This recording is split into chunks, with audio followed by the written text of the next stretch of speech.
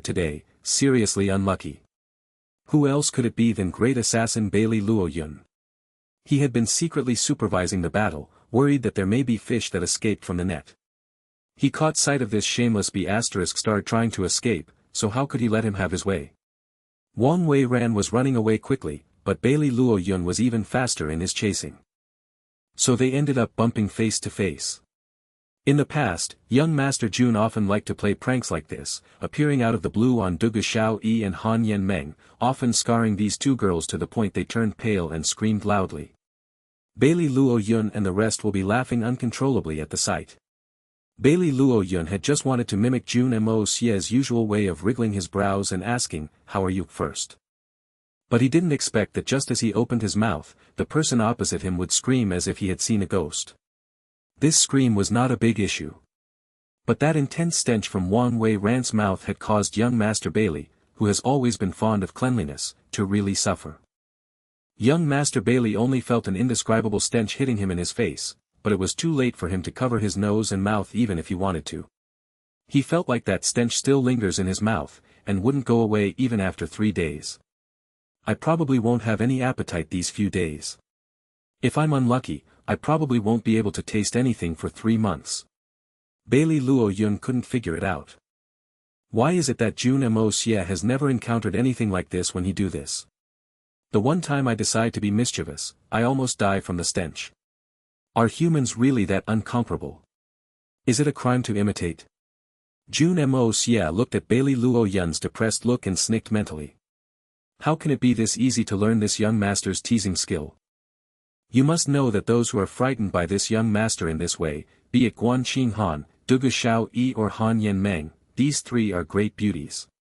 Even if they scream in fear, it'd be a wave of fragrance coming out of their little mouths, enough to make one drunk, who'd be like you, finding an old man with big yellow teeth to tease. This young master is already surprised that you haven't died from the stink. Take your time and vomit, you'll get used to it as you puke. The four of them were carried over like sandbags and placed neatly before Jun Moxie. Young Master Jun cleared his throat, putting his hands behind his back.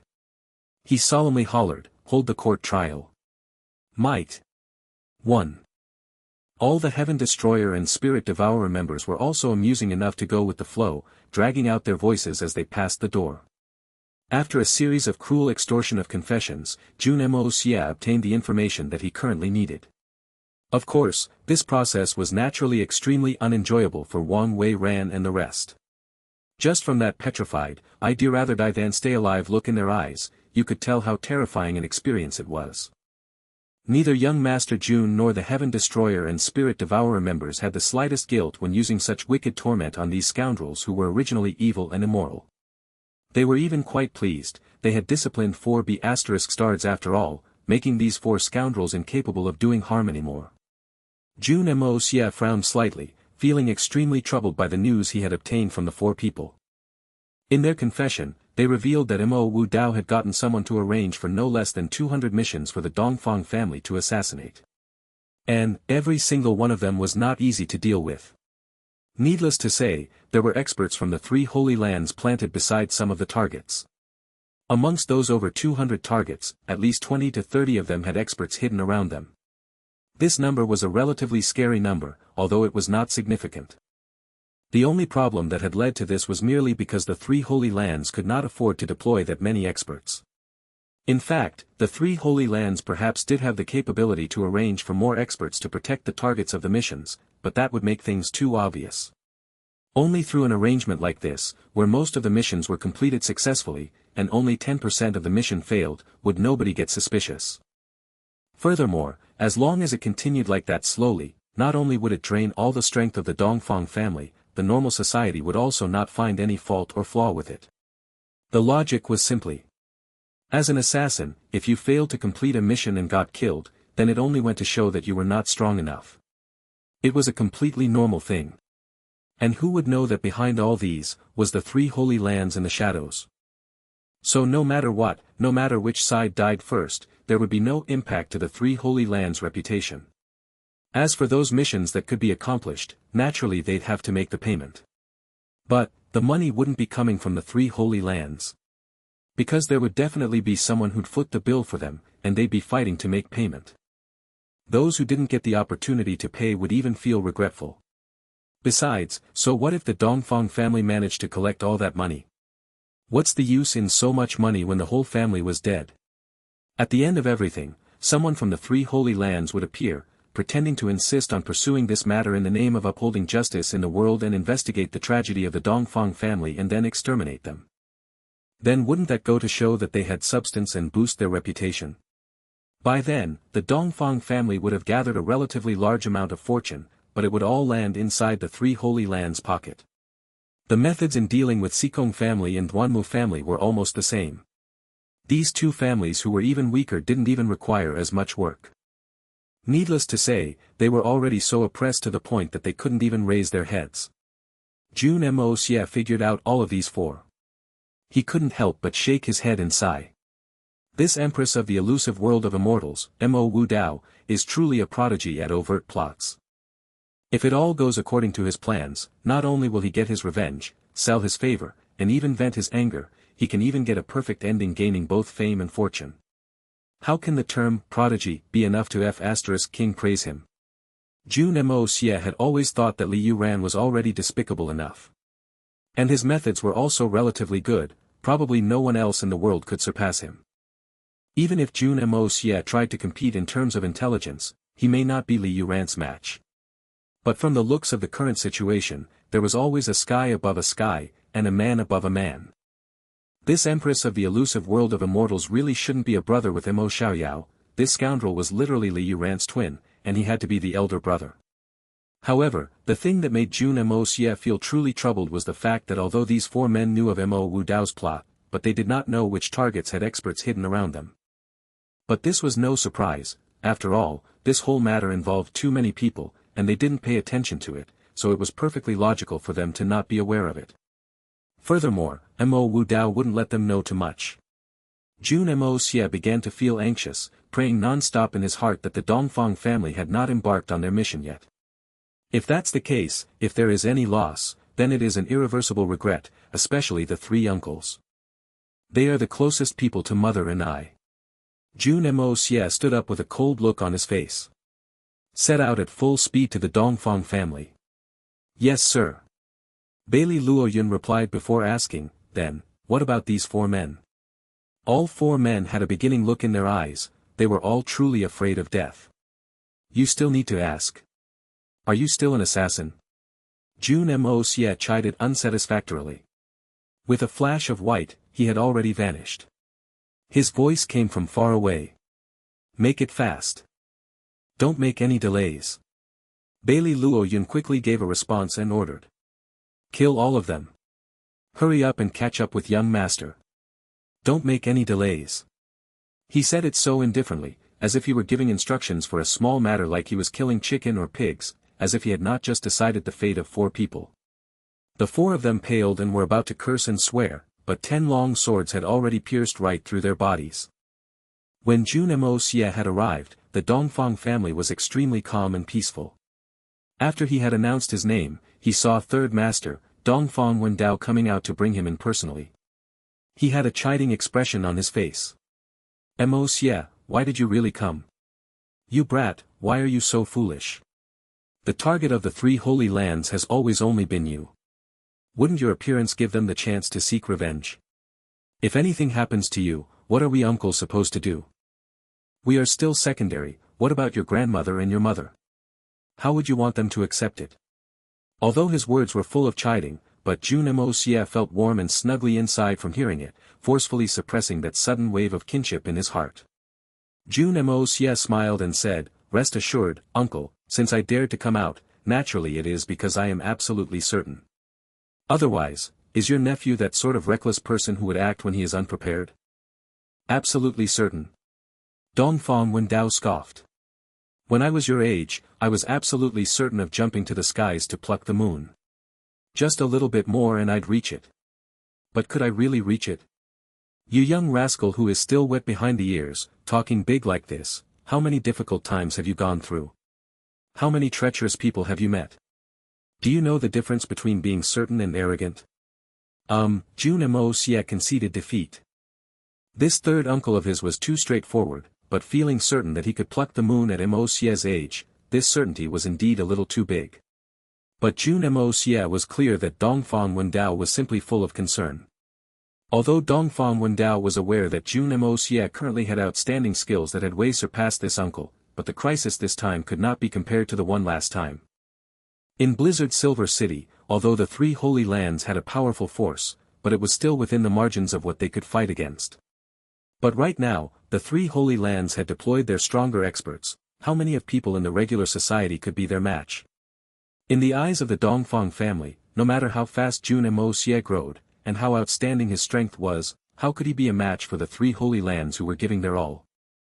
Right now, Bailey Luoyun and the rest who were a bit slower reached the doors of the manor. Dongfang Wendao sighed with resignation. Since you're here, then just play for 2 days, then the 3 of us shall personally escort you back to Tian Fa. Sigh, young people really don't know what are consequences. He suddenly widened his eyes at the last sentence. Eyeing the 60 men behind Jun Moxie in shock, he took a sharp breath of air. Swallowing his saliva, he asked, you, where did you get this many experts from? Why do they all look so familiar? It's you guys. You, how did you all advance this rapidly? Naturally Dongfang Wendao could tell that these 60 burly men were not inferior to him in terms of strength.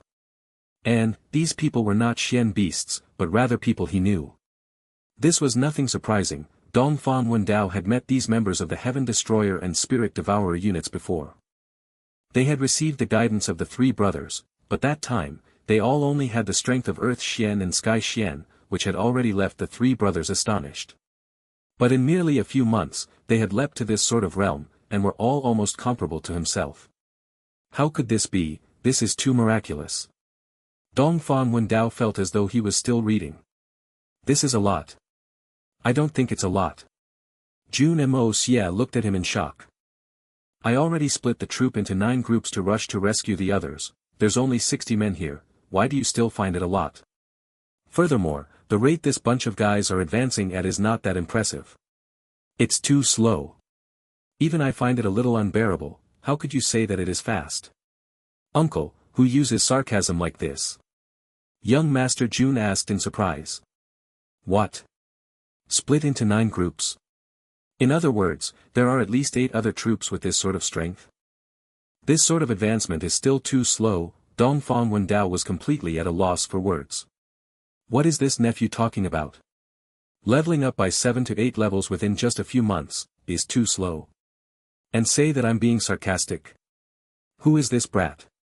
Is he giving people a chance to survive? Dongfang Wendao rubbed his temples, his body swaying a little, shaking his head as if he were trying to snap out of this dreams. Follow me, he said. Then he turned around and brought Jun Moxie in. Bailey Luo Yun and the rest also followed behind, entering the place. They had just entered the courtyard, and the meeting hall of the Dongfang family was right in front of them. Dongfang Wendao hit his head, turned around, and said, right. You brat better be careful with your first uncle, no matter how strong you have become, your first uncle will still deal with you. Either way, you're doomed for sure this time. After saying this, the corner of his lips twitched. What is wrong with first uncle? Jun Moxie was really taken by surprise. He had been too busy recently, he had already forgotten that little mischief he had caused back then. You still have the cheek to ask. Are you really unaware of the good deed you did? Dongfang Wendao started cackling weirdly, his mouth stretching so wide it was going to reach the back of his ears. 1 2 3 4, 2 2 3 4, change a posture, repeat. Wahahaha. Jun Moxie burst out laughing from this weird act by his third uncle, instantly recalling his works from back then. I have to say, you rascal really is too mischievous hahaha, making your first uncle, hahaha, someone as serious as him, making him change postures every night, working so hard, he even, in the air, hahaha. Dongfang Wendao had been forcefully trying to hold his laughter back, but he still couldn't help but feel like laughing whenever he thought of this matter. The more he laughed, the funnier he found it. He simply squatted on the ground, holding his stomach, tears falling down from laughing too hard. Jun Moxie also joined in the laughter. But he was suddenly stupefied. Now that I come to think of it, I seem to have buried a bomb here too. Looks like first uncle has already come to the realization and is going to deal with me. What should I do? Bailey Luo Yun and the rest clearly had no idea what this uncle-nephew duo was laughing about, they all watched on, trying to find out about the gossip. Just at this moment, a loud holler rang out. Wendao! What are you blabbering about? His tone was extremely heavy, clearly, he was infuriated. A burly figure appeared before everyone in a flash. The person had an extraordinary appearance, 3 strands of long beard splayed across his chest, an angular face, eyes like those of a crimson phoenix, eyebrows that resembled reclining silkworms, a strong nose, and an air of dignity around him. It was young Master Jun's first uncle, Dongfang Wenqing, or Dongfang Old Master. But the current Dongfang Old Master's relatively fair face was completely red, his eyes spewing fire, and he was breathing heavily. The more you looked, the more he looked like Guan Yuan. Jun Moxie. You little beast. You came at the right time, I thought you rascal would hide away in Tian Fa forever. If you did not come, I'd personally be going over to find you in Tian Fa forest. Now that you little *** sent yourself to my doorstep, you've saved me the long journey. If I do not teach you insolent thing a lesson properly, I'd be ashamed of my principles and morals. Dongfang Old Master was turning purple, shouting in a mighty and thunderous voice. Following this sound, Dongfang Wenqing flew forward, his large palms reaching out for Jun Moxie, grabbing him over. Bailey Luo Yun and Leng Ao exchanged looks. Is this the legendary meeting between nephew and uncle? Why is this process so peculiar? That uncle earlier started laughing so hard until his stomach hurt, then this uncle who appeared later had addressed young Master Jun in 4 different ways and simply started attacking. What sort of complicated relationship does this family have? Jun Moxie screamed in terror, instantly running for his life. How would he dare to be caught by Dongfang Wenqing when the situation was like this? This was his uncle. He could not even think of fighting back, even blocking his attacks was unacceptable. The only thing he could do was to run like his life depended on it. If he was really caught, then how can he still run after a round of torture? Grandma! Save me! Uncle wants to kill me! Save me! Young Master Jun burrowed his way under Dongfang Wenqing's elbow and ran, shouting tragically the whole way, as if he had already been badly abused. You lawless little rascal still dare to run. Stop right there. Dongfang Old Master was fuming with anger, giving chase. Within seconds, nephew and uncle went running from the courtyard into the hall, then from the empty hall and back out. One fleeing while the other in hot pursuit. Jun Moxie shouted loudly for help the whole way, causing such great disturbance in the Dongfang family, causing countless people to stick their heads out to see what was going on. Seeing that the situation was not in his favor, young Master Jun immediately ran towards the inner courtyard to seek relief troops. Dongfang First Master gritted his teeth and continued giving chase with no intentions of relenting. His attitude screamed, if you go up to heaven, I'll chase you to the celestial court. If you go into the sea, I'll chase you to the crystal palace. If you burrow underground, I'll chase you to the courts of hell. If you head west, I'll chase you till Dashyong Hall too. All in all, no matter where Jun Moxie ran to, he would vent this anger no matter what. Dongfang First Master had never been this embarrassed. But he was really anxious about not having any descendants for so many years. After finally catching a glimmer of hope, how could he let it go? There were 3 greatest acts of being unfilial, the greatest one was not having descendants. So when he had obtained that set of secret techniques for bearing children, Dongfang First Master had been fastidiously heeding it. Every single act was done strictly according to Jun Moxie's secret techniques, and he was afraid of taking any chances. After all that hard work, the results were evident. After a few months, his wife and concubines were all pregnant, and Dongfang First Master was extremely satisfied and elated. If he had met this good nephew Jun Moxie back then, he would probably be capable of kowtowing to him. Who cared about hierarchy? This was a favor of saving the pride and dignity of a man. But he had unintentionally found out the truth in a conversation with Dongfang Wenqing. Dongfang Wenqing had come to realization, the medicine Jun Moxie had given him back then had already treated all his ailments, there was completely no need for some chance, postures, and all that nonsense. He could still get his wife pregnant. In other words, at the same time he was saved by that good nephew of his, he was completely toyed by him too. And this embarrassing thing was completely known by his second brother. And the most unacceptable thing is, that second brother of his was a loud mouth. Thus, even third brother knew, then after. For a period of time, Dongfang First Master could hear giggling everywhere he went. This had led to him developing a new ailment, allergic to the sound of laughter. As long as he heard laughter, he'd fly into a rage no matter what the cause of the laughter was. But who, in his entire life, did not have matters that gave them the urge to laugh? Here was a simple example, someone accidentally farted in public. It could even trigger a round of laughter. Not to mention that there were really too many matters like this. Dongfang First Master was on the verge of going crazy. The moment he heard laughter, he'd assumed that it was directed at himself. Right now, the main culprit had suddenly appeared, and Dongfang Wenqing was enraged. No matter what, he wouldn't let him off. No matter who tried to convince him, he would not let go. He absolutely would not let go. Cough. What's the matter? What happened? Are you guys trying to rebel? A dignified cough rang across in the midst of the pursuit. Old Madame Dongfang came walking out from the inner courtyard to see the chaos in the courtyard. Dongfang Wenqing, hiding behind her, covered his mouth, trembling from trying to hold back his laughter. The great savior had finally arrived. Jun Moxie looked as if he had been saved. He hid behind the old madam, his face full of indignance. "Grandma. Uncle has gone mad. I just returned and he wants to beat me till I'm dead. What is going on? Save me." Old Madame Dongfang couldn't help but roll her eyes secretly. "Who would beat you to death for no good reason? Isn't it the mess you created back then? Did you really think I'm a fool?" But the old lady was extremely good at acting, and her face looked full of surprise. She berated Dongfang Wenqing. "Stop it. What sort of disturbance have the two of you uncle and nephew created? Look at the two of you, what a mess you made of the entire courtyard. Even if it is the young one who is mischievous, don't tell me you, as the elder, got hooked on as well. What is the matter? Tell me about the cause and effects, let me hear of it." Without a doubt, old madam would naturally stand on the side of her nephew in this fight between nephew and uncle. But this seemingly fair sentence had Dongfang Wenqing almost fainting over.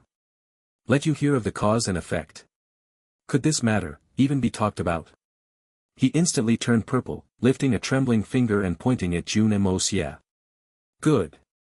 Good. Good. Little rascal, you. You, just wait. Jun Moxie cried, "Uncle. Things will not be resolved if you do not talk about it. Grandma is right, even if I really did something wrong, you should say it out. Let everyone be the judge of it, and if I really did something wrong, then it makes sense for me to be beaten up by you for you to vent your anger. But you didn't say anything and just went straight after me.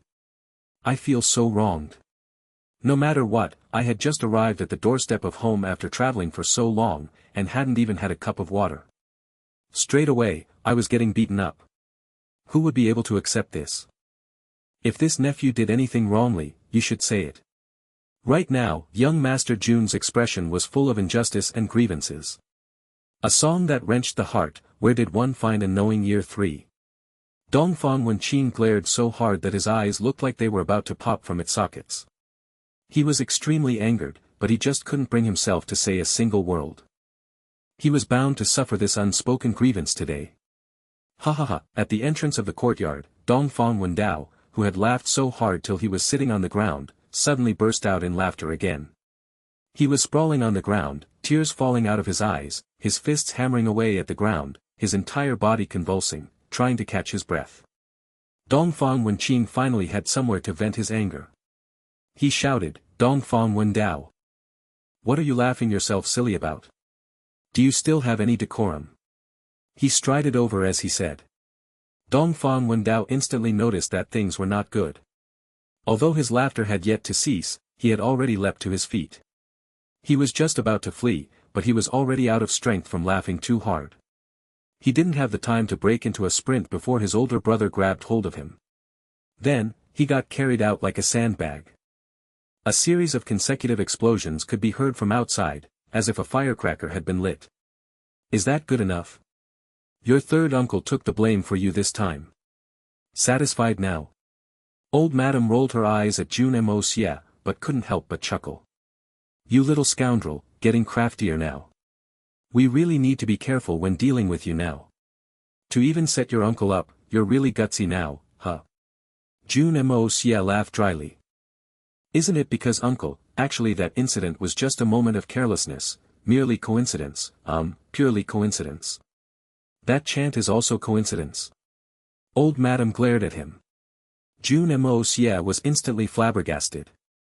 Grandma, let's talk about serious business. I heard that the family was in danger, so I came rushing over at the fastest speed, without any breaks or rest. This journey was really exhausting. Jun Moxie was a master of finding new topics and changing the topic. Danger. Indeed there was. But all in all, you shouldn't have returned. Old Madam sighed heavily as she began to walk. A small crisis like this, we can still get through it with our strength. Oh. Looks like Grandma already has a countermeasure for the trouble the three holy lands created this time. Jun Moxie asked carefully. He could more or less tell that in the entire family, the one with the strongest sense of pride and protection was this old lady before him. The three holy lands are undoubtedly powerful. But the Dongfang family is no herbivore. A family of assassins. If we don't kill and people don't die, then are we still worthy of being called a family of the pugilistic world? Old Madame Dongfang scoffed. No need to be so cautious. Roll with the punches, that is all. You can accompany me for a few days, but hurry up and go back. The matters here do not require you yet. The Dongfang family can deal with it. Of course, with Grandma's invincible might, conquering the world, is just around the corner. Haha, who doesn't know that Grandma traveled around the country with just a sword alone? Your reputation spread far and wide. Envied by women, superior than men. Making all the men in the world feel ashamed with your sword. There was a discussion, 10,000s of people have their hands tied, and not a single one of them was a man. A beauty of her generation laughing upon the world, this might is unheard of. Jun Moxie's flattery came spewing out fluently. Enough, enough. Your grandpa Jun Tian perhaps likes all that flattery of yours, but your grandma doesn't. Stop it. Old Madam was blushing, a gentle look in her eyes as she said satisfactorily. Even the steps she took resounded as she walked, the aura around her had a tinge of murderous intent. Indeed. I'll be very honest, actually, I admire this part of Grandma the most. Who in this world doesn't like to be flattered? Everyone would be giddy with happiness the moment people praised them a little, isn't that the problem of all those in high powerful positions? But only Grandma is different. The lotus grows in mud, yet never contaminates, and she floats on waving water, never dancing. Calm, wise, far-sighted, and intelligent. Never accepting flattery from others. You can't even be compared to those people. I'm not trying to bootlick, I'm just speaking the truth, they are all facts. Jun Moxie continued to speak the truth.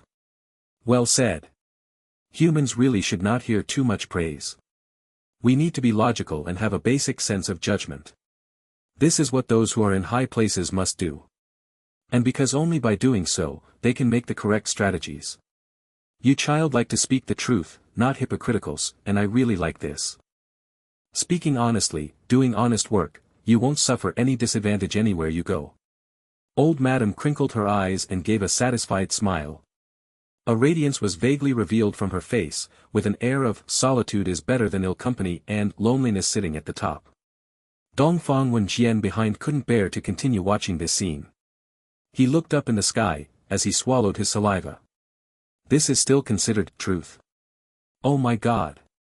But he had only mumbled in his heart, had he really said it out, he would be in a lot of pain. Yes, take the 3 holy lands this time.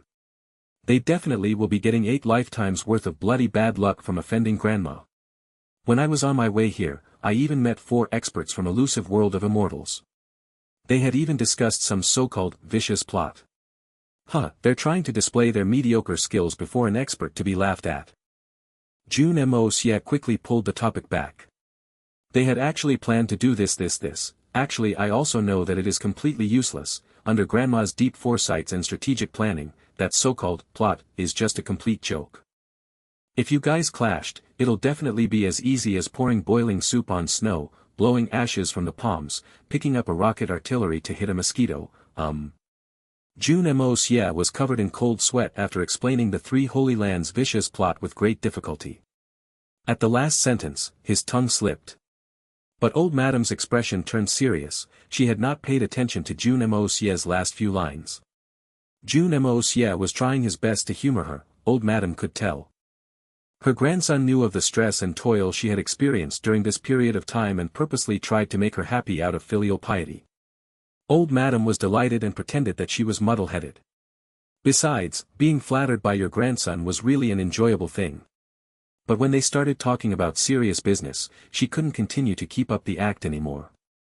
In fact, when Jun Moxie had talked about the arrangements of the 3 Holy Lands, Grandma and grandson came to a mutual understanding to put an end to this exchanging of flattery. Old Madam slowly walked and plodded. When she reached the main hall, she suddenly asked, Wenjian, what is the conclusion of the negotiation on the other side? Dongfang Wenjian snapped back to his senses and replied instantly. According to your orders, they're still delaying for time. I already instructed them to not only charge according to capabilities, but also charge for traveling fees, consumptions, possible accidents. I even especially reminded them to talk about it bit by bit, and bargain for it cent by cent, so currently both sides are very exhausted from the negotiation. Jun Moxie broke out in loud laughter. A negotiation like this would never end. Because a new problem could be added in any time.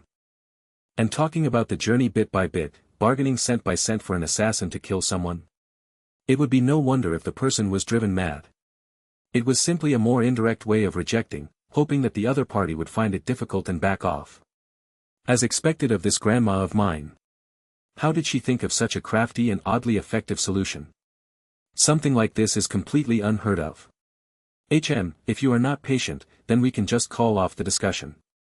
It's not us who refuse to take the job, it is you, the employers, who gave up of your own accord.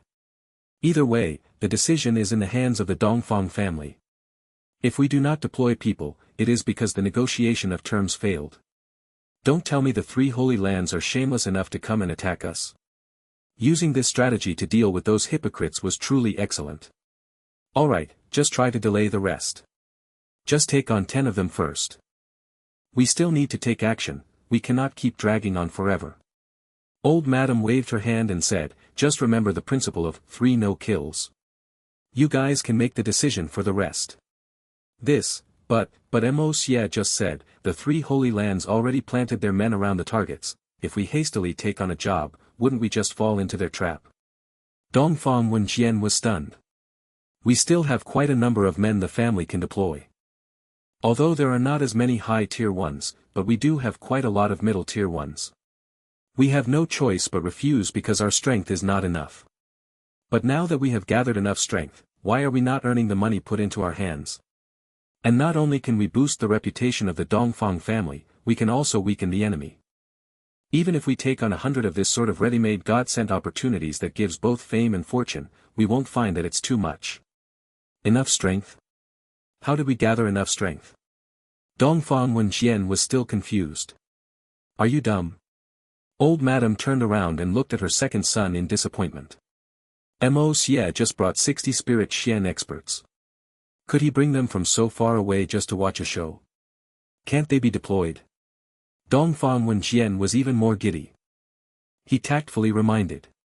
Mother, perhaps you're mistaken, those people are not assassins from Dongfang family, it's not a good idea. Jun Moxie facepalmed, speechless. You idiot. When will that stupid brain of yours learn to make a turn? Old Madam was instantly infuriated. As long as none of us mention it, who would know where they came from? Are the 3 holy lands capable of knowing? Even if they are suspicious, can't we deny it? Why are you as stupid as your father? Dongfang Wenjian was embarrassed, but he instantly caught on. Mother is right. Jun Moxie couldn't hold back his laughter, he started cackling with a loud ha. Old Madam let out a long sigh. Holding Jun Moxie's hand, she said sadly. Moxie, we've let you see our embarrassing side today. Look at your few uncles, all of them are so stupid. This whole head of white hair on your grandma's head is completely caused by the 3 brothers. They're already so old, but why are they still unable to understand? When will they be able to understand? Dongfang Wenjian's face darkened. Though he didn't dare to speak out, he was mumbling internally. What caused by us? Clearly it was because you were worrying about younger sister. One word from you and all the blame is on me now. Jun Moxie chuckled and said, don't worry grandma, I'll concoct some pills for you these couple of days, I guarantee that you will regain your youth. That head full of white hair, it's no problem. It'll turn back to black, luscious locks. You'll be a standard, black-haired baby face in no time. I'm not going to even ask if you are just trying to humor me. I've already aged, why would I still want black hair? I'll just end up having people calling me an old monster. Grandma only casually mentioned it, it's not that bad like this, Old Madam sighed with sorrow. Jun Moxie chuckled, not commenting anything. He just decided to change the topic. Oh right, Grandma, what is 3 no kills? These are the house rules of the Dongfang family. No killing commoners, no killing of honest and upright officials, no killing of good people. We must investigate the backgrounds of the targets of the mission, including evidence of their crime. If we discover something amiss, we have the power to stop the operation on our side. And we can even possibly go after the employer as well. Old Madame Dongfang smiled. I see. That the 3 no-kills of the Dongfang family is also a type of perseverance. Jun Moxie exclaimed. Grandma, you must exclude me from the operation this time. I'm a real certified assassin of our Dongfang family. The old madam thought for a moment and mentally calculated the opponent's strength. Although they could plant experts around their targets, there couldn't be too many experts around each target. On their side, they had over 10 missions each time. If they distributed their forces, they could have at least 5 or 6 superior supreme experts accompanying them for each mission. This amount of strength was sufficient. After confirming again, she smiled and nodded. Since it's like that, you can just pick any team and go out and play. However, you must take care of your own safety. If you fall down or bump into anything, this old grandma will not allow you to go out again. Jun Moxie immediately agreed enthusiastically, an excited gleam shining in his eyes. Who would have thought that his campaign to reclaim the debt of blood would begin with him assuming the role of an assassin again? Wasn't this exactly the kind of life he'd always desired? The copious amount of blood that the 3 holy lands owed him were finally going to be reclaimed by his own hands. 3 days later, Jun Moxie and Dongfang Wenqing, along with 20 experts from the Heaven Destroyer and Spirit Devourer troops, and 2 Dongfang family Sky Great Assassins stepped out of the Dongfang family doors and moved north. There were a total of 5 targets in their path this time. This time, they accepted a total of 15 missions. The old madam changed her strategy, directing splitting the forces into 3 paths. Each group was responsible for all the missions in their path. Dongfang Wenjian and Bailey Luoyun was in one group, while Dongfang Wendao and Ling Ao was paired together. Whether it was by coincidence or design, Jun Moxie somehow got landed into the same team as his first uncle Dongfang Wenqing. This caused young Master Jun to feel incredibly depressed. But the old madam had made it very clear. If you're not willing, you can just not go. Just stay behind and accompany this old woman. Anyway, I'm still worried that you'll get hurt. But how would Jun Moxie dare to say he's not willing? He knew that the old madam would much rather he didn't go. No matter how formidable his strength had reached, he was still just a little grandson that needed her protection. This was something that would never change even if another 30, 50, or 100 years passed, even if the heavens itself withered away. So although Jun Moxie was somewhat unwilling, he could only scrunch his nose and follow his uncle. The hooves of horses stomped deeply into the mud, all the way towards the north. The first 2 targets along the way did not even require Jun Moxie or Dongfang Wenqing to do anything. Just 2 Heaven Destroyer team members and the 2 Sky Great Assassins from the Dongfang family were enough to settle the mission smoothly. The nephew and uncle duo had hidden themselves along the side observing, waiting for any hidden experts to show themselves. In the end, they only received an entire night's worth of chilly air. From the looks of it, those 2 targets were not protected by the 3 Holy Lands experts. At this moment, the group was moving towards their 3rd target. Less than 100 li in front will be our 3rd target. This target is also one of the hardest one to deal with among the 15 missions we've accepted this time. Dongfang Wenqing rode atop his horse, his expression somewhat serious. Oh. I'm really interested to know, just what kind of person is that even first uncle finds it tricky? Could it be one of those secluded experts? Jun Moxie's current appearance had changed greatly. His face was bruised and filled with black circles, and one eye was bigger than the other. Even his mouth was somewhat askew and swollen. At this moment, he raised his hand and stretched a finger into his nose. Then, with a so sound, he flicked outwards and a rabbit sprang out with blood flowing from its side. Behind him, everyone looked at the scene speechlessly. Normally, such a scene would mean a fantastic meal. However, this rabbit was killed by young Master Jun's booger. Although that booger would not necessarily make it inedible, but there was still a psychological barrier. This target is not just tricky, but extremely tricky to deal with. Although he's not a so-called hermit expert, he's much harder to handle than that.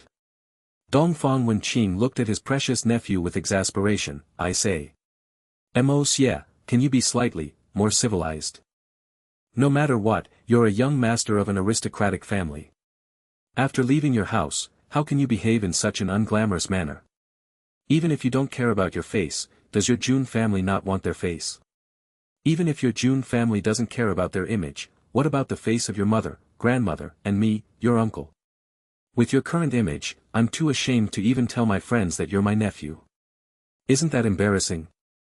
If you don't have anything important, don't talk to me as much as possible. Even if you're not afraid of throwing your face away, I still value mine. My current image, isn't that the results of uncle's work? Jun Moxie twisted his neck, causing popping sounds to ring out. You've beaten my handsome face to such a manner, and you have the face to tell me to behave in a cultured manner? Before scolding me, shouldn't you examine your methods? I'm not saying that your methods aren't good. It's just, somewhat, unrefined. Young Master Jun was boiling with pent-up anger at this moment, to the extent that even his nose was going crooked with rage. For the sake of revenge, this Dongfang First Master had specially fixed his face to such an ugly state. Even the normally cordial-tempered young Master Jun was angered, and now, he even blamed him for looking unrefined and scolded him for it. It would be a wonder to not get angry. But this fellow was still his own uncle. So even if he was angry, he could only endure, not daring to argue back, or fight back. He even had to fake a look of obedience, allowing him to say whatever he wanted to. But Dongfang Wenqing felt even more aggrieved. All along the way, he'd exhausted all his ideas to think about how to fix this nephew of his. Berating, criticizing, he tried everything just to release the steam in his heart. But this nephew was like a dead pig that didn't fear boiling water. No matter what kind of wind or rain was thrown at him, he wouldn't be moved. Dongfang First Master had dried out his mouth trying to scold this nephew, but the latter was completely unaffected. Because young Master Jun already knew that he would be met with his uncle's relentless verbal tirade all the way, he directly sealed off his sense of hearing. Though Dongfang First Master's spittle flew all over the place and the tiles under their feet from his heated scoldings, Jun Moxie did not hear a single word. Not only did he not hear anything, he even derived an odd sense of pleasure at seeing Dongfang First Master's mouth opening and closing, with spittle lining his lips and mustache. At times, he even laughed aloud without control in the middle of a scolding. This was something that Dongfang Wenqing didn't know. So the more he scolded, the more exhausted he felt. After 2 whole days of scolding, he decided to simply stop. Against this nephew of his, Dongfang First Master felt completely helpless, so, he decided to switch to another method of revenge. Don't you have a pretty boy image? Then I'll mess you up into an ugly brat. We'll see if you can still stand it. But who would have thought that Jun Moxie would actually be completely fine with this new image as well? Not only that, his behavior even instantly changed to align with his new looks. Before his appearance was changed, this young Master Jun still acted in a suave and refined, princely manner. But after his face turned ugly, all his words and actions changed completely, into a complete beggar-like manner. This level of adaptation ability caused even the well-experienced Dongfang Wenqing to feel incredibly inferior. In fact, he even suspected that this was the true character of this brat. Nose picking, booger flicking, these were just the simple stuff. At night, he would go into Dongfang First Master's room and sit down. After taking off his shoes, he would begin picking at his toenails in an extremely natural way. Without pausing, he dipped his hand into Dongfang First Master's fruit bowl, but didn't eat anything. Finally, he wiped his hands against the beddings, dragged his shoes, and went back to his own room to sleep. Right after exiting the room, he would always cough in a disgusting manner and spit out a huge globule of phlegm. With one finger against the side of his nose, he blew his nose, causing a dark yellowish thing to fly out in an unbridled manner, slapping against the ground with a crisp sound. Because of that, Dongfang First Master nearly went crazy that night. He wanted to drink some water, but the water jug in the cup was touched by dirty hands that touched his foot. Would he still dare to drink? Eat the fruits? He did not dare to. Couldn't eat and couldn't drink, he could at least go to bed right. But the bedding had also been stained. Dongfang First Master was angered, speechless, and nearly went on a rampage. However, there was no helping it. He only had himself to blame and couldn't complain. In the end, he always shut his door tightly early every night. Even if someone threatened to beat him to death, he wouldn't let that fellow through the doors anymore. But oftentimes, he would wake up to find the disgusting foot of his nephew propped up against the side of his bed. The little fellow would be propping that extremely ugly face of his with one hand and picking his toes with the other hand, mumbling, "Uncle, you're awake? Look at my feet. That's all dead skin the human body's assimilation of the new and excretion of the old is truly fast especially a young man like me. Being young is such a great thing. With young Master Jun's miraculous abilities, was there a door that could stop him? Seeing such a shocking image before him, Dongfang First Master instantly felt a churning sensation in his stomach and an overwhelming urge to vomit. Who would be willing to see such an ugly bastard picking their equally gross feet in front of their eyes first thing in the morning? And the foot was even so close to him that he could feel the heat emanating off it. In just 3 days, Dongfang First Master, whose mental fortitude was still passable, completely admitted defeat and begged for pardon. With that, these kind of days finally ended. Right in front is our continent's famed Chrysanthemum City.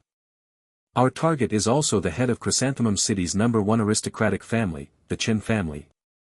Dongfang Wenqing forcefully restrained himself from looking at his nephew's upsetting image and simply looked forward with a lifeless expression. Chrysanthemum City. When Jun Moxie heard those 3 words, he instantly felt his own chrysanthemum clench. Widening his eyes with shock, he exclaimed, "That name sounds pretty great." The name sounds great. What's the use if it's just the name that sounds good?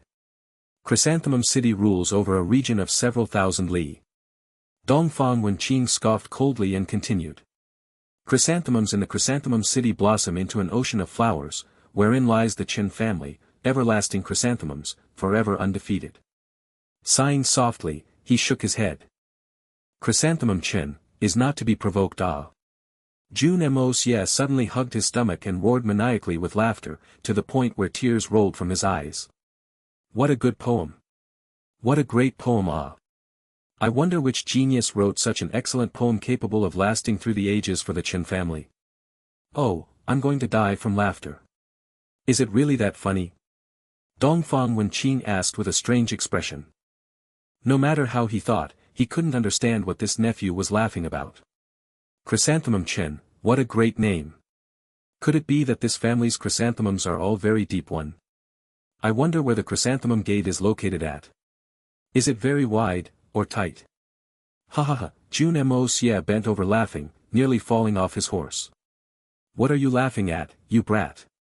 Dongfang First Master grew angry. Facing a powerful enemy like this, not only are you not thinking of an appropriate strategy, you even have the time to laugh. Powerful enemy. Jun Moxie finally stopped laughing with great difficulty. His shoulders were still trembling from the laughter, but he snorted ruthlessly. Just this ragtag bunch can be considered a powerful enemy? They called themselves undefeatable chrysanthemums, right?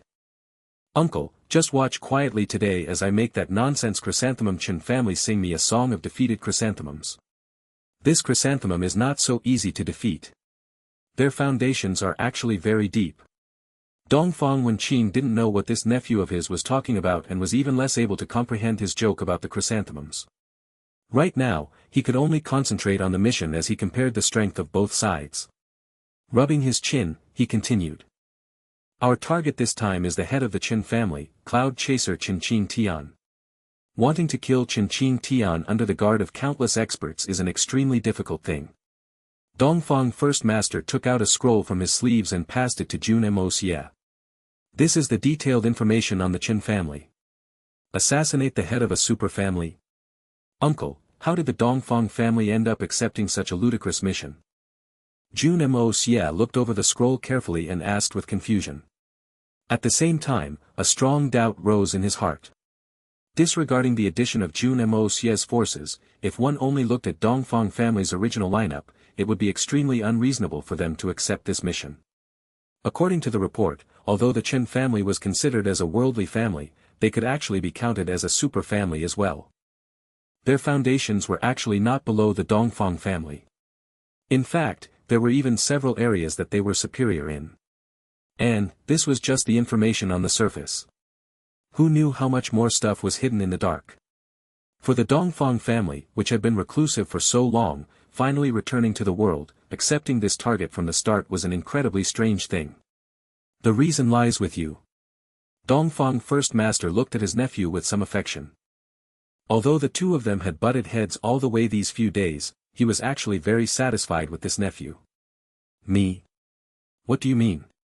Jun Moxie raised his head and asked with confusion. Around 1,000 years ago, the Chen family was just a newly established family.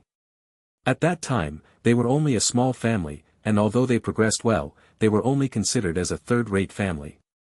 But around 500 years ago, a startling genius suddenly appeared from the Chen family. From then on, they've risen quickly, standing stably until now where they completely dominated an area. That legendary character that carried the Chen family to their prime was someone that you're probably familiar with. That person is Qin Chong.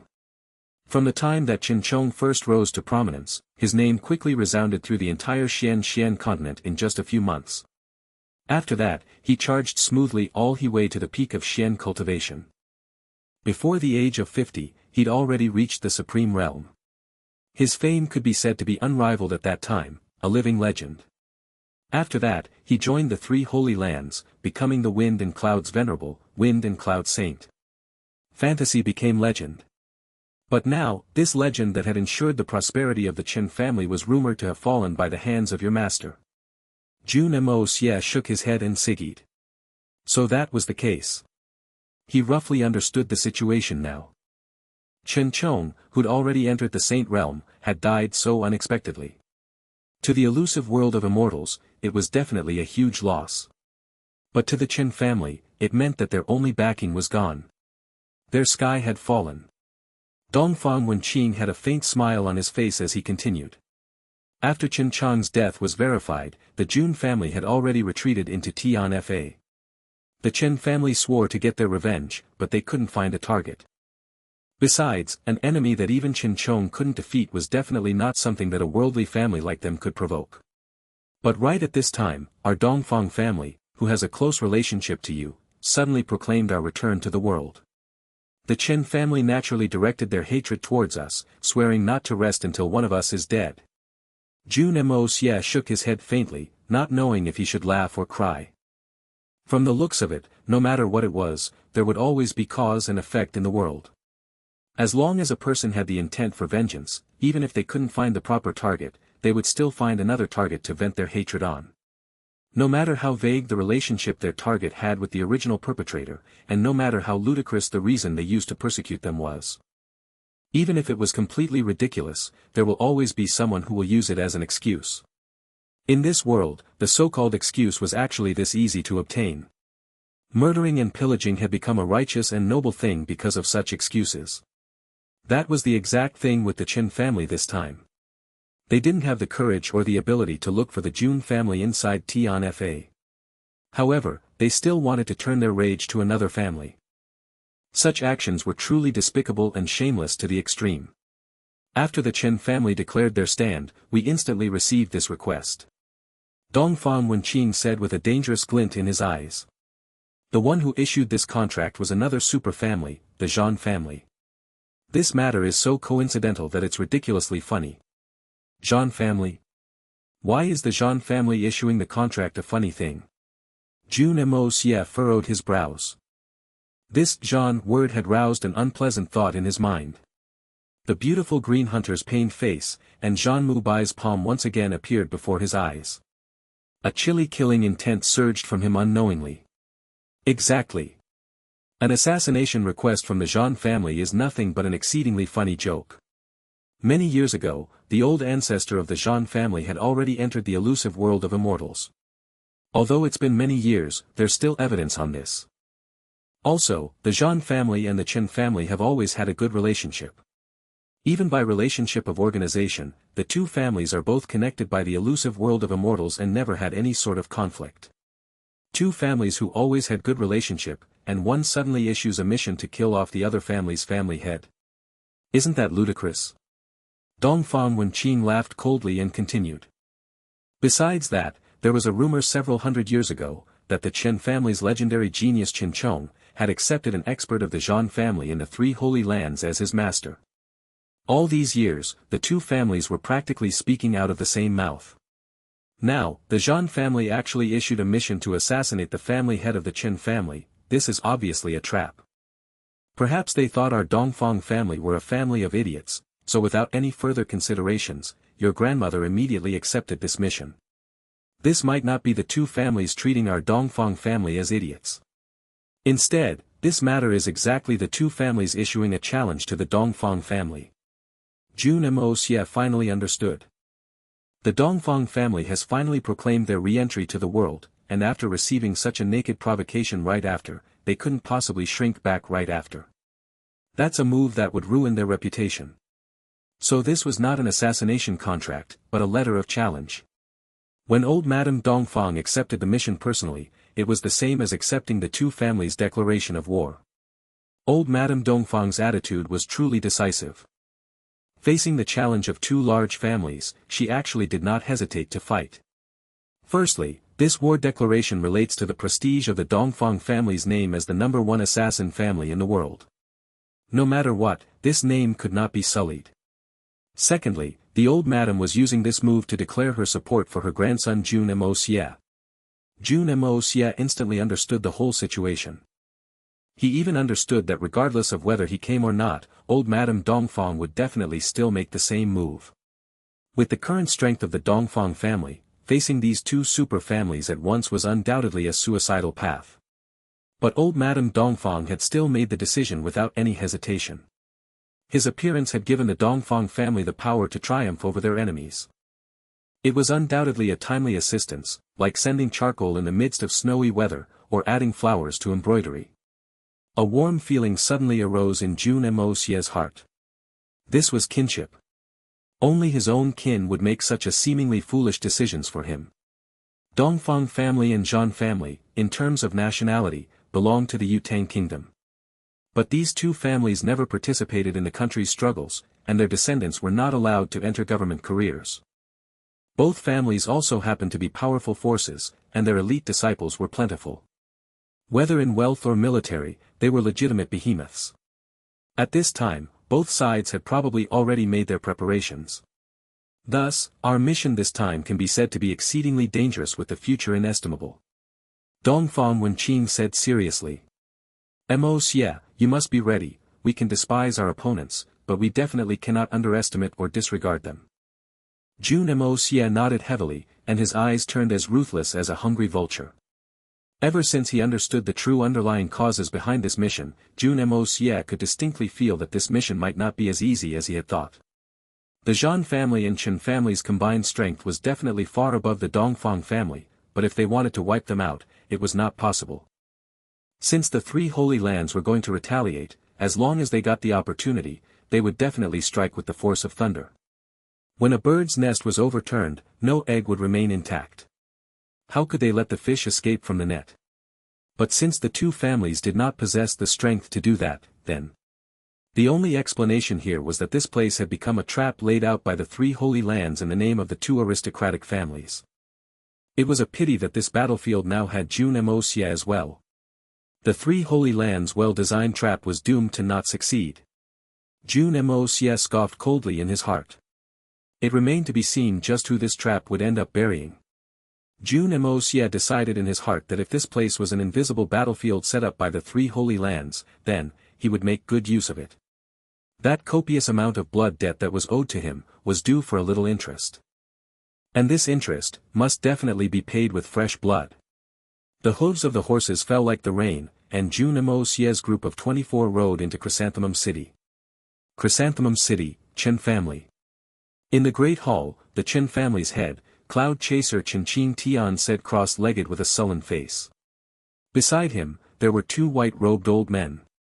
Both of their eyes were closed as they sat without uttering a single word, like a pair of statues. Below them, was two neat rows with a total of 45 chairs. All of these chairs were filled with people, and all of them were sitting silently, without a word as well. Every single face was heavy as though they were bracing themselves to face a serious storm. There were even a sense of battle intent in the air. The clopping sound of a horse's hooves rang out as a horse galloped over from afar, stopping in the spacious yard. After that, a flurry of hurried footsteps rang out. The two white-robed old men both opened their eyes at the same time, causing piercing lights to shine from them. "They're here."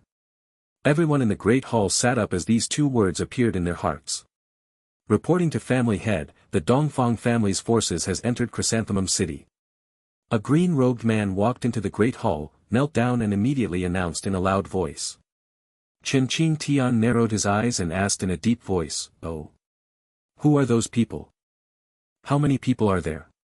The green-robed man hurriedly replied, "The person leading them is the eldest master of the Dongfang family, Dongfang Wenqing. There are 23 others following him. Among them, there are 2 sky-grade assassins of the Dongfang family. Apart from that, there's a youth with them who's said to be someone from the Dongfang family's junior generation. Judging from the clothes on the other 20 men, and their behaviors, there's a possibility that they are servants accompanying the previously mentioned youth. Kakik, the Dongfang family are underestimating me a little bit too much. Just 1 Dongfang Wenqing and 2 sky-grade assassins, and they want to take my Chen Tian's head? Could they have been away for too long that they no longer understand the heights of the heavens and the depths of the earth? To think that they actually brought a junior along with them. Did they think that Chrysanthemum City is a place where they could come and go as they please?" Chen Tian said with a cold smile. "Ha ha ha, just 2 sky-grade assassins, and a Dongfang Wenqing, they want to assassinate our family head with just this level of force. Too funny, haha." Below them, a middle-aged man laughed unbridledly and clasped his fists. "Family head, the Dongfang family is so arrogant, this protector suggests that we teach them a harsh lesson. After thoroughly humiliating them, we will execute them and send Dongfang Wenqing's body back to the Dongfang family. At that time, we will officially declare war upon them and wipe out the Dongfang family." Yes, Protector Li is right. Big brother, the Dongfang family clearly does not put us in their eyes. We definitely cannot swallow this insult so easily. The one who spoke was a person sitting on the 3rd seat on the 1st row. He's Chen Tian's 3rd brother, Chen Yun. At this time, his face was filled with cruel bloodlust. "Everyone, we must not be too hasty. Dongfang family never fights face to face. They rely on their terrifying assassinations hit their enemies instead. Dongfang family's sky-grade assassins are existences who can even assassinate Sky Xian-level experts and retreat completely unscathed." One of the 2 white-robed old men beside Chen Tian spoke. Dongfang Wenqing's original cultivation was only at Spirit Xian 3rd level. But for some reason, his strength had leapt upwards all of a sudden. Right now, he's at least at the superior supreme level. If he lifted his head slowly and his piercing eyes swept across the crowd as he continued in a low voice, "If we underestimate him, we will suffer greatly." Chen Tian's expression turned serious as he nodded. Elder Feng's reminder is right. With Chen Tian's position as the head of the family, even he needed to be so respectful towards the 2 old men. Yet, nobody found it strange at all. All of them treated as a matter of course. Quite apparently, they were already very clear about the backgrounds of these 2 old men. "Just now you mentioned that there was another youngster who's quite possibly a junior of the Dongfang family. What did that youngster look like?" The other white-robed old man suddenly asked. From the start, he never spoke much. The moment he opened his mouth, however, he asked about a seemingly unrelated issue. The green-robed man paused for a moment and reported, "That youth was exceedingly ugly, his face was black, and his mouth was somewhat crooked. One of his eyes were bigger than the other, and his actions were couth and uncultured. Just judging by his appearance, he resembles a local ruffian more than a young master of an aristocratic family. This person was laden with heavy responsibility, and had been sent to monitor the movements of the Dongfang family. He was naturally extremely meticulous in his observations. At this moment, he was able to describe each person that the Dongfang family had sent with great accuracy without leaving out a single detail. His description of Jun Moxie's current appearance was even exceedingly accurate to an intense level. The Dongfang family is a house of assassins that had lasted for close to 1,000 years. How can they have this manner of disciple? The white-robed old man's face sank slightly as he shook his head. The first generation will follow in the manner of food, and the second generation in the manner of clothing. The third generations would all have a pride that comes from deep within the bones itself, which is what we call a noble aura. From close to a millennia, the Dongfang family should have had at least tens of generations of disciples. The chances of them producing a junior of such disposition should be so low that it's almost impossible. He snorted heavily. Besides, Dongfang family's Dongfang Wenqing and Dongfang Wenqian both have no sons, while only Dongfang Wendao has 2 sons. According to the records, of the 2 sons, one had just come of age, while the other is still a child. Although their appearances cannot be called handsome, it's at least still average. This black-faced, unrefined youngster, where did he come from? Chen Tian's face stiffened and he said uncertainly, perhaps it's someone who'd hidden his true identity. There should be no mistake. The white-robed old man said with certainty. And this person must be an extraordinary expert. In this Dongfang family operation, that person must be an important figure. As for Dongfang Wenqing, him coming in so brazenly might instead be less of a threat. Most likely, he's just trying to attract and divert our attention. The crucial point should be that youth.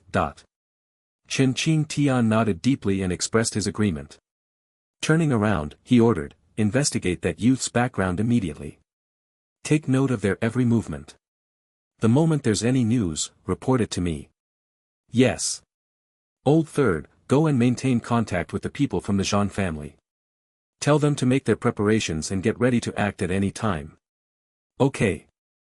Big Brother, the experts from the Zhan family's side have already finished their preparations long ago. Apart from that, their reinforcements are already outside the city. The moment anything happens, they would be able to coordinate with us in all areas swiftly. At this time, the green-robed man revealed a hesitant expression as he stood up. Seeing that, the white-robed old man stopped him and asked, do you have anything else to report? Yes, it's just, this matter is somewhat strange, this subordinate dares not be certain. The green-robed man paused and a conflicted expression appeared on his face as he replied hesitantly, also. Also what? Another person urged from the side. This subordinate mentioned the 20 people dressed up as guards just now. The auras of every single one of them were incredibly heavy, and full of killing intent. Furthermore, this subordinate was unable to see through their cultivations at all. But through this subordinate's observation, I discovered an exceedingly strange matter. What strange matter? Chen Tian furrowed his brows. The two sky-grade assassins from the Dongfang family seemed quite fearful towards those 20 guards.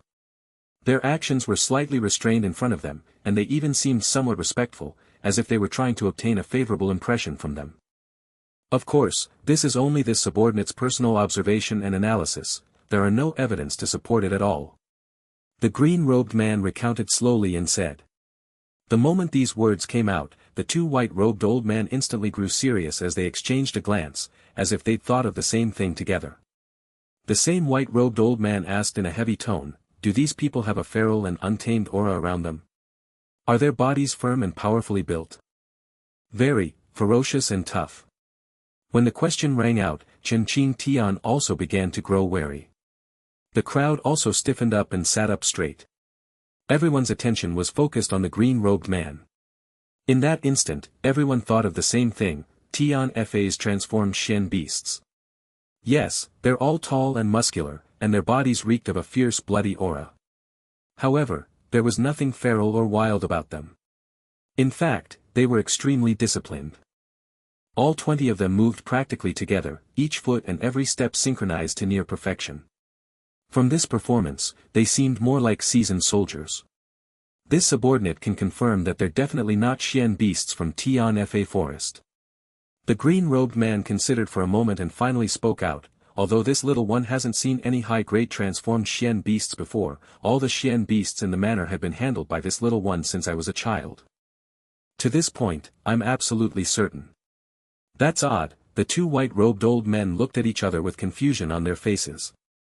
They initially thought that Tian Fa had sent their Xian beasts as reinforcements. But after hearing the scout's words, it seemed to be an unlikely possibility. Could it be that their judgments were wrong? Besides that, the 20 men were exceptionally respectful to Dongfang Wenqing and the black-faced youth. That was why this subordinate said that the 20 men were most likely servants of that junior disciple. After saying everything, the scout stood still in silence.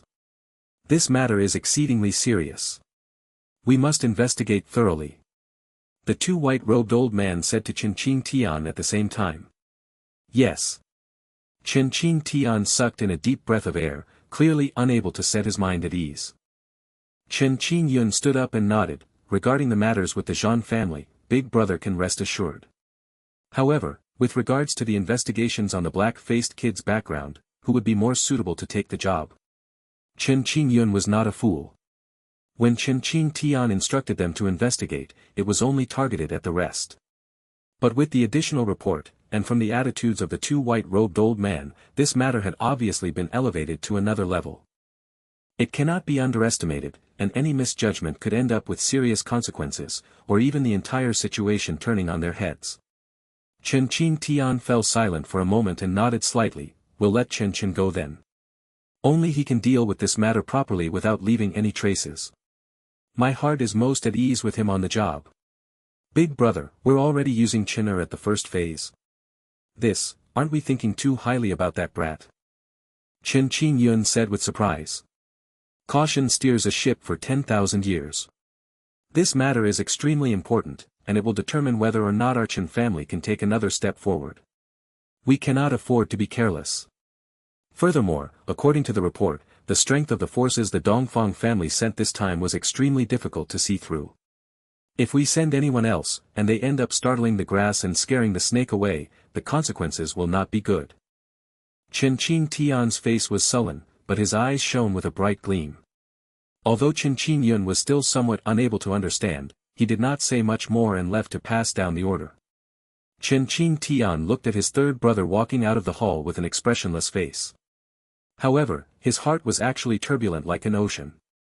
Third brother, the importance of this matter, how could it simply concern just a mere worldly Dongfang family? What we're doing is actually the grand vengeance mission of the elusive world of immortals and Lord Mo Wu Dao. Old ancestor Qin Chong passed away, and our Qin family no longer has anything to rely on in the three holy lands. From the looks of it, in just a few more generations, we will be thoroughly stepped over by the other families. This task that the elusive world of immortals gave us this time is equivalent to a huge opportunity. If we don't perform well, the Qin family's days may not last long. Qin Qing Tian was both excited and worried when he thought to hear. This was the first time in many generations that the three holy lands had given them an important task. If they could handle this matter well, they would naturally obtain Palace Lord Mo Wu Dao's favor. As long as the latter was happy and was willing to bestow them with a few cultivation techniques, martial skills, or other good things, it would be enough to allow the Qin family to rise even further. That way, although they lost Qin Chong, their old ancestor, as long as they gained the Palace Lord of the elusive world of immortals as their new backing, they would instead not decline, but rather rise to greater heights. But if they failed, not only would the Qin family have to face the counterattack of the Dongfang family, even the other families under the three holy lands would take the chance to kick them while they were down. At that time, the family's declination would simply be an expected result. Even though their allied family, the Zhan family, might not do anything at the moment, if it came to the worst-case scenario, it would not be an impossible matter for the entire Qin family to be wiped out. Just thinking about that horrible result, Qin Qing Tian felt his entire body shiver uncontrollably. So it was not wrong to say that this matter of dealing with the Dongfang family was undoubtedly a huge opportunity. At the same time, it was also a knife hanging above their heads. Qin Qing Tian was determined to not make any mistakes. No matter the price, they could only succeed and were not allowed to fail. As such, even for this minor task of information gathering, he still sent out his most valued eldest son, Chen Chen. The Xian continent was a place where talent was abound like the clouds in the sky. But there were only 4 most well-known geniuses. All of them were young masters of aristocratic families and were jointly termed the 4 great young masters. Although the Xian cultivations of the 4 great young masters were considered extraordinary, they were not all that high level. But if one judged them by their minds, their schemes, and quick-wittedness, it would truly be hard to determine a superior one among them. The modest gentleman, gentle as jade. Young master white jade, Yu Chao Fan. The graceful gentleman, carefree as the wind. The carefree young master, Li Yu Ran. Verdant bamboo, gaze piercing to the end of the skies. Sky's edge young master, Duan Tianya. No intimate friends who understand him, grief-stricken, heartbreak young master, Chen Chen. This Chen Chen was exactly the heartbreak young master among the 4 great young masters. Chen Chen was a rare genius that appeared after several hundred years in the Qin family. Only he was different from the other 3 great young masters. He was considered the odd one out among the 4 great young masters. Because this Chen Chen was actually extremely well versed in both martial arts and literature, and was very accomplished in both areas as well. His results in Xian cultivation could be seen easily. At such a young age, he had already entered the middle stages of Sky Xian. With just one more step, he would be at the peak of Sky Xian. And this year, he was only 26 years old. Just looking at his cultivation talent, he was even comparable to a genius like Bailey Luoyun. One could even say that if Bailey Luoyun had not met Jun Moxie, the two would not even be on the same level given a bit more time. Chen Chen was also considered the first cultivation prodigy in over 500 years that could follow in their ancestor, Chen Chang's, footsteps. Chen Chen was not only talented in cultivation, his literary talent was extraordinary, his mind was deep and scheming, and he was also well versed in music, especially in the three formidables. These three formidables were the zither, flute and the shao. When he played on those instruments, it would cause the audience to sink into the music, even forgetting to extricate themselves. He would often sigh longly, lamenting that, although the world is vast, there isn't a single person who can match my talent for me to confide in. For this reason, he was also nicknamed Hate Confidant. And the moment this person attacked, his methods were exceedingly ruthless, without a shred of mercy. Someone once made a poem about him, Heartbreak Young Master Hate No Confidant, with the last rhythm of the song, striking out and breaking hearts of men. Everyone including the Zhan family agreed that if Chen Chen continued to grow at his current speed, he would become the Chen family's second saint-level expert after Chen Chong. In fact, he could even turn into a saint king in the future. This was also a big reason why the Zhan family had intentionally improved their relationship with the Chen family. The other point was that Chen Chen and the pearl of the Zhan family, their youngest daughter, the youngest cultivation prodigy of the Zhan family and also the publicly acknowledged #1 beauty in the Yutang kingdom, Zhan Meng Dai, were engaged to be married. If their plan to deal with the Dongfang family was accomplished smoothly, Chen Chen would formally marry Zhan Meng Dai, binding the two families together. Chen Qing Tian had sent his trump card Chen Chen out right from the start. One could say that the importance he attached to the forces that Dongfang Wenqing had sent over this time had reached an extreme level. Besides that, let's invite the four lordships of the family to follow alongside the first young master. The priority is to ensure his personal safety. Chen Qing Tian continued, making his decision. Chen Chen was the future and hope of the Chen family. Nothing was allowed to happen to him. Since young master Chen Chen is personally acting, us two old men will also follow along in the darkness. The two of us are also very interested in seeing what kind of talent that black-faced youngster from the Dongfang family is like. We'll also take the chance to experience the ferocious and heavy killing intent of those 20 guards ourselves. Kiki. The white-robed old man on the left stroked his long beard and said with a slight smile. When he mentioned the words, ferocious and heavy killing intent, his tone became heavy and a disdainful laugh could be heard. Many thanks to elderly for his concern. Chen Qing Tian cupped his hands with joy. With these two people following, Chen Chen's safety was more or less guaranteed. Inside Chrysanthemum City. Golden Chrysanthemum Inn. Jun Moxie and the rest had stopped here temporarily to rest. Dongfang Wenqing took out some gold and directly booked the entire inn. Dongfang First Master's high-profile actions had left Jun Moxie somewhat baffled. Assassins were people who specialized in sneak attacks and as their names implied, it was always better to be as low-profile as possible. But Dongfang Wenqing's actions were completely opposite to that. When Jun Moxie asked him about it, Dongfang Wenqing smiled bitterly and shook his head. Chrysanthemum City is the territory of the Chen family. Their influence had already spread into every single business in this city long ago. I believe that when we were still several hundred li away, they were already keeping tabs on all of our movements, to the point where they were clear about every detail.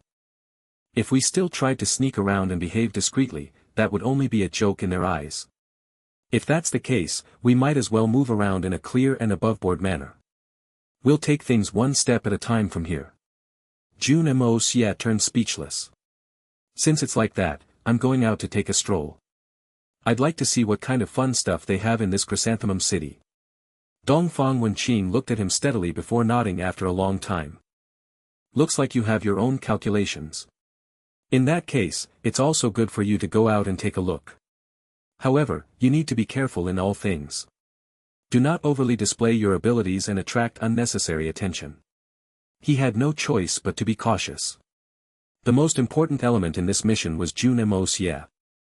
This was also the main reason the old Madame Dongfang had arranged for Jun Moxie to follow him.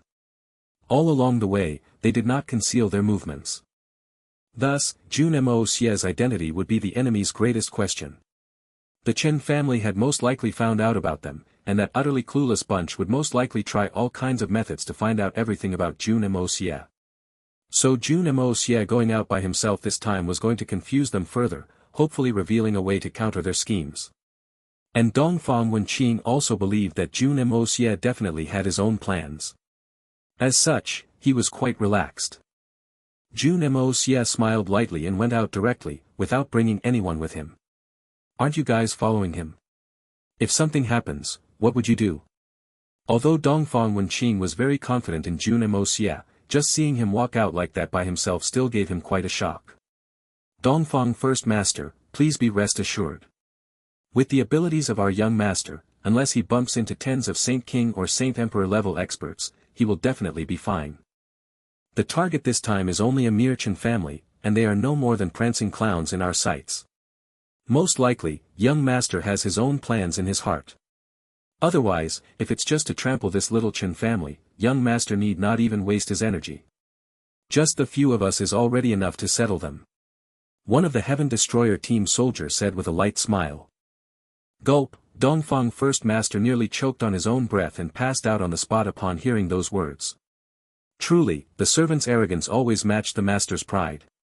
Who do you think your young master is? To say that unless he bumps into tens of Saint King or Saint Emperor level experts, he will definitely be fine.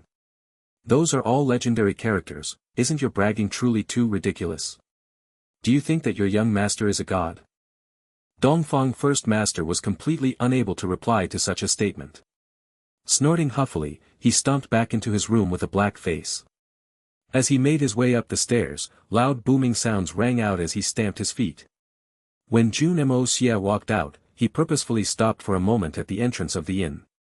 Then, he arrogantly fluffed his cloak and walked out in the direction of the rising sun, his legs opened wide like a crab's.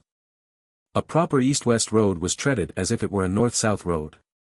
His arms swung self-importantly with every step, as if he owned the entire street.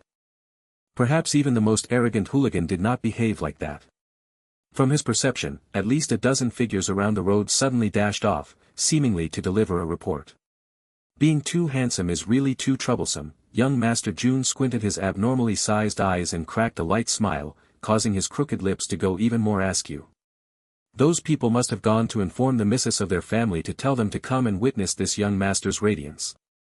With a pooey sound, he turned his head and spat out a large globule of saliva before continuing on his path, swinging and strutting around like a particularly ugly crab. After some time, he heard someone shouting from a distance away, "Hurry up, young Master Chen is going to perform today at the Tongguan Hall and organize a grand music banquet. If we're late, there won't be any more seats. This is a rare musical feast that one would not get to see even in several years." In an instant, countless people cheered and ran off. All of a sudden, the street was filled with people, all running towards a certain direction. Grand music banquet. There's a grand music banquet right after I come here. And it's organized by the Chen family's first young master. Jun Moxie snorted twice with his nose as he grabbed a person running past him. Where's the Tongguan Hall? That person struggled for a moment but did not manage to free himself. It was as if a steel clamp had wrapped itself around his arm, and his muscles throbbed with pain. Left with no choice, he asked with annoyance, "You don't even know the Tongguan Hall?" "Tch. If I knew, why would I need to ask you?" Young Master Jun spat with annoyance. "Why are your words no different than fart?" Seeing Jun Moxie's fiendish-looking appearance, that person only felt extremely disgusted and unlucky. To think that he would bump into such an ugly thing the instant he stepped outside. And from the looks of it, this person was an evil young master as well. Scrunching his face, he hurriedly replied, "It's right in front, you'll find it by following the crowd." Jun Moxie made an "oh" sound and released him. He quickly dove into the crowd and disappeared in the blink of an eye. Jun Moxie smiled faintly with his crooked mouth and swaggered his way forward with the crowd. That person wasn't lying, this Tongguan Hall is really easy to find. Knowing that this young master is walking in this direction, he decided to host a whatever grand music banquet. If I don't go, wouldn't I be letting down his kind intentions? So Jun Moxie arrogantly made his way to the Tongguan Hall with a mindset of finding pleasure in helping others. On the other side, from the west side of the city, there were also some people rushing towards Tongguan Hall. A group of people had just stepped into the western gate and entered the city when they heard the words Grand Music Banquet and Young Master Chen. One of them, a lady with her face hidden behind a black veil, snorted coldly as she rode atop her horse.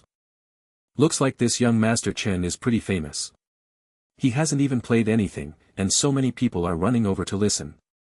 An old man next to her asked tentatively, then. My lady, do we go over to take a look? That's good too. To think that I'd receive such a large surprise right after I stepped into Chrysanthemum City. I, Zhan Mengdai, shall also take the chance to take a look at this fiancé of mine. The Xian continent's heartbroken young master, just how will he break the hearts of men? The girl laughed softly and said. Her slender legs kicked lightly against the horse's belly, and it trotted forward, making a path through the crowd. The old man revealed a loving expression as he followed after her. As he watched this young lady grow up, he'd invested a lot of his own feelings in the process. Right now, he treated her as if she were his own granddaughter. When she got engaged this year, it was actually to the Chen family's young master whom they'd never seen before. That was why he decided to take a look for himself, how this Chen young master looked like, and whether the young miss liked him. Most importantly, how was his character like? If he was like jade on the outside but rotten materials inside, they could make prior arrangements earlier. With a command, tens of people increased their speed and followed closely behind the young miss towards Tongguan Hall. People swarmed towards Tongguan Hall from all directions, and as Jun Moxie traveled along, he realized that the closer he got to Tongguan Hall, the quieter it got. When he arrived closer, he saw that the crowd was densely packed, and everyone was looking forward intently, but no one was making any noise at all. The structure at the center of the crowd was a 7-storied building. A large sign hung at the front, bearing the words, Tongguan Hall, in gold, bold strokes. On the left and right was a pair of couplets, celebrating all abundance and elegance under the heavens, the whole world joins together in a symphony. Just as Jun Moxie reached the front gate, a twang sound rang out from the roof, like an unvoiced resonant. A clear chord rang out, its sound light and refreshing, like the clear springs of the deep mountains, purifying the inner heart and soul, arriving unhurriedly. In an instant, the several thousand people were completely silent. Jun Moxie smiled mutely and swaggered forward, using his chi to forcefully carve a path through the crowd. Everyone could only look at his back view with rage, but after sensing the strength of his aura, none of them dared to say anything as they watched him walk swingingly forward like a drunken man, directly entering Tongguan Hall. Just as Jun Moxie stepped into Tongguan Hall, a series of acoustic musical sounds rang out from the top.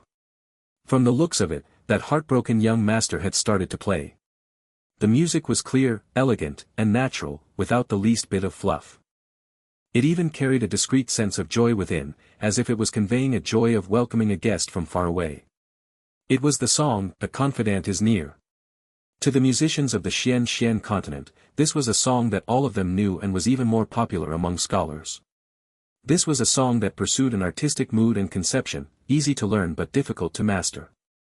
Those who had the artistic skills to play it on the spot were rare, and anyone who could play it at the highest level were exceedingly hard to come by. Jun Moxie smiled lightly as he listened to the music. The sound of the zither rang out the moment he stepped into Tongguan Hall. There were no errors in the timing at all. It was as if it was coordinated specially for himself. Looks like this heartbroken young master was displaying some goodwill towards him. At this time, young Master Jun's powerful spiritual sense had detected that over a dozen spiritual senses had locked onto himself. The cultivation levels of these people were very wide, with the weakest only being at the Sky Xian level, and the slightly stronger ones were at the first or second level of Spirit Xian. There were a few much more powerful auras, presumably of the superior supreme level. There were also 2 hidden auras, somewhat intangible and fluctuating. Jun Moxie's eyebrows rose slightly with shock. That was at least a venerable level cultivation. And they were at the very least second level venerables. It was truly hard to imagine that this so-called super family would actually have so many top-tier experts. This was surely a bit too ridiculous. Just based on this lineup, their strength was almost equivalent to Blizzard's Silver City at its peak. A mere worldly family, no matter what, shouldn't be this powerful. In that case, the only explanation was that most of these experts were people sent here by the Three Holy Lands. Looks like the Three Holy Lands were truly determined to deal with the Dongfang family this time. But Jun Moxie somehow found it quite amusing. The Three Holy Lands always sent small forces to deal with him, slowly increasing it.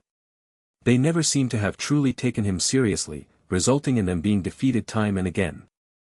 Now, they finally seemed to have acknowledged his strength and decided to strike with full force. Just when they were about to crush him with all their power, the news came from Zhan Mubai's own mouth that Jun Moxie was confirmed to be dead. Mo Wu Dao had nowhere to vent the frustration in his chest, so he decided to vent it on Jun Moxie's relatives' family. Truthfully, this lineup should already be more than enough against the Dongfang family. In fact, the number of experts was sufficient to even destroy 2 Dongfang families. But as coincidence would have it, Jun Moxie was here again. With the Chen family's strength on top of the assistance from the Three Holy Lands, wanting to deal with the Dongfang family, this was quite sufficient and even a luxurious lineup. But if this lineup against himself, it was simply using an egg to smash a rock. Previously when the two sides met in battle, the first time was the encirclement attack against Mei Shuiyan, waylaying them on the path to the Dongfang family. That was only the beginning. Following that, was the battle at Blizzard Silver City, the first true battle between the two sides. In the end, all of Mo Wu Dao's forces had been buried beneath the crumbled mountain. The second time was the battle at Tianxiang City. Jun Moxie faced off against 6 saints alone. Such a lineup could not be said to be weak, but they were ultimately defeated thoroughly as well. And today, the battle at this chrysanthemum city that he'd set up, would become the third battlefield between them. In any case, after this battle, there was no longer any possibility of him being able to conceal himself further. In that case, he might as well take the chance and blow the matter up further, beating his opponents till they hurt, till they're scared, or even till they're dead. That was always the best method to deal with the enemy. The Three Holy Lands were planning to use the strength of the worldly Zhan family and the Chen family to deal with the Dongfang family, which also belonged to the worldly family category. But he could similarly use the Zhan family and Chen family as bait, causing the Three Holy Lands to send a few more people down so he would have an easier time wiping all of them out together. Jun Moxie did not make any strange actions as he stepped casually into Tongguan Hall. His sharp senses told him that there were numerous strong auras focused on him, but he behaved completely nonchalantly as he pushed the crowd aside and climbed up the stairs. Just like that, he arrived very smoothly at the top level. The zither sounds became clearer, and as Jun Moxie looked over, he saw a graceful-looking white-robed youth sitting near the railings with an ancient zither in front of him. The zither was a 7-string guqin, and his 10 fingers danced agilely among the strings, plucking with precise control, producing deeply moving sounds. This youth's face was like crowned jade, with delicate features and bright eyes and graceful eyebrows. His body looked slender and tall, and his eyes hid a kind of loneliness and dispiritedness. His robes fluttered lightly in the wind, and he appeared like an immortal riding atop the clouds, having an indescribable grace and handsomeness. 2 young ladies dressed in green stood silently behind him. Beside him, there was a pot of incense, emitting faint smoke. Despite being surrounded by thousands of people, this building had an otherworldly and serene feeling. Just as Jun Moxie walked up, the youth pinched with his 5 fingers, causing a sharp twang to ring from the guqin, stopping the music abruptly. Raising his head, he looked at him with his dark eyes and smiled lightly. Just a simple action like that was filled with elegance and natural grace. Jun Moxie's sharp senses also discovered that in this heartbroken young master's face, although he was smiling, there was an indifference that had etched itself into his bones, ruthlessness, and a sorrow that was filled with inexplicable contempt. In the deepest reaches of his eyes, there was a kind of faint helplessness. With the first instant that he saw him, another name popped into Jun Moxie's head, Li Yuran.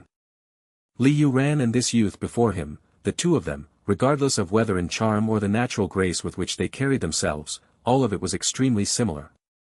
It was the aloofness accumulated by their powerful family over the years, a kind of aristocrat aura that radiated out from the bone.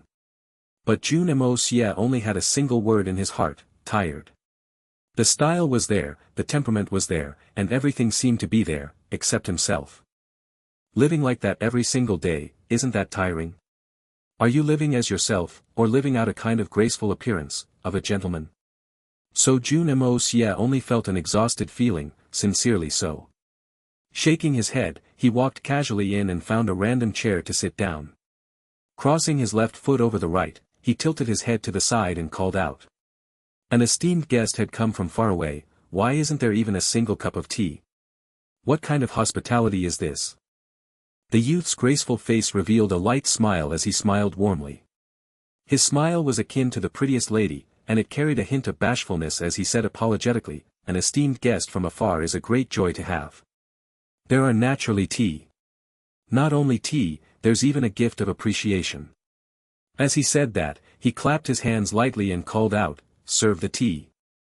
Serve the best tea. Jun Moxie had noticed the moment he raised his hands to clap that the sleeves of his robe were a lot wider than that of regular people's. The moment he lifted his hands, the sleeves were almost touching the floor. Not long after, a pot of hot, fragrant tea was placed before Jun Moxie. The fine, fresh tea leaves were bubbling and turning in the water, adding a tinge of comfort in this quiet top floor of the building. I am Chen. I believe you are someone from the Dongfang family. Young Master Duanchang Chen chuckled. But I wonder what your name is. Would you tell me? A name is just a mark, it's nothing that cannot be said. I'm called Dongfang de Shu, and I'm the child of a collateral relative of the Dongfang family. Jun Moxie picked up the tea and drank it in one gulp. He exclaimed, it truly is great tea. It's very fragrant. Dongfang de Shu. Brother Dongfang's name is really unusual. Chen said ambiguously. My name may be odd, but it really has a story to it. Jun Moxie chuckled. Back then, before I was born, my mother suddenly dreamt of a glistening golden enormous book. So she named me de Shu Wan Ha.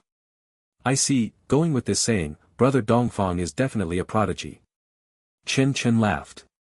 Of course not.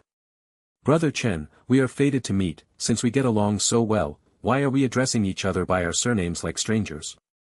You can just call me by my name, de Shu, wouldn't that bring us closer? Jun Moxie said hospitably. The corner of Chen's lips twitched. He thought. De Shu? Big uncle too? Aren't you scoundrel just trying to blatantly take advantage of me? No matter how I address you, I'll just end up as your junior for no reason. This fellow is really detestable. Jun Moxie held on to the teacup and grinned at him. He experienced an immense urge to tease and toy with someone. The feeling of meeting this fellow was extremely similar to meeting Li Yuran. Both of them were well matched in the vibe of toying with their opponent. But although Li Yuran was dangerous back then, but he was quite reserved. But this young master Duanchang Chen may appear peaceful and gentle in his mannerism and speech, but amidst all that, he revealed an extremely vicious aura. Facing him was like facing a venomous snake.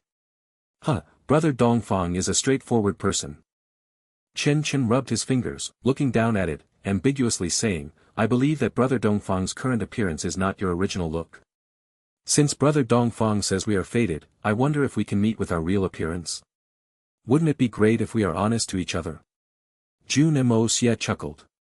Brother Chen is truly perceptive. But from the way I see it, the current appearance of Brother Chen may also not be your original appearance. I wonder if we could meet with our real appearance, wouldn't it be even better? Chen jolted.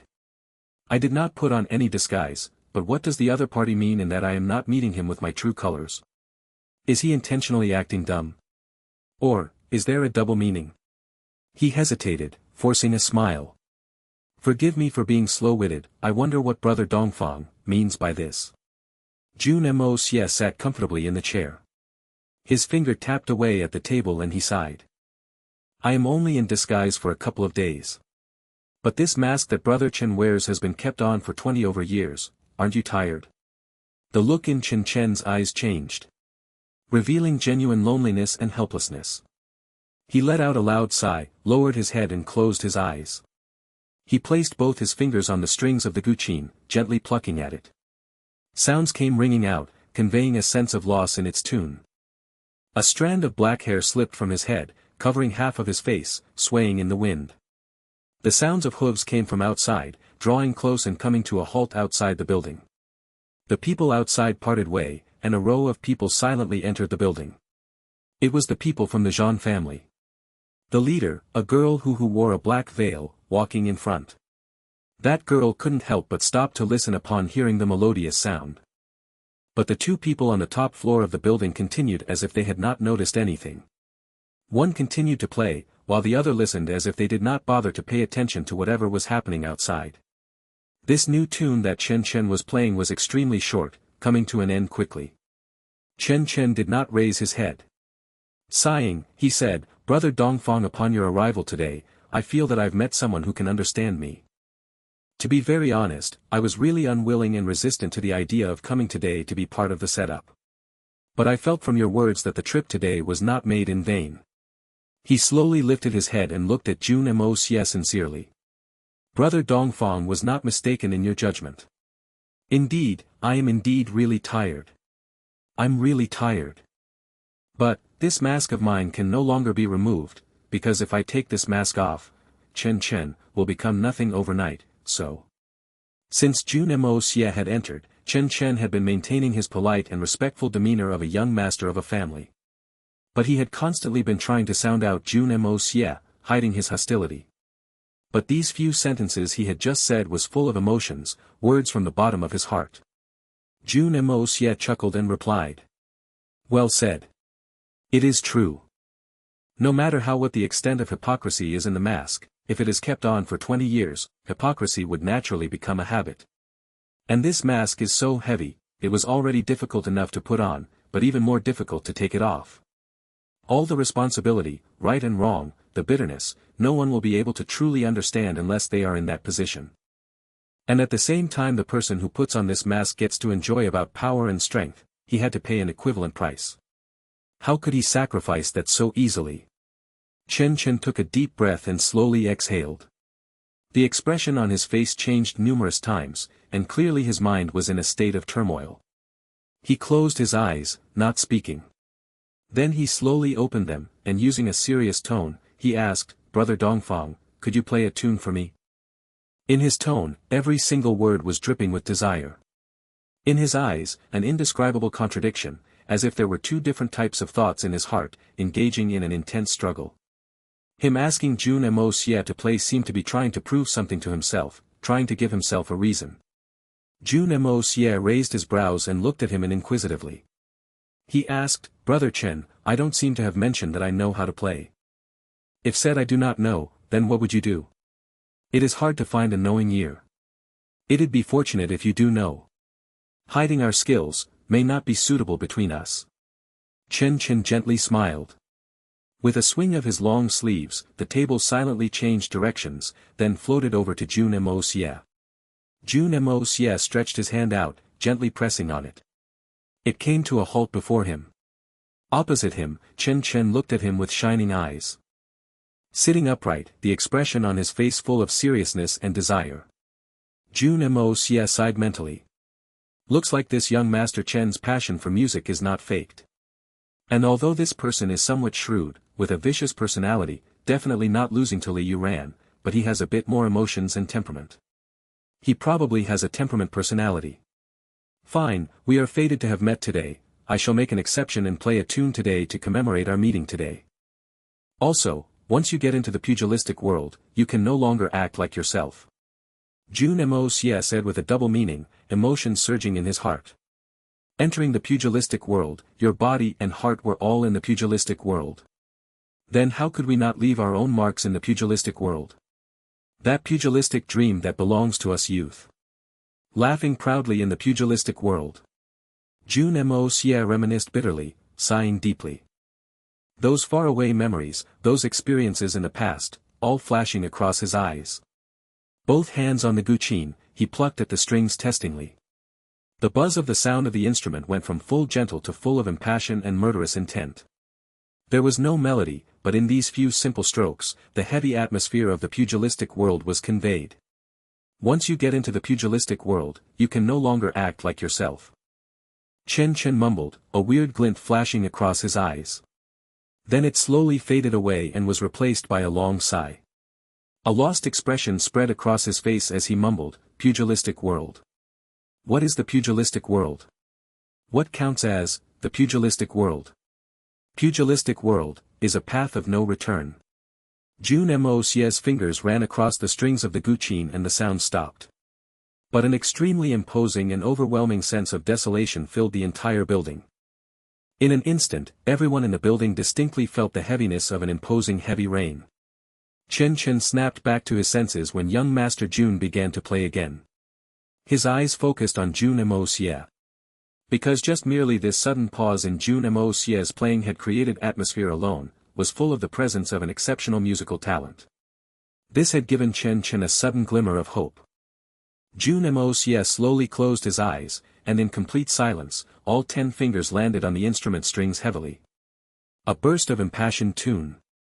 As if the waves were crashing on the shore, tidal waves rose, covering the entire sky, enshrouding the entire world in an intense melody. Iron blood, massacre, free and at ease, moving around unhindered, indignant, all sorts of emotions were expressed in this single tune. This song belonged to the pugilistic world, it belonged to heroes. I travel alone over the world, moving about unhindered with just a sword, in my drunken stupor, I question the heavens, to cut off all feelings and dreams of a lover. In that intense melody, Jun Moxie laughed and started singing. The ocean laughs, tides overflow both shores. Floating and submerging along with the waves, only the present day is taken into account. The sky laughs, in the successive tides of the world, who lost and who emerged victorious, only the sky knows. The land laughs, distant is the mist and rain, waves wash over the secular world, who knows for how many ages.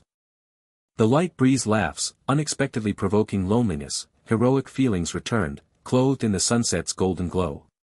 Everyone laughs, no longer will there be loneliness, heroic feelings remain in the sentimental laughter. That's right. A laughter in the sea. The Song of the Proud, Smiling Wanderer 3-1 Jun Moxie's favorite songs. This song was not for Chen Chen's sake, and not because he was feeling low. But for the sake of venting. Or perhaps, to show off. I just want to leave my mark in this world. This song, in this world, is mine alone. But I hope that everyone will be able to play it, then I can hear it as and when I want. That way, I'll feel like I've returned home. Jun Moxie thought silently. This intense melody and singing instantly gushed into the soul of everyone around, especially those who were part of the pugilistic world, no matter friend or foe, no matter what their intentions were, no matter if they were good or evil, in this instance, through this song, Smiling, Proud Wanderer, that made its appearance in this different world for the very first time, all of them felt an inexplicable and strange resonance in their souls. Pugilistic, dream. How many heroes, how many beauties, how many unpredictable situations, how many grievances, how much love, hate, passion and revenge. Many burly big men listened quietly.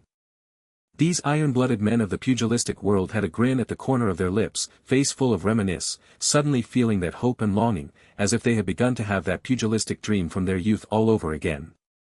The corners of their eyes began to turn moist.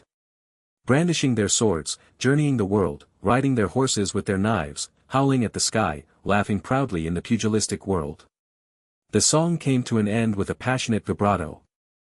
Like a peerless swordsman had suddenly removed his robes at the peak of his time. Following the end of the song, what followed was nothing but silence. And only, complete silence. Everyone was silent, deep in thoughts. 2 elders donned in white were sitting opposite each other in the corner of the building. The moment the guqin played its first note, both of them paid attention and listened carefully. They were completely enthralled. The music had already ceased, but the 2 of them continued to sit there blankly, that impassioned tune echoing in their ears. As if they wouldn't be sick of it even after 3 days. The 2 of them had a dazed look on their face. After a long while, they slowly, gently exhaled their breaths. One of the old men mumbled as if he were speaking in his dreams, pugilistic, dream. The other old man opposite him gently smiled, his bony finger trembling. Suddenly, his tears began to fall, sliding down his cheek and onto his white beard, leaving a stain on his robes before landing on the floor. He mumbled, "Everyone laughs, no longer will there be loneliness, heroic feelings remain in the sentimental laughter, no longer will there be loneliness ha ha ha, but how much loneliness has been swallowed in this line of no longer will there be loneliness. Heroic feelings remain, but where have the comrades from the past gone? For that heartless and cold pugilistic world, how much did our generation sacrificed, and how much have we lost? What did we truly gain? He laughed mutedly at himself, and bitterly, then shook his head. Finally picking up the wine cup on the table, he closed his eyes and downed it in one gulp. As if he were drinking his entire life experience in the pugilistic world, the past that was hard to look back on. Upstairs, the masked girl Zhan Mengdai stood there in a daze. She had heard this passionate melody and agitated singing when she walked up the stairs. She involuntarily stopped in her tracks and listened to it closely, until now. She slowly closed her eyes, an extremely moved expression on her face. After a long while, then she opened her eyes like she had woken up from a dream, exclaiming, "A great song that describes the pugilistic world." This song had encompassed all the flavors and emotions of the pugilistic world. Such a rich aftertaste. A haunting tune. The old man beside her was still reminiscing the aftertaste of the song. He lightly sighed and asked, "Young miss is not a member of the pugilistic world, but how is it that you are so touched?" "A song that sings of the pugilistic dream, a song that empties the tears of the pugilistic world," the girl laughed and said in a daze. "I may not have ventured into the pugilistic world, but I can still feel the emotions of a hero.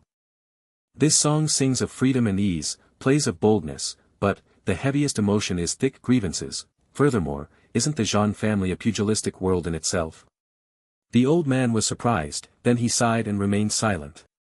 Zhan Mengdai zoned out in her thoughts before she said, "Since I've heard of such melody that is so relatable, how could I miss the opportunity to meet this person? I must go up and see who is it exactly, who is capable of playing and performing such an open and bold yet desolate and lonely tune." Upstairs, there was no longer any trace of hypocritical peacefulness and gentleness on his face. His face shows how extremely moved he was. Although the song had already ended, he was still trying to commit it to his memory, thinking extremely hard, beating his hands to the tempo, as if this song was still playing, still echoing. After a while, he raised his head and asked anxiously, "Brother Dongfang, what is the name of this song?"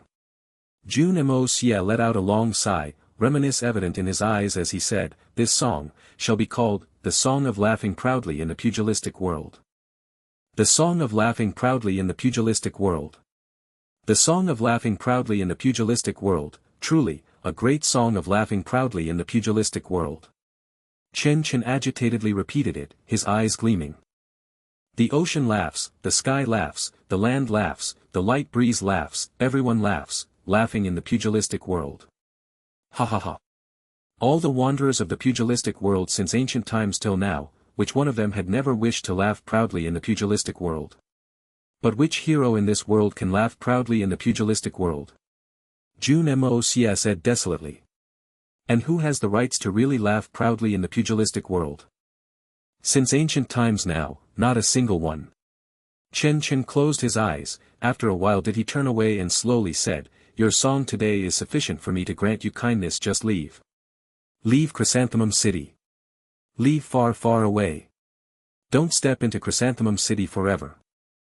Because in this Chrysanthemum City, you will not be able to laugh proudly in the pugilistic world, perhaps, the moment you fall in too deep in the trap, you guys will not have the chance to laugh proudly in the pugilistic world anymore." He suddenly turned around and looked at Jun Moxie with passion in his eyes. "Just with this single song of laughing proudly in the pugilistic world, I, Chen Chen, really am not willing to become enemies with you. If you guys wish to leave, I will do everything I can to send you away. You only have one chance, I hope you treasure it. Brother Dongfang, Chen Chen, have been a hypocrite my whole life, but today, I am really sincere for the first time. I hope you can make your decision soon." Jun Moxie sighed lightly then chuckled and shook his head. Looking at him with pity in his eyes, he said helplessly. "I already said earlier, once you get into the pugilistic world, you can no longer act like yourself. Chen Chen, for your words earlier, I shall also give you an opportunity. If you leave Chrysanthemum City right now, and never return to this place, then you will have the chance to laugh proudly in the pugilistic world. In this world, there are indeed really not many adorable people, and I really do not wish to have to kill you, who are still considerably adorable." Chen Chen laughed bitterly. There is indeed too much helplessness in this world. In the pugilistic world or in the court, even within the family clan, couldn't it just be where the pugilistic world lies? I have already long resigned to my fate. I cannot even make the decision for my own marriage. How can I be so greedy and ambitious to talk about laughing in the pugilistic world, talking crazily like a fool? Ha ha ha. At the end of the sentence, he had suddenly broke out in laughter full of desolation, to the point of tears. He shook his head and said, I seem to have a boundless future, but ultimately deep inside, I am a tool of the family. A mere tool. Brother Dongfang, Chen Chen looked at him seriously. The hardest thing to find in the world is a soulmate. If you really die, then I'll be even more lonely. Soulmate? You see me as your soulmate, someone who understands you, but it's a pity, I am not. Jun Moxie calmly said. And you are not my soulmate. Because what I want, what I do, is to laugh proudly in the pugilistic world. Chen Chen was stumped after hearing his words. At this moment, a crisp voice rang out. May I ask, who was it, who performed that song earlier? Both of them turned in the direction of the voice, only to see a girl who wore a black veil covering her face, standing prim and properly at the entrance of the stairs. A pair of cold eyes were scanning the two faces. At this moment, Jun Moxie's sharp senses detected that the crowd outside had slowly dissipated, and that dozen spirit senses ambushing earlier were all gathering towards here.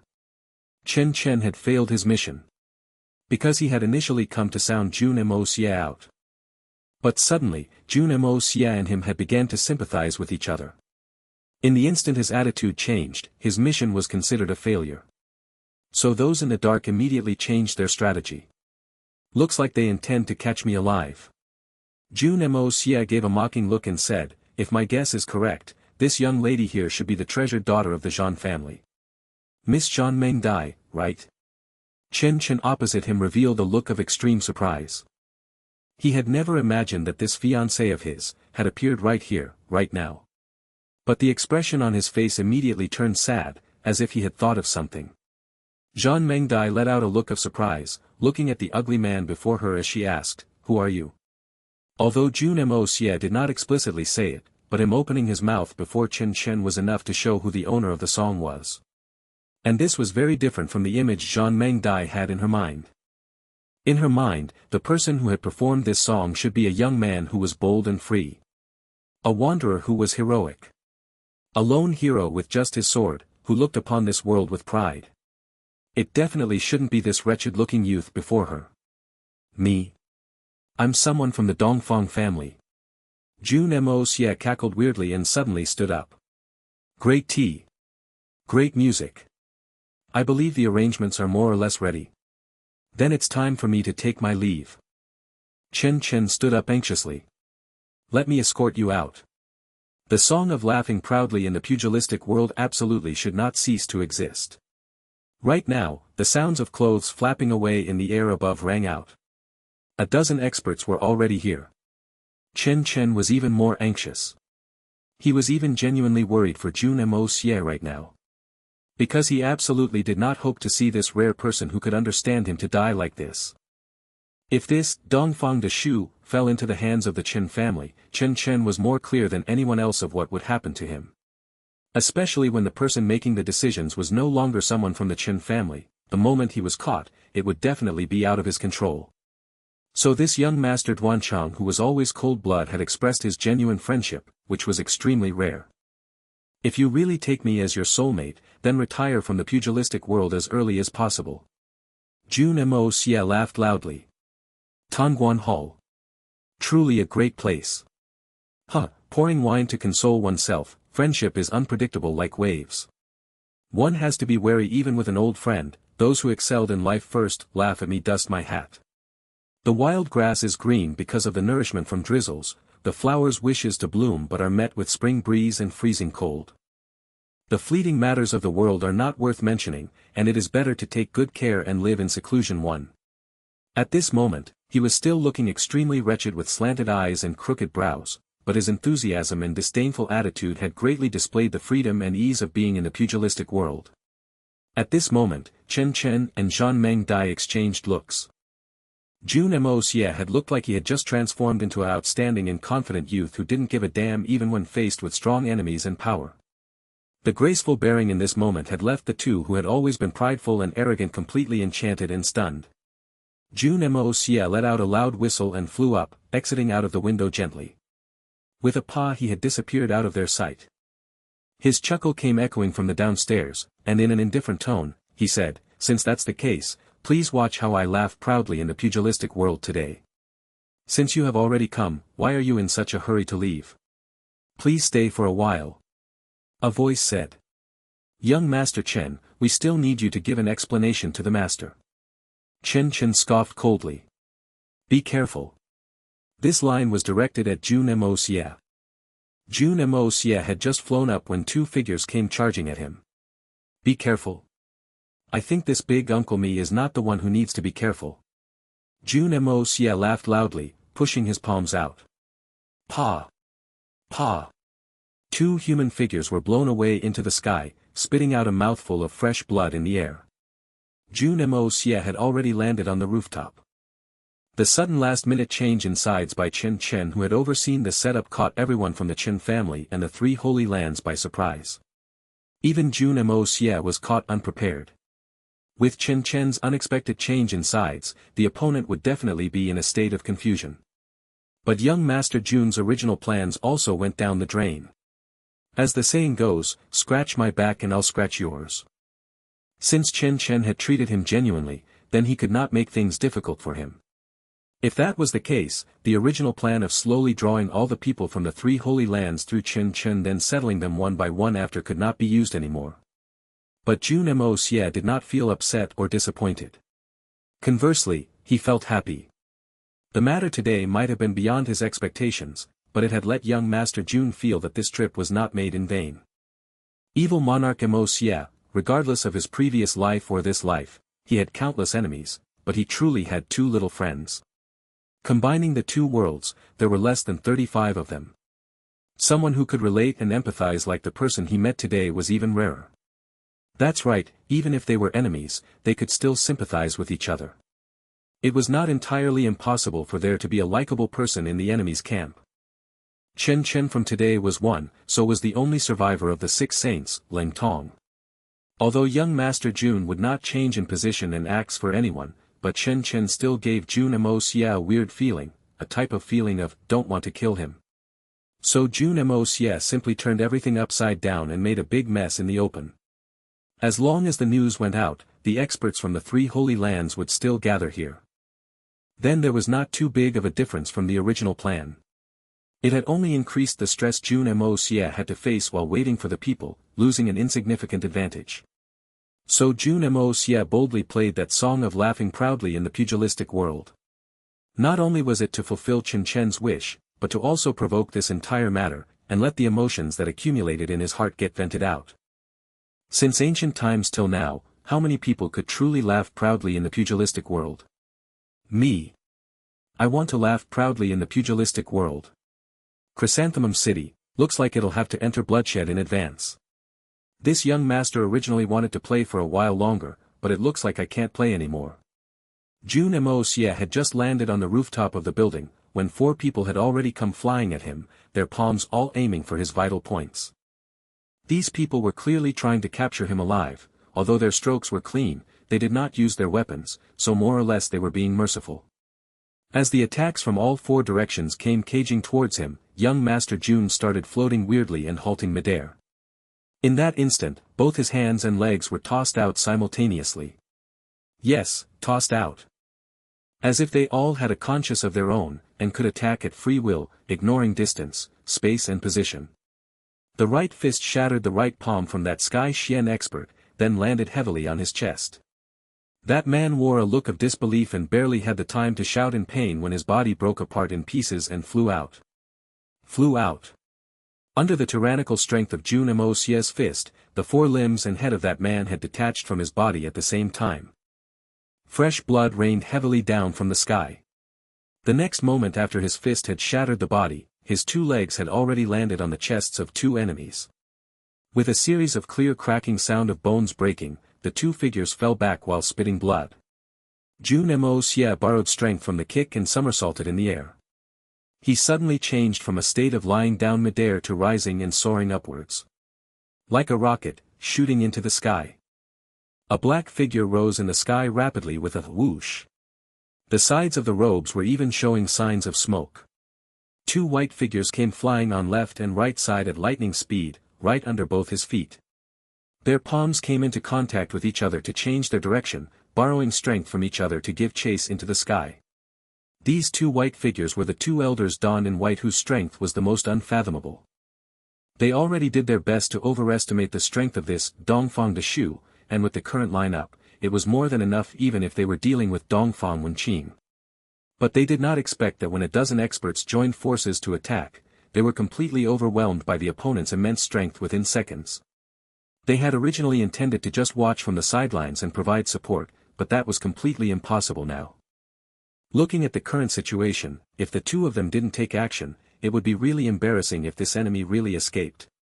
It was a pity that even if they personally took action, they may not be able to bring the enemy under control. Although the two were charging towards him at high speed, they were still easily dodged by Dongfang Deshu. This Dongfang Deshu was really sharp. Both elders scoffed coldly at the same time. They rose in the air again to continue their pursuit. Jun Moxie continued to speed up in rising upwards, but in that moment, the two elders donned in white had risen and reached their highest speed. Young Master Jun's lips turned into a peculiar smirk. His body that was flying at high speed suddenly came to a complete halt. Just hanging in the air, completely still. This change was beyond their expectations. And it disobeyed the logics of martial arts. It was almost impossible to stop at their highest speed, even if the person himself wished to. These two opposing states of motion, to go from motionless to fast was not difficult for an agile expert. But to go from fast to motionless, other than having extremely good agility, their cultivation must reach a level where they had excellent control to do as the wish. Only then was it possible to do such a feat. Amongst all of Xian continent, it was not entirely impossible for people to do this. But usually, only an extremely agile expert of saint level would be capable of doing this. Jun Moxie had suddenly halted at a time like this. These two elders may be strong, but they were still far from a saint's level. It was impossible for them to halt when they were giving their all to chase. They could only watch Jun Moxie's figure come closer and closer, until they both flew beside Jun Moxie and was still continuing to go past him. But Jun Moxie's attack had been rudely delivered. Jun Moxie had a cruel smile as his left hand pressed on the top of the head of the elder on his left. This elder was also quite good, even when in face of such a terrible situation, he could still compose himself and attack Jun Moxie's abdomen with a loud holler. Jun Moxie's hand was already overhead, so it was too late for this elder to dodge this deadly blow. He could only use distraction. As long as Jun Moxie was concerned about these two blows to his abdomen, then he could avoid that blow above his head. Although he may not be able to kill the other part, and he might die from the blow to his head, but as long as this Dongfang Deshu received this blow, it would definitely be significant damage. In a situation where he was outnumbered and injured, he would definitely not be able to remain alive for long. If we both don't win, then we both shall lose. He was sure that Jun Moxie would not be willing to take the gamble with his own life. But reality was beyond his expectations. Just like how he did not imagine that Dongfang Deshu had the capabilities to suddenly ascend upwards. Just as the elder delivered his blow, Jun Moxie suddenly floated upwards, like a piece of paper with negligible weight, drifting along in the wind. And as young Master Jun had floated upwards, that blow was still going down. The white-clothed elder was terrified. He was still ascending, and because of that desperate attempt from before, he was flying even more quickly. It was as if he went to meet the blow of his own accord. He quickly turned his head to the side to avoid it. He felt Jun Moxie's palm brushing against his ear and hammering down heavily on his right shoulder. Kacha! The sound of his shoulder bone breaking was heard. The elder stared in disbelief. He fell down at an even faster speed than he was ascending at. Right now, he had even forgotten the tremendous pain on his body. He was only filled with disbelief. The moment the palm came down, he sensitively felt it. The other party's Xian strength was like a knife cutting through tofu, slicing through the protective layer of Xian Qi he kept around his body easily with no resistance and landing heavily on his own shoulder. Although he was caught by surprise, but he was still a solid second-level venerable. The protective Xian Qi of a venerable was actually destroyed in a single hit by this person before him. During the process of his descent, he only had enough time to shout in shock. Venerable. Third level. Then, he landed with a loud boom, smashing through the rooftop of the Tongguan Hall and falling down like a boulder. But his last sentence had scared the living daylights out of his companion. At the same time Jun Moxie had attacked him, his other hand was chopping down towards the other person. And that other elder was also rapidly ascending and was similarly caught unprepared. In a flash, he quickly shouted, "World Ca." Under these circumstances, indeed only World Cage could turn the situation around in his favor. But he had barely finished his words, when all the surrounding energy started to gather rapidly. He heard the 3 words his companion had uttered. Venerable. Third level. These 3 simple words gave him a crushing sense of defeat. He forcefully swallowed the World Cage he was about to use back in. The World Cage restrained the enemy by borrowing the power of heaven and earth, leaving them at the user's mercy. It was a very tyrannical, practical and powerful skill. But there was a prerequisite to the powerful effects of this skill. And that was, it could only be used on opponents weaker than the user himself. If this skill was used on an opponent that was higher in his cultivation, then not only would the World Cage be completely ineffective, and it would inflict Devil's Bite on the user at an even more ferocious intensity. And he had absolutely no strength to put up any resistance using the World Cage at a timing like this.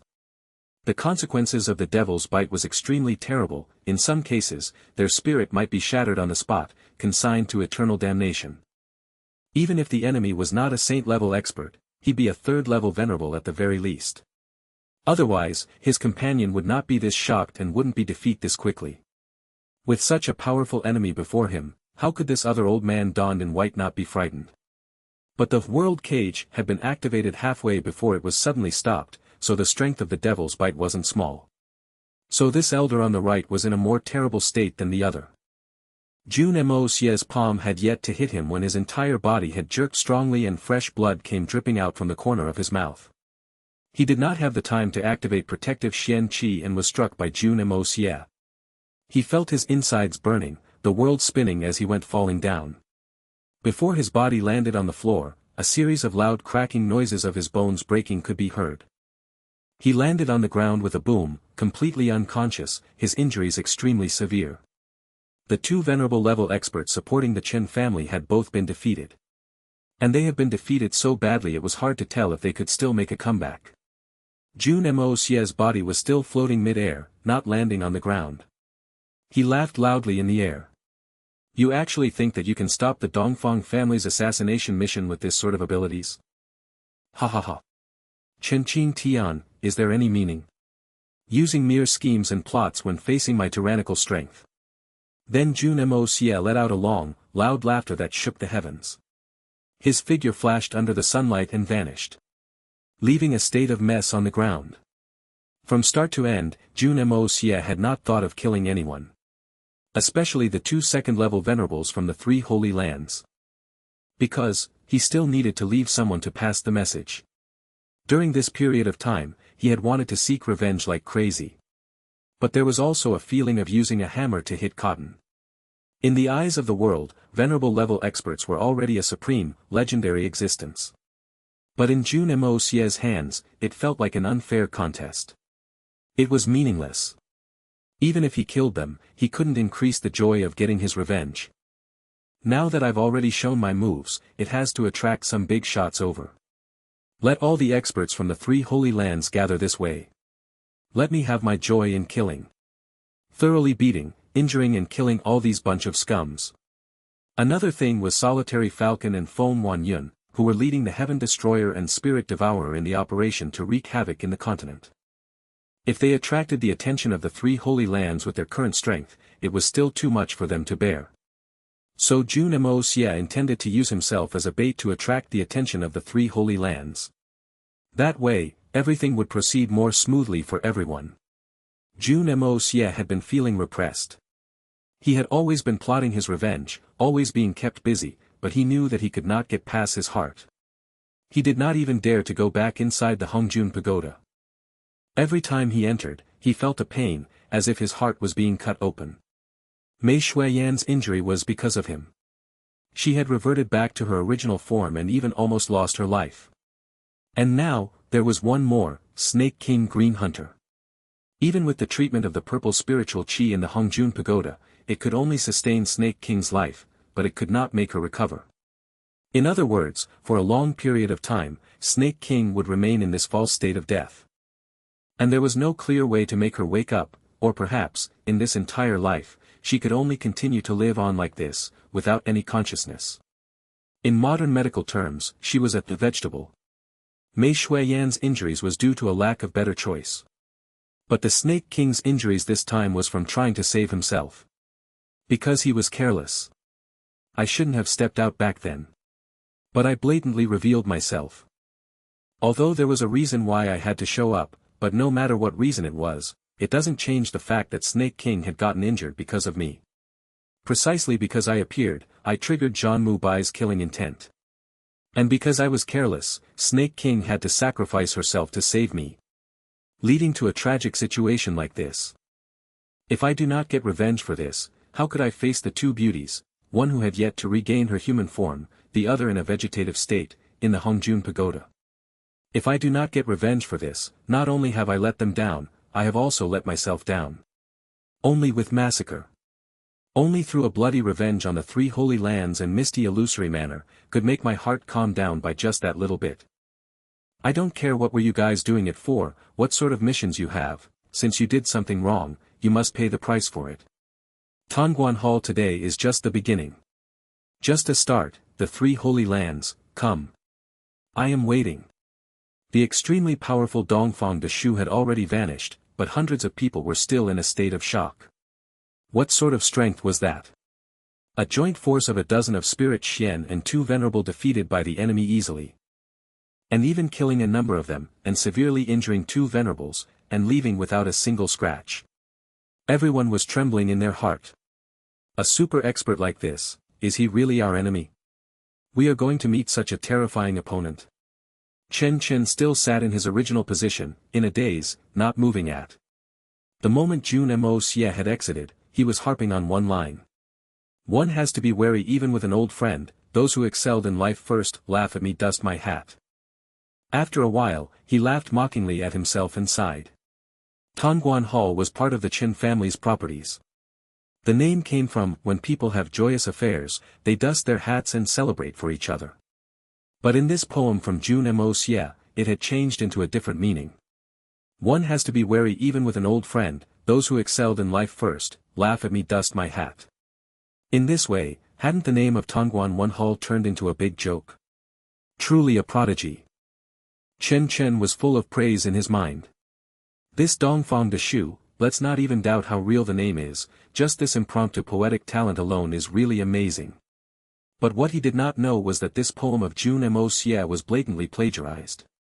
Zhan Mengdai stood there quietly, also deep in her thoughts. Her veil covered her face, so it was hard to tell her expression. But the look in her eyes was wavering, and clearly her mind was also not tranquil. At this moment, Jun Moxie was already exchanging blows above the rooftop. These two people on the top level only exchanged looks, and did not have any time to take any actions when the battle ended after loud laughter and a couple cries of pain. Jun Moxie's figure disappeared amidst the laughter and 2 big holes appeared through the roof. 2 white-clothed elder landed heavily before them, one looking in a bad state while the other was unconscious. Chen Chen turned pale with fright. Weren't these 2 people the experts from the 3 holy lands that the family was relying greatly on? How could they be defeated so easily? How was that possible? Chen Chen and Zhan Mengdai exchanged looks, and all they saw was shock in each other's eyes. Jun Moxie's song earlier had left them in shock and respect, then his poem had left them lingering in the aftertaste, deep in their thoughts. But right now, his strength had left both of them completely shocked. From sympathy, to admiration to almost worship. They had undergone 3 changes in attitude within a short period of time. Yes, it was worship. Because Jun Moxie was younger than them, they could tell even with his disguise. But his achievements, in all aspects, was beyond the 2 of them. They couldn't catch up even if they tried. Chen Chen suddenly understood the deep meaning behind Jun Moxie's words earlier. If you really take me as your soulmate, then retire from the pugilistic world as early as possible. He couldn't help but laugh bitterly. It really was the family's bad luck to meet someone like this and make an enemy of him. Making an enemy out of someone this powerful, the Chen family probably would not last for long, and might as well quickly retire from the pugilistic world. Zhan Mengdai revealed a look of shock in her eyes and asked, "Who is this person?" Chen sighed and said, "Someone from the Dongfang family." He turned around and looked at Zhan Mengdai, a cynical look in his eyes. "This person is the target of the Zhanchen family alliance. And at the same time, one of the prerequisites of our marriage." Zhan Mengdai said angrily. Chen, what do you mean?" "There is no meaning." Chen said desolately. "I'll do my best to convince my father to back out from this battle when I return. The Dongfang family has someone like this, we are no match for them even with the 3 holy lands supporting us. This matter was my father's scheme to bring the family greater, but from the way I see it, this time, perhaps before the family becomes even more influential, I'll witness its destruction first. This is a matter of the family, I do not care for it. Chen, I am just a woman." Zhan Mengdai said after remaining silent for a while. "I came here because I heard of something. The family seniors refused to let me come, but I must get the truth today." Chen, this matter concerns you." Chen was astounded. "What matter is it? Feel free to speak your mind, young lady. I had heard that you and a maid of the family, your personal maid, were mutually in love. You could give up everything for her sake and, for her, you had even sworn to not look at any other women. This matter, is it true?" Zhan Mengdai said in a low voice. "Please don't worry, I really have no other intentions. I just want to verify the truth." Even if it is true, so what?" Chen began to laugh desolately. "Right now, she is locked up. And the family will absolutely not allow this to happen, the entire family clan wants only the marriage between the both of us. That is all. Because our marriage will allow the Chen family to become stronger. And she can't. Entrusting the hopes and fate of the entire family on the painful union of a man and a woman, 2 people crying, while everyone else is laughing, isn't it hilarious?" "Indeed, it is hilarious. But, since they want us to cry, then why are we still allowing them to laugh? Don't tell me that you are willing to yield just like this." Zhan Mengdai looked at him and said. "I can see that you sincerely do not wish to accept this sort of arrangement, and I am the same." Chen's eyes brightened. "What do you mean?" "Just like that person earlier had said, why don't you retire from the pugilistic world?" Zhan Mengdai revealed a hint of sorrow in her eyes. "You have your beloved woman, and I, Zhan Mengdai, also have the man that I love. Since both of us do not have feelings for each other, why should we force ourselves? Retire from the pugilistic world," Chen mumbled repeatedly to himself. After a while, the look in his eyes turned resolute, as if he had decided to let go of something. He seemed to be more relaxed. "After this matter, the Chen family will have no other choice but to retire, even if they do not wish to. Miss Zhan's words had enlightened me. Thank you for your reminder." He laughed loudly, regaining the confidence and freedom he had in the past. "As expected, Miss Zhan is clever and pure-hearted. This has made me even more curious. A man who is capable of making a fairy-like lady like yourself keep him on his mind, how would he look like? I wonder if I can have the honor of knowing of the name of the lucky guy." Zhan Mengdai let out a long, deep sigh.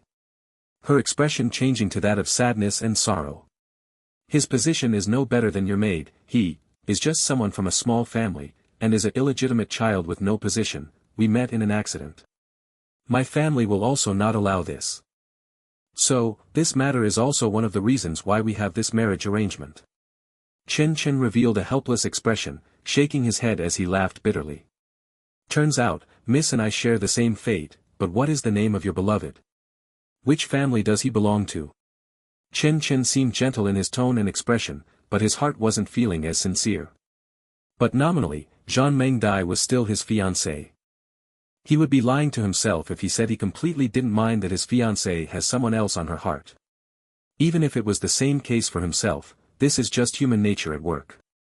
The prideful Chen was really interested to know who exactly was this person who could overpower him. He has already been missing for a long time. I don't even know if he is dead or alive. A dreary look appeared in Zhan Mengdai's beautiful eyes, as she looked into the distance, longing on her face as she spoke as if she were in a dream. The Bailey family. Bailey Luo Yun. That night, Chen Chen did his best to convince his father to give up on the operation this time. But Chen Qing Tian obstinately persisted in going on with it, reprimanding Chen Chen and keeping him grounded at home. That night, the Zhan family and Chen family sent a pigeon to call for help. The contents were about the same: the Dongfang family has a mysterious expert aiding them, and the person's strength is impossible to predict. Elder Feng and the rest were all defeated in one strike. We are too weak to fight the enemy and hope that aid will come quickly. With a powerful and strong backing like the three holy lands who stood at the peak of Xian for 10,000s of years, which power in the world was truly capable of putting up a fight? How could the Dongfang family be an exception? In the same night, after Jun Moxie returned to the inn, he instantaneously released his extremely powerful spirit sense, attacking the surrounding area. All the spies who were watching them were all ruthlessly dealt with by Jun Moxie. On the next day, the Chen family found out that the 20 people from the Dongfang family who had come on this trip had all suddenly vanished. As if they had never existed in the first place. As if they had already transformed into mist and dissipated into the surroundings. But everyone from the Chen family knew that the people from the Dongfang family were definitely still around. Just that they had gone from being out in the open to hiding in the dark. The current them was like a group of ghosts, completely blending into Chrysanthemum City, hiding in the dark, possibly dealing a fatal blow at any moment. The atmosphere of Chrysanthemum City also became strangely suffocating along with the disappearance of the Dongfang family members. As if you'd be caught by the neck by that invisible assassin if you took a deep breath. A situation like this was really extremely unusual. Arriving with great fanfare when the Chen family didn't even bother to view them as a threat, then after making the Chen family wary of them by revealing their strength, they suddenly vanished. This sort of method was really rare to see. Even if Dongfang Wenqing and the rest had left, the Chen family would never be able to sleep in peace after this. As long as Jun Moxie, Dongfang Wenqing, and the rest did not die for even one day, the Chen family would continue to panic and see everyone as an enemy. An assassin who could defeat two great venerables in one strike, hiding himself in the dark waiting for the opportunity to strike. This terrifying fact sent shivers down Chen Qing Tian's spine whenever he thought of it.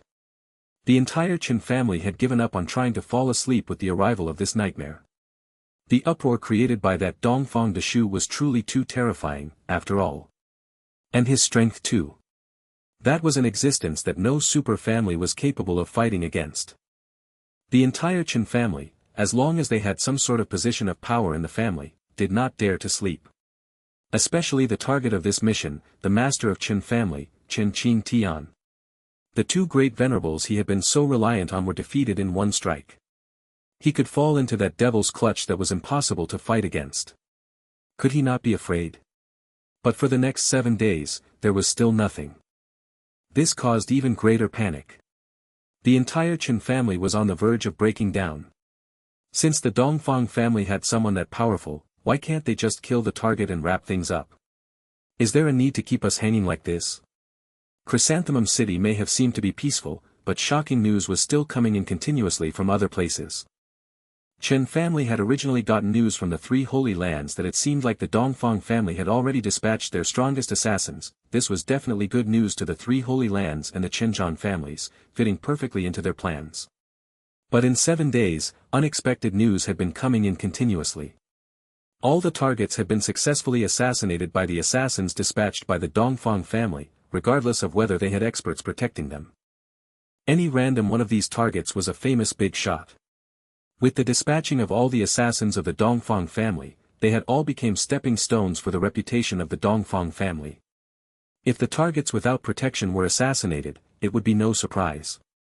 But even those who were thoroughly protected by experts from the three holy lands did not manage to escape death.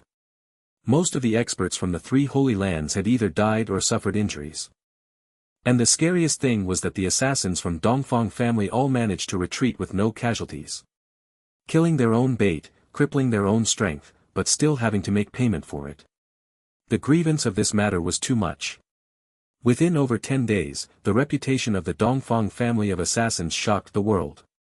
They lived in seclusion for 10 years, but the moment they came back, it was as if they were at the peak that no one in the world could oppose. Only bloodshed remained in the places the Dongfang family had been to. According to rumors, the Dongfang family assassins were extremely clean in their deeds this time.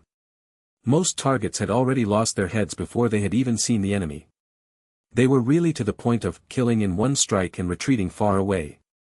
Appearing unpredictably, invisible and untraceable, the moment their swords left their hands, it would not return empty-handed. At the same time, a shocking slogan officially rang out in the pugilistic world, "Unfailing as the sun that rises from the east, I am undefeatable." Those 11 words that everyone used to turn their noses at had now become a resounding slogan that wanderers of the pugilistic world discussed about enthusiastically. Unfailing as the sun that rises from the east, I am undefeatable. This sort of tyrannical grandeur, truly had completely been unheard of. But the strength of the Dongfang family today was truly worthy of these 11 words. Because since the Dongfang family came back into the pugilistic world, they had really never suffered defeat or missed their targets. This shocking news had caused everyone in the Qin family back in Chrysanthemum City to be in even greater panic.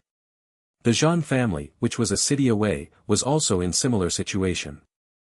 The two families had plotted against the Dongfang family, but today, they ended up getting caught with no room to advance or retreat. And death could befall them any moment.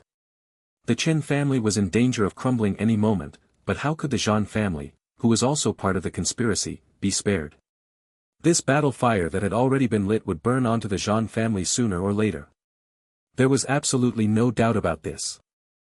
The news of victories in different places had further confirmed that Dongfang Wenqing had personally arrived in Chrysanthemum City full of confidence. It was known that although Dongfang Wenqing was the current head of the Dongfang family, he was still second below old Madame Dongfang in the Dongfang family. Since he had personally come to Chrysanthemum City this time, it must be because he had absolute confidence, which was why he was doing things with such great fanfare. And shocking news coming in from other places had further confirmed the strength of the Dongfang family. Otherwise, why would the Dongfang family allow such an important person like Dongfang Wenqing to put himself in danger and do a mission that he did not have complete confidence in? This series of news had completely overturned the original plans of the Qin family, Zhan family, and the Three Holy Lands. Dongfang Wenqing personally carrying out the operation was not because they were out of options and were staking it all in one shot, but rather, to take control of the whole situation.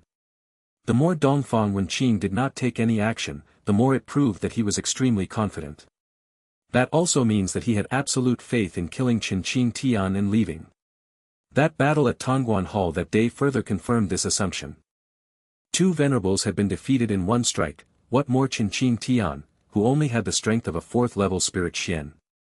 Nonetheless, shocking news continued to come in, making the situation worse. It was all bad news. It seemed like the entire continent had fallen into a state of chaos. Since they had been oppressed, the Xikong family and Duanmu family had been faced with a dire situation in their businesses, their main source of livelihood, which was falling apart.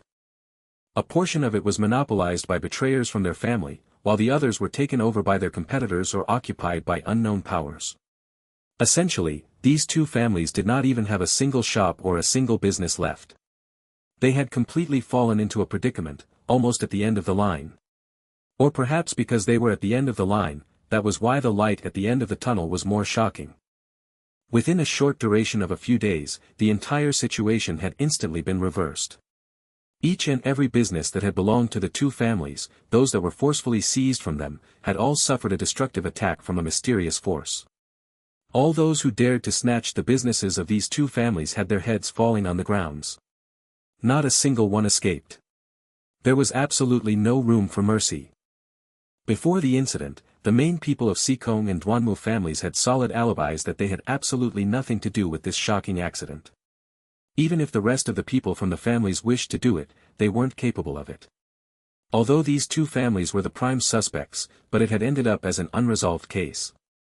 Some people could even tell with one look that with the remaining meek strength of the two families currently, even if they had the intentions, they definitely did not have the capabilities, so the real culprit was really worth thinking over. Amongst all those who were destroyed, all their corpses were hung up and exposed to the public, the betrayers of the two families being left in the most miserable states. Although there was no reason provided, a scene of bloody carnage like this was essentially silently made clear to everyone else. And all the businesses who had called off a partnership with these two big families were all exterminated. In 10 short days, this sort of unresolved case continuously appeared all over the continent. Every single place was brimming with bloody rain and foul wind, every single case was a debt of blood, an appalling scene of devastation. The ruthlessness and decisiveness of the culprit in the incident this time was unheard of. They only killed. They never mentioned any reason or their aim. Large amounts of fortune, gold, silver, and valuables that piled up like a mountain were all left abandoned. As if to make clear a philosophy, I like to kill people, so I'll kill people. I do whatever I want to do. There is no reason, don't ask me for a reason. As to the purpose and objective, do you best to figure it out with your greatest imagination. Think however you like. But all these people who died had one thing in common. They were all those who had opposed, set up, or participated in conspiracies against the Sikong and Duanmu families. Although the killers did not say anything, but the dead had automatically revealed the truth. And thus, while the Sikong family and Duanmu family were still kept in the dark, they suddenly realized that ways of the world seemed to change again. A few months prior, they went from one of the super families to a poor household overnight, living past each day with great difficulty. There was no reason or cause, all their customers and partners had suddenly cut off all relations with them and even suppressed them in every possible way. Now, after a few months, the entire situation had changed. This time, there was also no reason or cause, it was just as unfathomable, or perhaps, even more unimaginable. All these partners and even strangers came running to them overnight. First, they offered hefty gifts to express their apology, then made the request to collaborate again.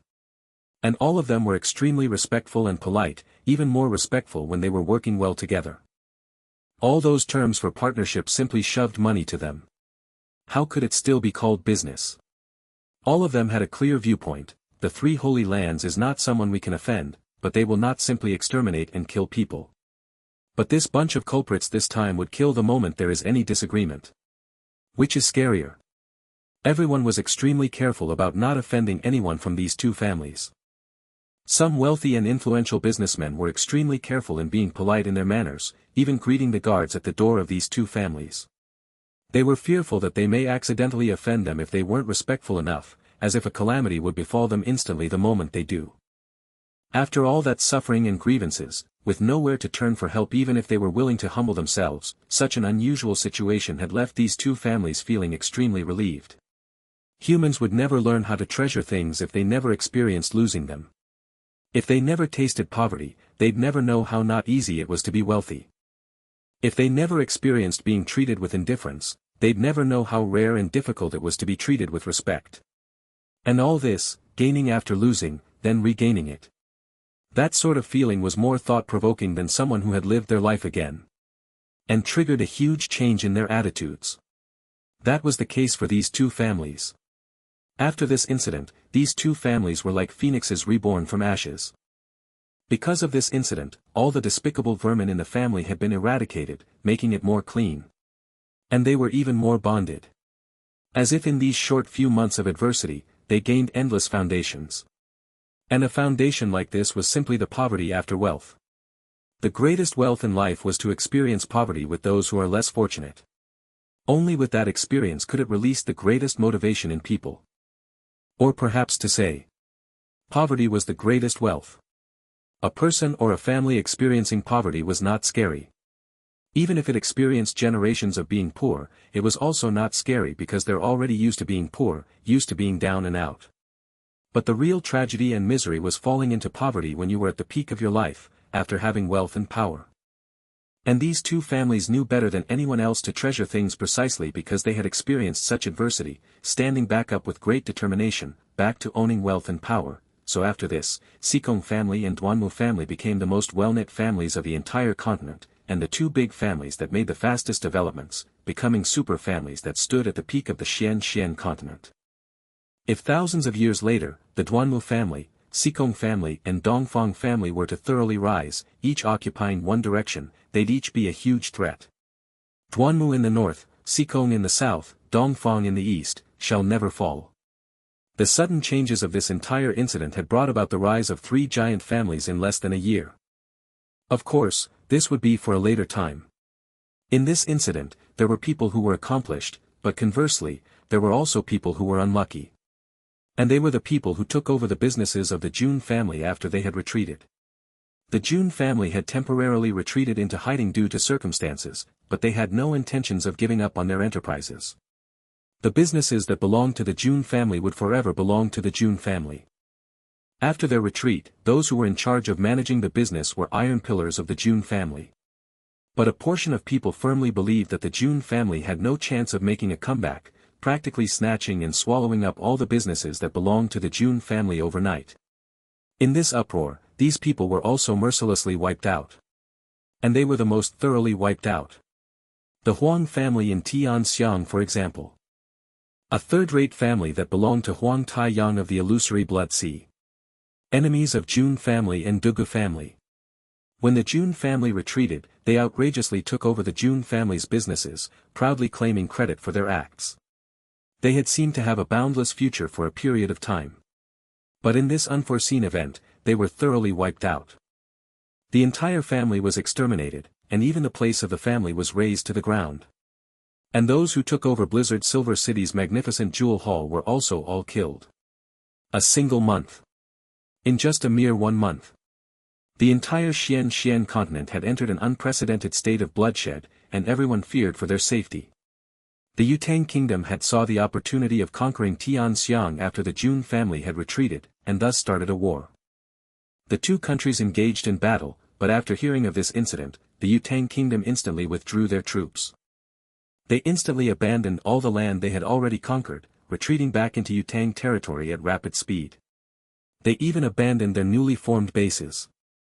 Within this month, excluding the kills by the Dongfang family assassins, other kills out of revenge, and also those killed in the battle between the two nations, those who had died in this unfathomable incident alone was estimated to be not less than 20,000. 20,000 people. This number may not seem like a lot, but these people who were sacrificed were all strong Xian cultivators. Amongst these people, the one with the lowest Xian cultivation was at the peak of a silver Xian. The entire world, from south to north, from east to west, underwent a huge cleansing with fresh blood. And this bunch of killers was extremely hard-working, even forming groups, like locusts invading a territory. All those who had anything to do with the incidents mentioned above were all killed with no further discussion. Another unique similarity was that they came and went like the wind, ruthless in their acts, killing in one hit and immediately leaving. When you investigated in the east, more cases happened simultaneously in the south, north, and west. When faced with such a bloody incident, the three Holy Lands immediately took action to respond, deploying their affiliated families. But the moment they deployed a particular family, it revealed the relationship between this family and the three Holy Lands, so not a single person was treated unjustly. This was the equivalent of heavily slapping across the three Holy Lands' face. And it wasn't just a single slap, it was slap after slap, continuously unceasingly. How many affiliated families were destroyed, and how many slaps there were. And the most upsetting thing was, so many people had died, and there were so many mysterious killers, but no matter how they investigated, they couldn't find a single one. Much less capture one. This incident thoroughly enraged the people from three Holy Lands. And just at this time, the call for help from Chrysanthemum City had arrived, coincidentally. A mysterious expert has appeared in Chrysanthemum City. His strength is shocking, defeating both second-level venerables in one strike and also the joint attack from Spirit Xian experts. Currently, this bunch of people have yet to leave Chrysanthemum City. This was undoubtedly a target. An obvious target. If they wanted to find an answer, they could only start from there and track the clues. So the three Holy Lands gave this matter their utmost attention. They had all came to the same conclusion after careful discussion, to be able to defeat two second-level venerables in one strike, from the looks of the current situation, without using the power of heaven and earth, even a fourth-level venerable would not be capable of doing this. It could be inferred that this person had the cultivation level of a saint at the very least. According to reports, there was not only one person, but over 20 of them. It was said that they were all exceptional experts. Then from this theory, there was more than one saint expert in these 20 people. If there was only one person, how could he be so daring as to face the three Holy Lands? And to provoke them so blatantly and openly? If they really wanted to deal with an expert like this, they had to be extremely cautious when they did things. What they were facing right now was not merely revenge anymore, the three Holy Lands needed to regain their face and dignity. The three Holy Lands needed to prove their might. In 10,000 years, the three Holy Lands more or less stopped appearing in the pugilistic world. It looked like the people nowadays forgot about how terrifying the three Holy Lands could be, to dare to put up a haughty stunt like this. So after Mo Wu Dao sought instructions from the Saint Emperor's palace, the numerous Saint Emperors were also agitated and furious, giving instructions. No matter who the opponent was, he must be annihilated as quickly as possible. For the sake of ending this battle quickly and succeeding in one attempt, the three Holy Lands had put in great efforts, each sending one Saint Emperor, 3 saints, and 6 venerables. An extremely powerful team of 30 experts from the three Holy Lands rushed over to Chrysanthemum City. They absolutely had to eradicate all traces of defiance in an imposing manner in at one go. And re-establish the three Holy Lands' impressive reputation. The higher-ups of the three Holy Lands had their considerations in deploying such a powerful lineup. Amongst all those who were a worthy match, Mei Shuiyan had already turned into ashes when she died with the 3 saints from the illusory blood sea. Jun Moxie had also fallen under the sneak attack of Saint Emperor Zhan Mubai, even bringing a Snake King along too. There was no doubt that this vengeful power had came from Tian Fa. Other than Tian Fa, there was no other place of earth that was capable of such powerful strength. And there was even the possibility that the event this time was the work of those surviving seniors of Tian Fa joining forces with that mysterious master of Jun Moxie and leading the Xian beasts of Tian Fa who had taken form to exact revenge. This Chrysanthemum City was no longer the trap the three Holy Lands had arranged for Dongfang family. And instead, it had turned into the trap Tian Fa Forest had set up for them. So, they could not afford to not be cautious. In fact, from what the three Holy Lands were aware of, only if all the elites of Tian Fa were activated, then it would be possible for such terrifying results to happen within such a short period of time. No matter what, they could not stand by and watch and could not be confused by the surface appearance of the matter. What sort of logic was there for the enemy to reveal all their strength at one go? Furthermore, there was still an unrivaled threat hidden in the dark, the 14th young master. He was the real greatest concern. None of them forgot, and did not dare to forget, that there had been no news since the crazy 14th young master broke the seal and left Tian Fa. Right now, there were so many things happening, the three Holy Lands were being retaliated against so openly, and 14th young master had always been someone who must take his revenge. No one dared to make the promise that he wouldn't use this opportunity to seek revenge when the three Holy Lands were in trouble. So it was absolutely necessary to send such a powerful force. To the point that even the misty illusory manor, which never engaged in worldly affairs, also sent a team of mysterious experts to cooperate with the three Holy Lands operation. But this group of people had made their stance clear: if the 14th young master does not appear, then they would not participate in any disputes of the mundane world. Misty Illusory Manor and Huyen Ao Bo of the three Holy Lands were quick to agree: if 14th young master did not appear, and they still needed aid from the Misty Illusory Manor with their strength, then weren't their statuses lowered? From 4 directions, almost 50 experts who were capable of shaking the world by stomping their feet set off, silently heading straight for Chrysanthemum City. Inescapable nets were also placed all over the world. Mo Wu Dao and the rest all had an odd feeling: the final battle had been brought forward. But they still did not know who the opponent in this battle was. The Saint Emperor's palace released the news: in just a day, the war for seizing the heavens would be in another year.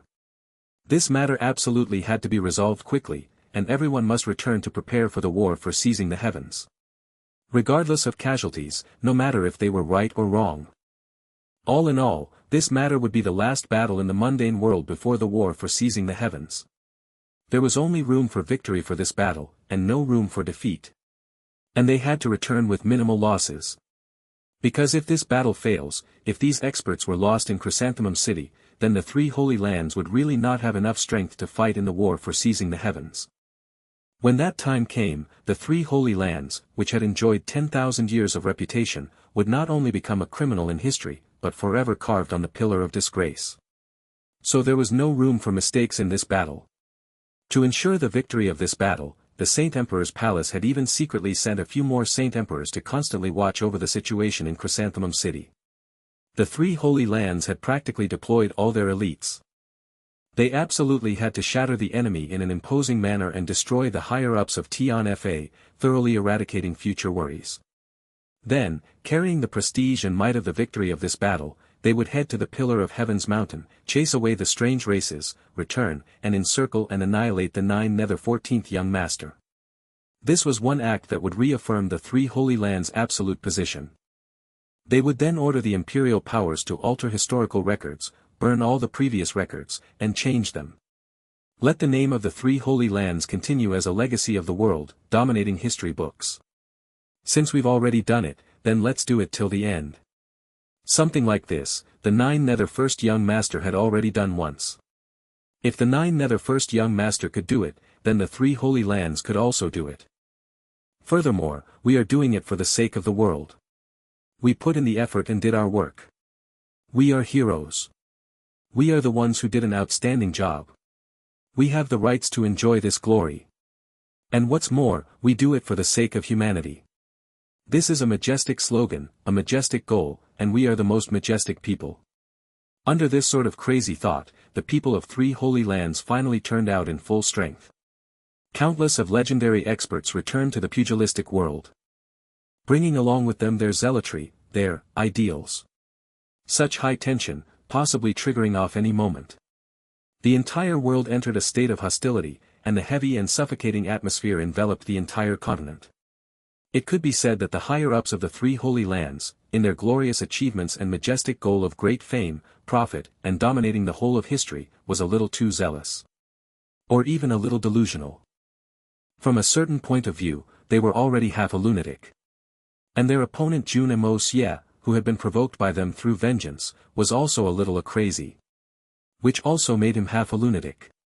Besides, there was a complete lunatic, a one-man army, the 9 Nether 14th Young Master. This was one who had inherited the ambitions of the 9 Nether First Young Master, views conquering the continent as his mission, a complete and thorough lunatic. The entire world had become the battlefield of these 3 aberrants, 2 half-lunatics and 1 complete lunatic.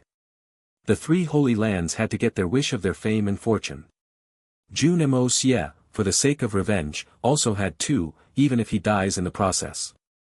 As for the 9 Nether 14th Young Master, he was a madman who wanted to conquer the world even if he had to go through samsara 10,000 times. And during this period of time, Jun Moxie had become more free in his time. This sort of situation was simply intentionally created by Jun Moxie. It was the most ideal situation.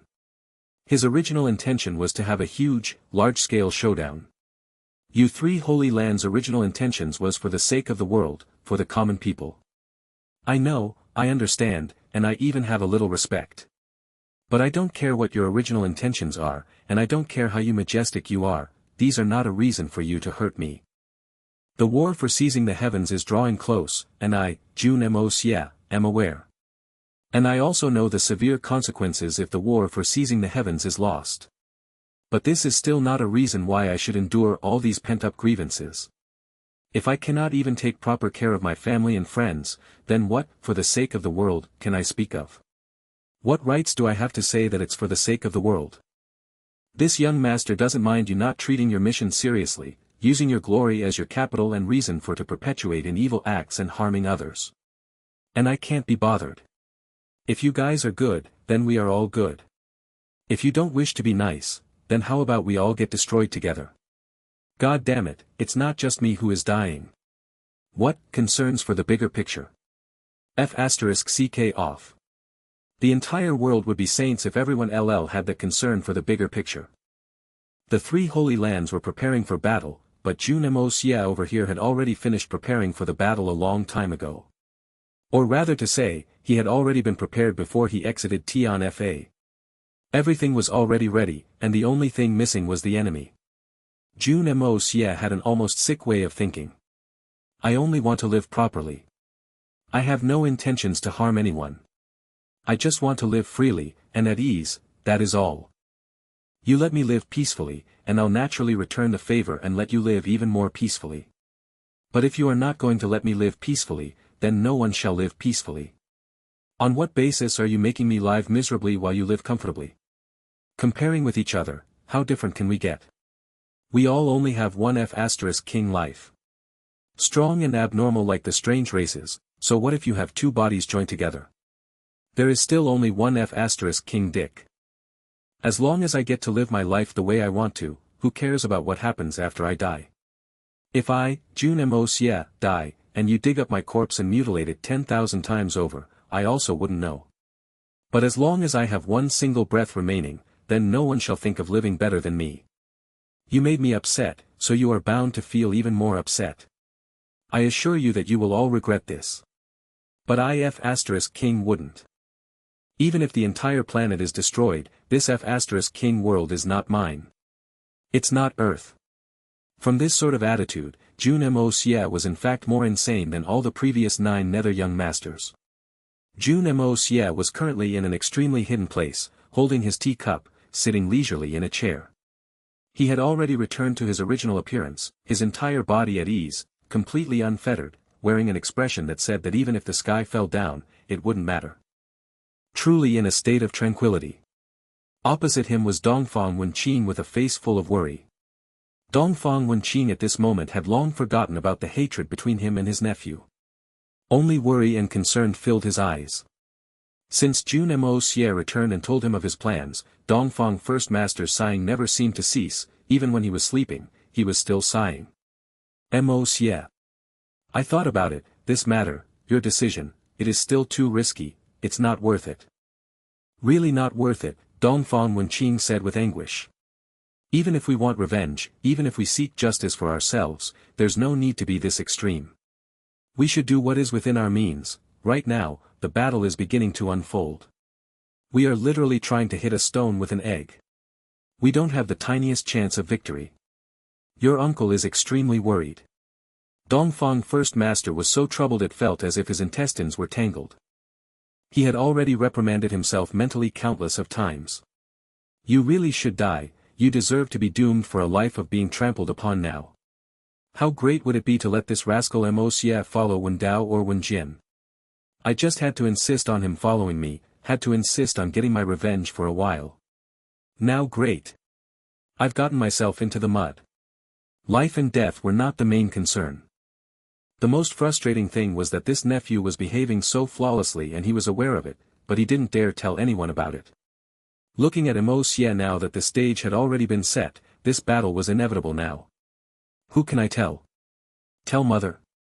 Isn't that old madam going to have to forget about sleeping from now onwards? Or even personally come down to stake it all with her grandson? That is also highly possible. Tell my younger sister. Since the death of brother-in-law, she has already become completely disheartened. If I tell her that her only son left is going all out with someone, and it's a battle that is completely impossible to win. God knows if she will collapse again and go unconscious for another 10 or 8 years. These 2 people were perhaps the only 2 people who could convince Jun Moxie to stop, but Dongfang Wenqing would absolutely not dare to inform them about this, even if he was beaten to death. Because no matter what the consequences, he was incapable of carrying either of them. As for Dongfang Wenjian and Dongfang Wendu, Dongfang Wenqing did not even need to ask to know what sort of reaction those 2 would have. They'd definitely raise their brows in shock, then break out in loud laughter, and laugh. Good nephew. As expected of my nephew. Truly a hero and good man. Uncle is a hero and the nephew is divinely courageous. How could I miss being a part of a magnificent undertaking that is this crazy?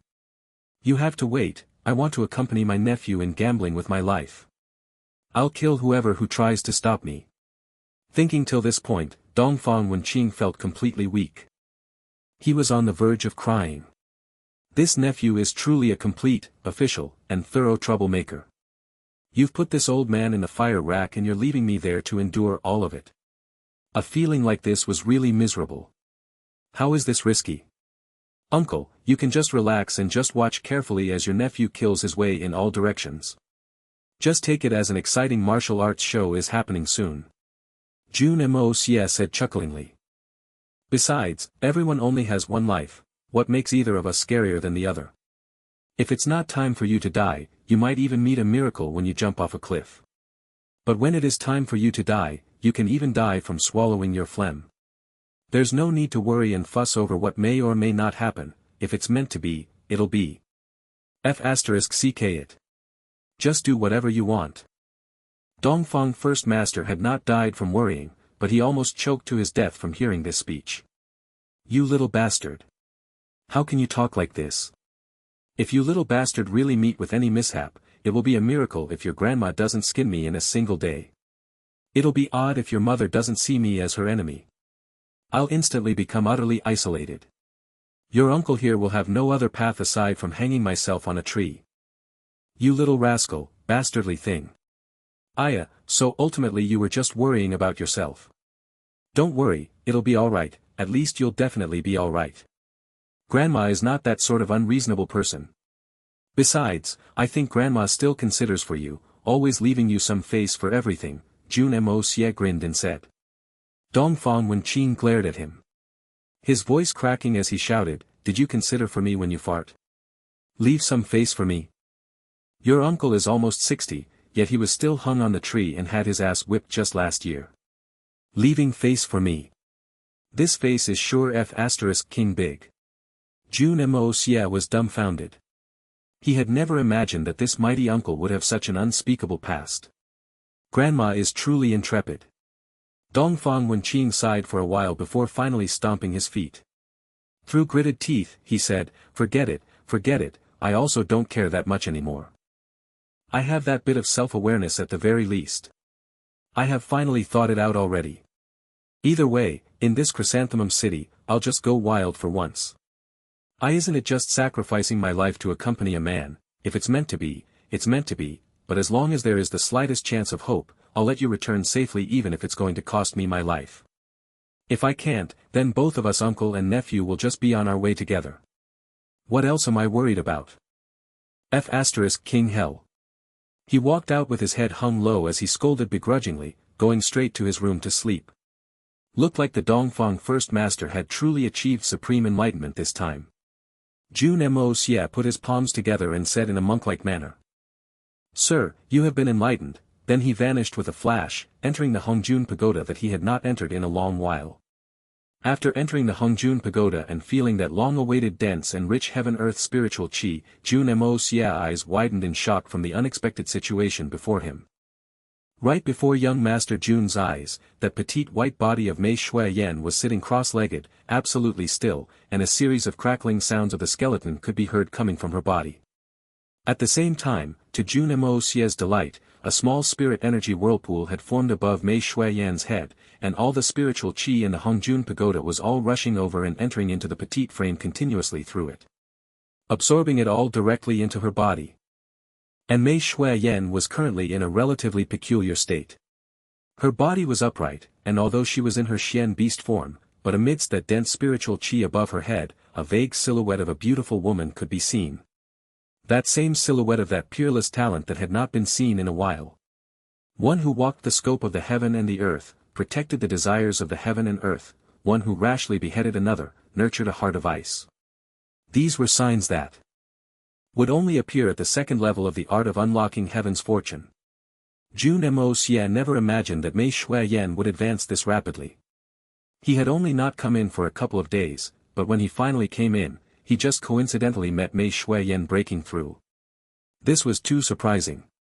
And from the looks of it, it seemed like the breakthrough to a new realm was drawing to an end, about to be wrapped up smoothly. Looking at her and recalling all the suffering he had to go through when he was breaking through back then, Jun Moxie couldn't help but let out a sigh. Is life really that unfair? He did not consider the fact that Mei Shui Yan had the cultivation of a fourth-level venerable, only a bit away from becoming a saint. Now that she was recultivating and practicing a heaven-defying art like the art of unlocking heaven's fortune, if her advancement wasn't fast, then it'd really make no sense. Young Master Jun could finally put his anxious heart down after seeing Mei Shui Yan's smooth progress. He had originally worried that his beloved might need to face the same torture and danger he went through back then. Just as he only had eyes for his lover and nothing else, something else entered his field of vision. Mei Shui Yan was currently directly under that heaven-earth spirit vein, but Snake King laid quietly at the spot she originally slept at. Jun Moxie's lifted mood instantly turned heavy. He walked over slowly, sitting down beside Snake King. Looking at that face that was in deep sleep, he let out a deep sigh as he whispered, Green Hunter. You. Why did you do that back then? Sigh. This sacrifice and feelings, how could I, Jun Moxie, how do I bear it, how do I repay it? Snake King remained unresponsive, quietly in deep slumber. Her breathing was even, so there was no longer any danger to her life, there were no signs of her regaining consciousness. Jun Moxie sat under the tree in a daze. Tiny sparkles rained from the tree, landing on him and Snake King. Young Master Jun's eyes were in a daze, and he wasn't even sure what he was thinking about. His mind seemed tranquil, but also kind of messy. There seemed to be so many things to think about, but it also seemed as if there was absolutely nothing worth recalling. Two ladies were in here. One, for his sake, for his family's sake, was reverted back to her original form, and still worked extremely hard to cultivate even until now. The other was put to an irreversible eternal sleep because of his moment of carelessness. All this, everything, was because of him. At home, there is still Dugu Xiao Yi and Guan Qing Han waiting for my return. Grandpa and mother, they're all probably praying for me every day, praying that I will be able to return safely, worrying every day for my safety. And third uncle and aunt, at the same time they worry about me, they are doing their best to make preparations for redeeming themselves. The great wish to save all the orphans in the world. Returning them their rightful joy in life. What is it that humans live for? Jun Moxie suddenly thought of this eternal question. Before he had come to this place, perhaps everyone had different goals, but right now, Jun Moxie could confirm that in this world, many people were living for his sake, and that was all. If he was no longer around, his enemies would definitely be laughing happily. But many relatives would definitely break down because of it. This was a responsibility that he must carry. And all these were a motivation for Jun Moxie to continue living. Mother's heart is currently split into two halves, one half has already died along with father, and the other is still stubbornly beating only for my existence in this world. Yigu Han lived for Murong Xiu Xiu's sake, and at the end, died for Murong Xiu Xiu's sake as well. And third Aunt Han Yan Yao who swore not to turn back. Mei Shui Yan and Green Hunter who were willing to sacrifice their lives for my sake. I must make all these people who care for me laugh and smile happily. As for all those enemies, they should be entrenched in nightmare for eternity. Who asked you to choose to make me, Jun Moxie, your enemy? Jun Moxie breathed out slowly, and the dazed look in his eyes slowly fading away, turning clear. He mumbled, from now on, I will no longer live for my sake and for the world's sake. I will only live for you all of you who love and care for me. After thinking through, Jun Moxie, who had regained his clarity of mind, tidied up his feelings and felt much more relaxed. The war of seizing the heavens concerned the future of Xian continent. It was undoubtedly important. Invasion by the strange races was also a grim situation, and the consequences were even worse. But the decision I have made, it may be a little extreme or perhaps indeed a little too much, but it is not wrong. I absolutely am not wrong. One has to first cultivate their moral character and manage their household before they can govern the country and bring peace to the world. If my family is not safe, what has the world ending got to do with me? I have never been a chivalrous hero. I am just a small person who does not have great and far ambitions. That is all. As the saying goes, if the officials force the people to rebel, they have no choice but to rebel. Maybe many people are able to willingly sacrifice themselves no matter the consequences for the sake of the world, but I, Jun Moxie is definitely not included with them. I can die in battle in the war for seizing the heavens, but I cannot be killed by you guys using the war for seizing the heavens as your reason. I am not wrong. Jun Moxie said out loud in a deep voice. Suddenly feeling extremely carefree. He noticed something off after saying this sentence, and turned and looked only to see Mei Shui Yan had already stopped practicing and was right before him, looking at him worriedly. I'm fine. Really. I had just thought some things through, so I'm good. I'm really good. Jun Moxie gave a gentle but resolute smile. He might have sounded a little repetitive in saying this sentence, but his tone was increasingly more resolute. Mei Shui Yan blinked. Suddenly, she stretched out a claw and wrote on the sand. Give me the pills. Pills? Jun Moxie jerked. He observed Mei Shui Yan closely and to his surprise, Mei Shui Yan had already reached the 8th level peak of Xian beasts. She wanted the pills now, after the breakthrough this time, was clearly because she wanted to break through straight to the realm where she could attain her human form. He had only not seen her for a couple of days, but he had never expected that Mei Xueyan was capable of making such substantial breakthrough. Although Mei Xueyan had been advancing constantly, but breakthroughs would get slower the more you advanced, even if it was recultivating. In Jun Moxie's estimations, it would still require at least a month before she could return to a level 8 Xian beast. But right now, Mei Xueyan had completely brought this time frame forward. By a whole month. Looking at that determined and unconcealable anguish in Mei Xueyan's eyes, Jun Moxie suddenly understood everything. Snake King's injury was a huge blow to me, but how could it not be a huge trigger for Mei Xueyan? After Snake King had been injured, Mei Xueyan, who had been greatly affected, was definitely practicing day and night without rest. Had it been anyone else, there was no room for forcefully advancing with the help of the pills. Be it being affected by the devil's bite, or their current realm being insufficient, or outburst of the enormous medicinal effect, they were all enough to shatter their bodies completely and cause them to die. But Mei Xueyan was different. Because Mei Xueyan was cultivating the art of unlocking heaven's fortune. Secondly, Mei Xueyan was in the Hongjun Pagoda. Thirdly, Xian beasts who wanted to take form only needed the mind of a level 9 peak. Although Mei Xueyan was still a little far away from it in terms of her strength, but her original cultivation level was still that of a 4th level venerable. And due to the temporary breakthroughs with the use of the Saint King pills, her cultivation had already discreetly broken the limits of a venerable and reached the realm of a saint. Fourthly, Mei Xueyan's meridians had already been broken through by the enormous energy. So all the hindrances were no longer a problem. Mei Xueyan had already regained the cultivation level of an 8th level peak. It was already not easy for her to endure it until now. If not because the breakthrough progress had coincidentally met with the breakthrough of the 2nd level of the art of unlocking heaven's fortune, Mei Xueyan would have wanted to do this even earlier. Jun Moxie nodded his head, retrieving a few jade bottles from his sleeves. First, he handed a bone-tempering pill for Mei Xueyan to take.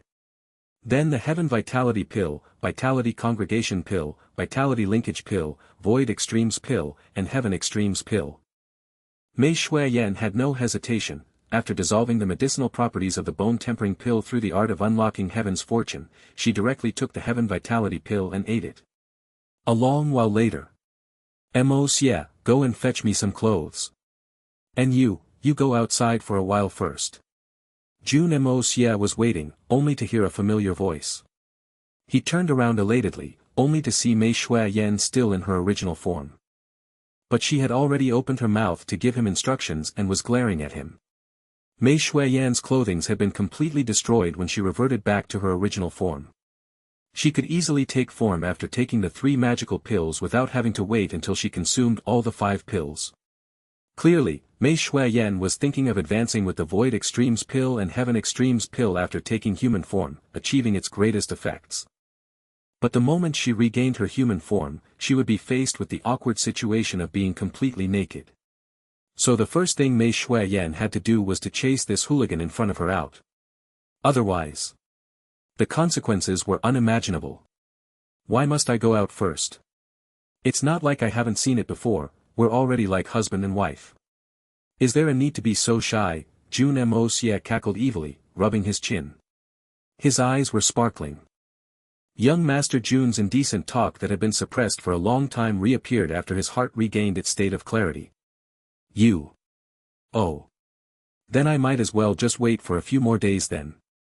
I'm not in a rush anyway. And technically my strength is still insufficient for me to take form. Haste makes waste, so it might be better for me to go slow and steady. There's no need to be in such a rush. Mei Xueyan had her ways when dealing with Jun Moxie. Her one sentence was enough to make young Master Jun anxious. My good lady, I've been waiting anxiously for you to regain your form, but you are telling me that you are in no rush at such a crucial time like this? You're in no rush, but I am. Fine fine fine. Here's the clothes, I'm going out now. Is that good enough? Left without a choice, Jun Moxie compromised begrudgingly, secretly gritting his teeth. Little thing, when you've regained your human form, I definitely must let you know how strong this young master is. Young Master Jun took a set of clothes and set it on the ground, then slowly left the Hongjun Pagoda, turning around thrice to look with every step he took. When he went back in, Jun Moxie felt giddy looking at the sight. Right before his eyes, shrouded in dense heaven-earth spiritual chi, under the glow of that magical tree, a familiar white silhouette stood there silently. In the mistiness, a pair of beautiful eyes, filled with desire, endless love and glistening tears was looking at Jun Moxie, blinking slowly. As if fairies from heaven had descended onto earth. It's been a while, Mei Shui-yen. Jun Moxie wanted to smile, but he realized all the muscles on his face had froze. He wanted to walk over, but realized that he couldn't move his leg. The great happiness had left his entire body beyond his control, the blissful feeling of regaining after losing something filling up his heart in that instant. Although he knew that this day would come, although he obviously knew that he would see his long-awaited beloved after coming back, although he felt that he had already prepared himself to welcome Mei Shui-yan's return. But Jun Moxie still could not bear it when it happened. It seemed like there was huge stress and pressure that came from too much happiness. Shui-yan, Jun Moxie felt his voice trembling for no reason. It was a little difficult for him to say these two words. His throat felt dry, there was a tingly sensation in his nose from happiness. Amidst the dense spiritual chi, that white figure trembled violently, her lashes fluttered and 2 drops of tears suddenly fell gently. The spiritual chi dissipated and gathered, moving about. Mei Shui-yan took 2 small steps, looking at Jun Moxie. The trembling of her delicate frame got even stronger, a weak smile on her face, but suddenly, she squatted on the ground and covered her face with her palms. Tears poured down, seeping through the gaps between her fair fingers. Jun Moxie let out a husky growl from his throat. The next moment, he had already enveloped his lover before him tightly in his arms. And Mei Shui-yan had abandoned all the reservations she had earlier, silently. Weeping tears of joy, tightly hugging him. Although these 2 people have been meeting almost daily during this period of time. But this meeting after Mei Shui-yan recultivated and regained her human form, both of them felt like it was a lifetime ago since they had met. As if it had been too long since their last meeting. The 2 embraced each other tightly, feeling each other's existence, but no words were spoken. After a long while, Mei Shui-yan gently struggled out of Jun Moxie's hug, her face a shy and bright shade of red. Lightly brushing the end of her hair, she asked softly. Did I change? Changed. You turned even prettier. In the past it was as beautiful as the fairies in heaven, now you are a fairy that has descended in this world, even prettier than the past. Jun Moxie looked at the beauty before him greedily, genuinely exclaiming in adoration. Still as silver-tongued. During this period of time. Tears started welling up in Mei Shui-yan's eyes again, as if she wanted to say something, but she forcefully swallowed those words. With a trembling voice, she said, thanks to you. Although she did not speak of the words she wanted to say, but both of them knew, this period of time was the lowest point of Mei Shui-yan's life, the period during which she felt inferior about herself. As long as Jun Moxie had the slightest abnormality during this period of time, it did not have to be detestation or abandonment. As long as he suddenly showed slightly more concern and care, it would have been sufficient for the extremely sensitive Mei Shui-yan to be scarred for eternity. But luckily, Mei Shui-yan did not disappoint. From start to end, Jun Moxie had used the same attitude as per usual and did not intentionally show excessive concern. His emotions had not faltered the slightest. Everything was just as it was in the past. But only this sort of ordinary feelings was sincere. Excessively displaying his concerns would have in turn revealed the doubts in their hearts. Mei Shui-yan and Jun Moxie understood this logic. There was no need for words, actions had proved everything. Mei Shui-yan concentrated on cultivating, hoping to recover as soon as possible, but young Master Jun was also battling with himself internally. Ensuring that there was no increase or decrease, maintaining everything the same as the past. Mei Shui-yan had successfully recultivated. But during this period of time, Jun Moxie's mental strength had also leveled up. The benefit during this period of time had been quite significant. Silly girl. How could Jun Moxie not understand what Mei Shui-yan meant? He sniffled and grinned. You and I are one. If I break down first and lose my original feelings, you'll naturally also break down. But, if you broke down first, what would happen to me? He gently stretched his hand out and enveloped Mei Shui-yan into his hug. Sighing blissfully, he said, we are one. Mei Shuiyan had no intention of struggling, gently adjusting her head to lay on the sturdy chest of her lover, a look of bliss on her face. She did not say anything. There was already no need to say anything else right now. Because no matter what she said, it was all redundant. There was no need for it. As long as the heart remained as it was at the beginning, the feelings would be eternal. The purple spiritual chi in the Hongjun pagoda swirled about slowly, the sparkles from the tree falling slowly upon these two people. They both remained in this position, hugging each other without moving for a long time. After a long while, Jun Moxie broke the rare silence by chuckling. Young Master Jun blissfully inhaled the maiden scent on Mei Shuiyan's body. With great satisfaction, he said, "My wife, let's find a time to consummate first. You are really unaware, I've been enduring it to the point of explosion. If you don't believe me, you can touch." A pervert would always be a pervert, and his lecherous personality would be revealed the moment he opened his mouth. But this pervert was really capable of breaking any awkward situation just by opening his mouth. Mei Shuiyan giggled, pushing him away, feeling both angry and amused. She was still feeling extremely moved, but this scoundrel just had to say something so indecent. "You can touch. Is that something that can be touched randomly? He really has no shame. How infuriating. Then you can look for your sister Guan. Why are you looking for me?" Mei Shuiyan scoffed, her face completely red. Struggling out from his embrace, she gave a mischievous grin, suddenly flying up and far away. But just this alone revealed her extremely highly skilled agility, not the least inferior to the past. Mei Shuiyan had just regained her human form, but she already had movement technique that was not inferior to hers in the past, as if her strength had already completely returned and she had already reached a new level.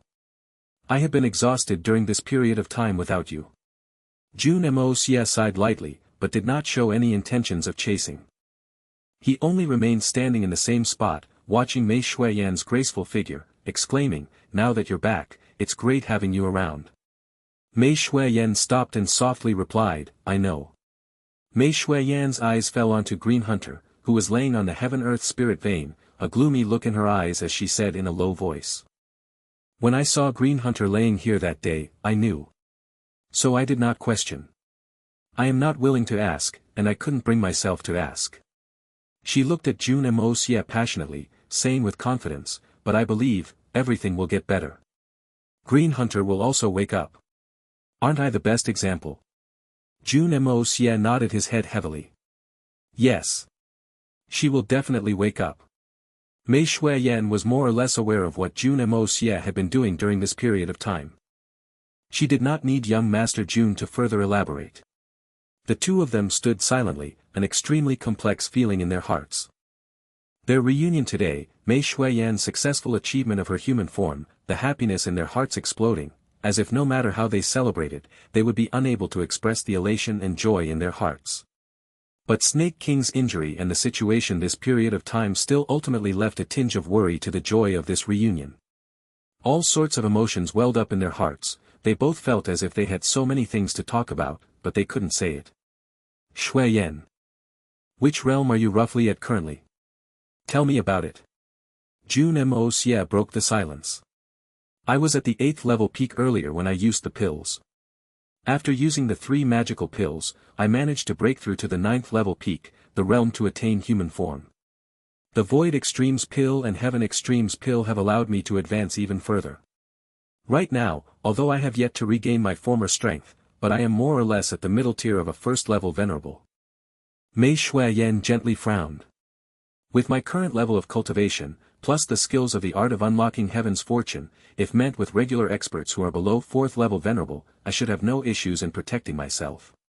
But to aid you in fighting Saint King and Saint Emperor experts, I am still not strong enough. I can't be of much help." Mei Shuiyan was feeling a little unsatisfied. Although she had already made really fast progress, she didn't even dare to dream of doing it, but Jun Moxie was in need of a main force for the battle with 3 holy lands anytime. Her current meagerly amount of strength was still far from being enough. But Jun Moxie's jaw dropped to the ground in shock as he looked at the beauty before him. He remembered clearly that when he broke through the 2nd level of the art of unlocking heaven's fortune, he had barely made it past the level of a Jade Xian. When he broke past the 3rd level, he was a Sky Xian. But Mei Shuiyan right now was 10 levels away. How could this be? Compared to anyone else, no matter how big the difference was, it couldn't possibly be this great. When I broke through the second level of the art of unlocking heaven's fortune, I should have already reached the peak of an earth Xian, close to the level of a sky Xian. Seeing his confusion, Mei Shuiyan charmingly rolled her eyes at him, gracefully smiling as she said, "You must know, after that breakthrough, I consecutively used 5 different pills. This was the equivalent of increasing in almost 200 years worth of pure strength. You have neglected all this, didn't you? But that is still faster than me. Isn't it a bit too much?" Young Master Jun was feeling a little unfair, feeling like he had just become inferior before his lover. A sense of defeat like this left him extremely bothered, genuinely wishing to grab the beauty before him and give her perky bottom a hit to get his payback. Don't be so unsatisfied. All those magical skills of yours. I don't know them." Mei Shuiyan glared at him. Jun Moxie instantly figured out where the problem in the difference between their skills was upon hearing Mei Shuiyan's reply. First, Mei Shuiyan had good foundations and a lot of experience. Second, when young Master Jun was practicing, a lot of the heaven-earth spiritual qi that he had absorbed in the outside world was offered to the Hongjun Pagoda. This was also the reason why only a small amount of the large amount of heaven-earth spiritual qi was really used for his practice. Another point was that Jun Moxie was the first one to explore this cultivation technique, and he'd already finished forging a proper path. All Mei Shuiyan had to do was to cultivate according to his instructions. There was no need to go through the wrong turns again, and it saved her a lot of work. In addition, Xian beasts cultivated faster than humans by nature. This series of coincidences resulted in her perverse speed of advancement. However, there were drawbacks as well. When Jun Moxie broke through in the past, each breakthrough was accompanied by large amounts of benefits provided by the Hongjun Pagoda. Whether it was techniques or treasures, all of them were things that could only be encountered, not sought for. Mei Shuiyan obviously did not have the same advantages. Because although she was cultivating in the Hongjun Pagoda, she was not the true owner of it. So although she was practicing the same cultivation technique, she couldn't achieve the same effects as Jun Moxie. For example, the yin-yang escape art that Jun Moxie obtained from the first level and the flame of primal chaos and furnace of good fortune from the second floor, Mei Shuiyan didn't get any of them. Jun Moxie furrowed his brows and thought for a moment and said, "I'll pass some chance over to you later, remember them and see if you can cultivate them. If you can, it's naturally a great boon. If you can't, there's also no need to force the issue." Seeing how stern he was, Mei Shuiyan nodded seriously. Days and nights are yin and yang, heaven and earth are yin and yang, the biochemical cycles of beings are yin and yang. A person is also yin-yang from the time of its origin, and whether faced with good luck or bad, and whichever side the person decides to show, everything is yin and yang. Everything can be hidden, and everything can be investigated, because everything will always remain yin and yang. This was the verbal chants for the yin-yang escape art. And Jun Moxie was reciting them to her one word at a time. The yin-yang escape art could be said to be the most invincible and most mysterious ability in this world. It gave one the ability to fight across ranks, and as long as one was proficient in it, even if one only had a silver Xian level cultivation, even a Saint Emperor will not be able to hurt him or her. In the battles to come, not only would the danger grow higher and higher, the strength needed to contend against the enemy would also increase. Although Mei Shuiyan's current strength was extraordinary, it was still far from sufficient against Saint Kings and Saint Emperor level experts. It was not even sufficient for self-preservation. Perhaps only by mastering this yin-yang escape art would Mei Shuiyan be able to preserve her life in any situation. To Jun Moxie right now, the lives of his loved ones were more important than anything. Jun Moxie attempted to let Jun Wui learn this technique in the past as well. However, Jun Wui was completely unable to even gain an initial feel for it. From the looks of it, this technique could not be cultivated by just anyone. Or rather, only a person who cultivated the art of unlocking heaven's fortune could learn this mysterious art. Right now, Jun Moxie only had a try-and-see expectation. If it succeeded, Mei Shuiyan would have a powerful and permanent life-saving card in the future. Mei Shuiyan concentrated seriously and committed the chant to memory. Her clever and talented mind very quickly memorized everything perfectly. This is the essence of my unique secret technique, the yin-yang escape art. After cultivating it, you can hide your body in the void at ease. Whether it's an environment of metal, wood, water, or fire, you can still travel freely through it. Furthermore, not a shred of your aura will be leaked out. This can be said to be the #1 technique in this world. Jun Moxie said seriously. You must make good use of this time to practice. This is my greatest escape and life preservation technique. Although he'd said it in such a calm manner, Mei Shuiyan was completely shocked. To be capable of hiding oneself within the void at will. She finally understood what Jun Moxie meant by shocking, magical movement technique that stunned the world was. To think that such a wondrous technique actually existed in this world. And he'd actually decided to pass this exclusive magical technique to her without any reservations. At this moment, her heart was filled with a sweet feeling, and she felt extremely happy. Not only because of the secret technique, but because of Jun Moxie's meticulous and painstaking love, magical techniques were never spread to others so easily. This was not an exception, even between husbands and wives. But Jun Moxie had actually done it. This was the equivalent of him telling Mei Shuiyan, no matter when or whatever the circumstances, I will never suspect you. But saying was one thing, to actually prove it with action was far more weighty than just telling it to her. Moxie.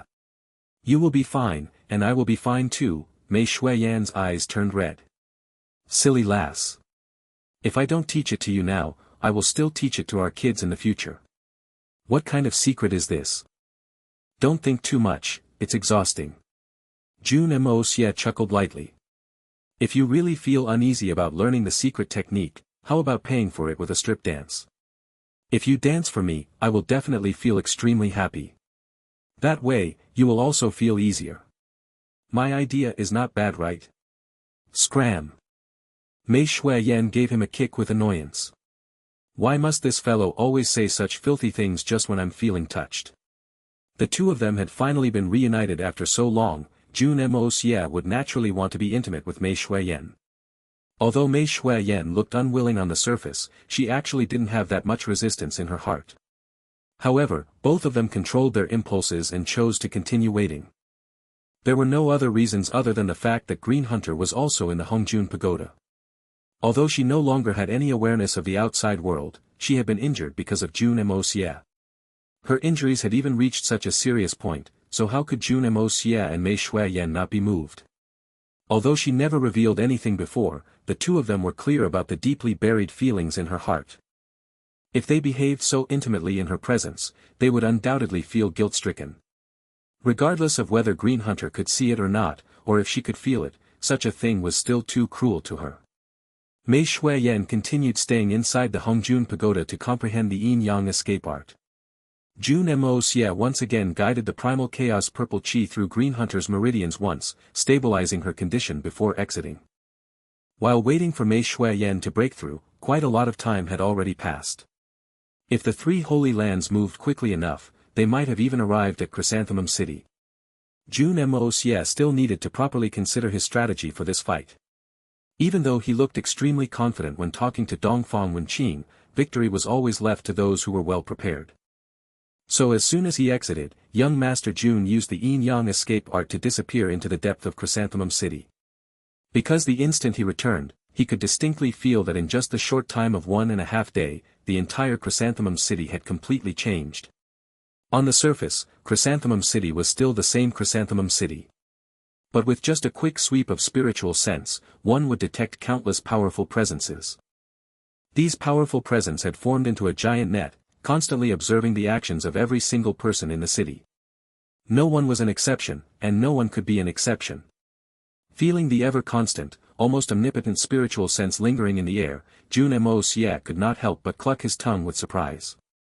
It looked like the three holy lands truly brought out the large guns this time. For this battle, so many shocking experts had been sent out.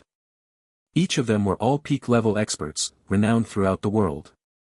After he carefully maneuvered around the encompassing spiritual sense net, Jun Moxie showed himself and quietly walked down the streets, slowly moving towards the Chen Manor. The closer he got, the more keenly he could sense the lingering spiritual sense growing stronger and more dense. Right now, the Chen Manor was like an impenetrable steel wall that couldn't be infiltrated. Jun Moxie laughed lowly in his heart. Looks like the three holy lands still chose the Chen family as their core this time. They were certain that everything would start from this place, beginning the conflict from both sides. Compared to the people gathered here this time, the Chen family's Chen Qing Tian, whether in status or strength, was not considered an important character at all.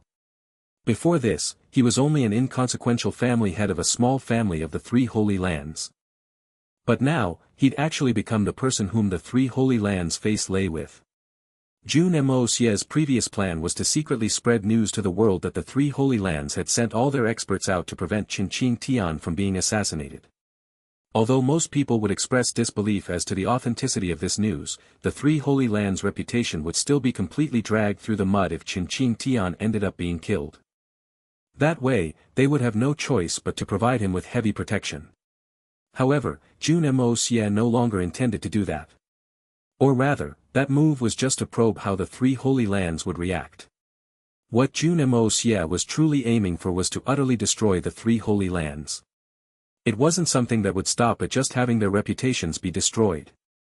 To young Master Jun, even if the three holy lands remained revered as the principal model in the eyes of the world after he'd killed them all, it wouldn't matter to him. All I want is your life. After all of you are dead, I'll be truly happy. Thus, whether the Chen family's head died, it was completely unimportant to him. As he sensed the formidable auras coming from the Chen family manor, Jun Moxie smiled coldly in his heart. He'd already thought of a comprehensive counter-strategy. Not hesitating any longer, Jun Moxie slowly turned around and followed the human crowd, returning the way he came. At this moment, young Master Jun looked no different from a regular passerby. His footsteps were heavy, and his eyes were dim. He seemed like a person without a shred of martial skills. Numerous strands of spiritual sense swept over him, continuing on with pause. Jun Moxie's expression remained unchanged as he lowered his head and hurried along. Suddenly, Jun Moxie's body shook heavily as he stopped. He'd felt an exceedingly shocking aura, the kind that was cold to the extreme. It was like it had abruptly sprung up from the depths of his heart, instantly permeating his entire body. It was incredibly fast, and in such a short instant, Jun Moxie already had an inexplicable feeling as if his entire body was about to freeze. It was like how a person walking alone on a starless night and suddenly came upon an unmarked coffin right in front of him.